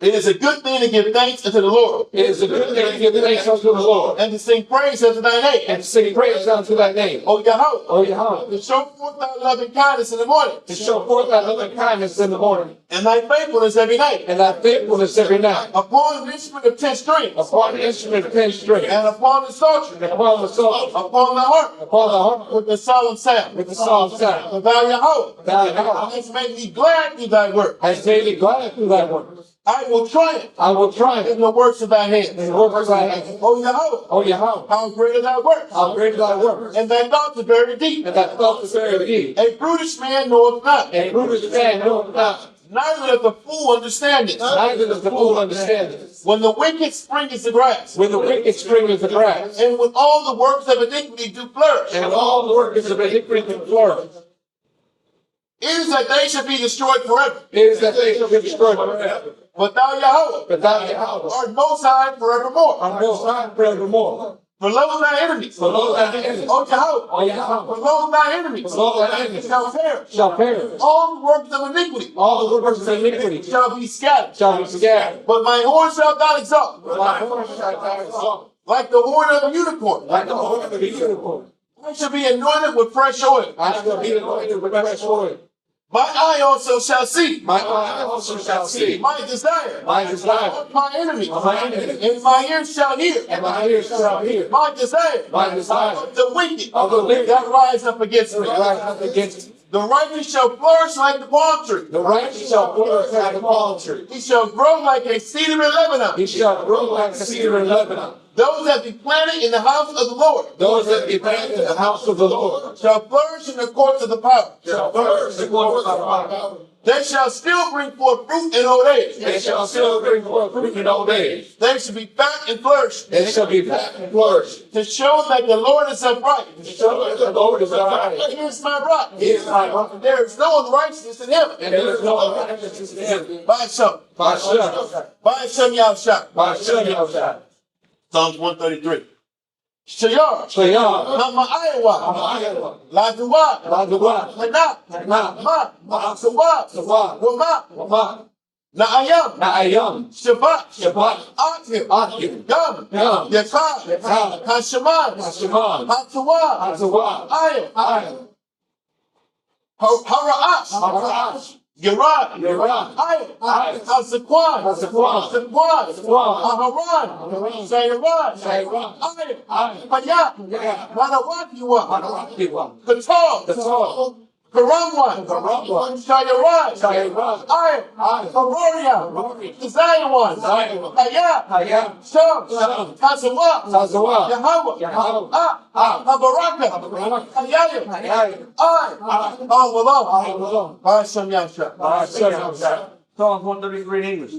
Behold, how good and how pleasant it is for brethren to dwell together in unity. It is like the precious ointment upon the head that ran down upon the beard, even Aaron's beard, that went down to the skirt of his garments, as the dew of Hermon, and as the dew that descended upon the mountains of Zion. For there the Lord commanded the blessing, even life evermore. Amen. Amen. Yahweh by Shem Yahshua. Yahweh by Shem Yahshua. Yahweh. Yahweh. By Shem. By Shem. Yahshua. Yahshua. Rabbanahu. By Shawali. Shawali. Rabbiat. Poise. Poise. Yahweh. Yahweh. By Shem. By Shem. Yahshua. Yahshua. Rabbanahu. Rabbanahu. By Shawali. Shawali. Rabbiat. Rabbiat. Poise. Poise.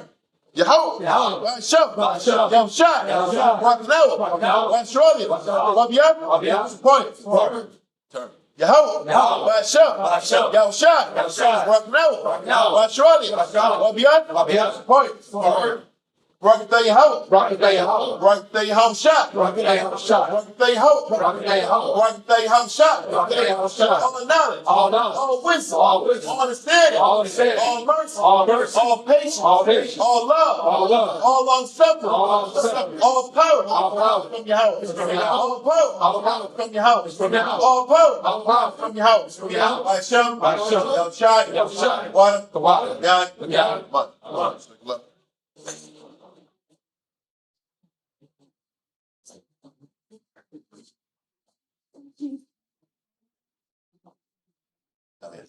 Oh no, not God. Yeah. Come. Saluting out in the heavenly order. Yahweh. Why Yahweh Shai? Why call Yahshua? Men of Israel. Amaka. Rock. Yahweh Shem Yahshua. Come Yahshua. Come Yahshua. Come Yahshua. Come Yahshua. Come Yahshua. Come Yahshua. Yahshua. Turn and face the sisters. Men, Amaka Shabbat. Saluting out the daughters of Zion. Men of Israel. Amaka. Barak. Yahweh Shem Yahshua. Yes, Matap. Dismiss. Fall out. Israel, watch to the end. See you guys on Monday, all right?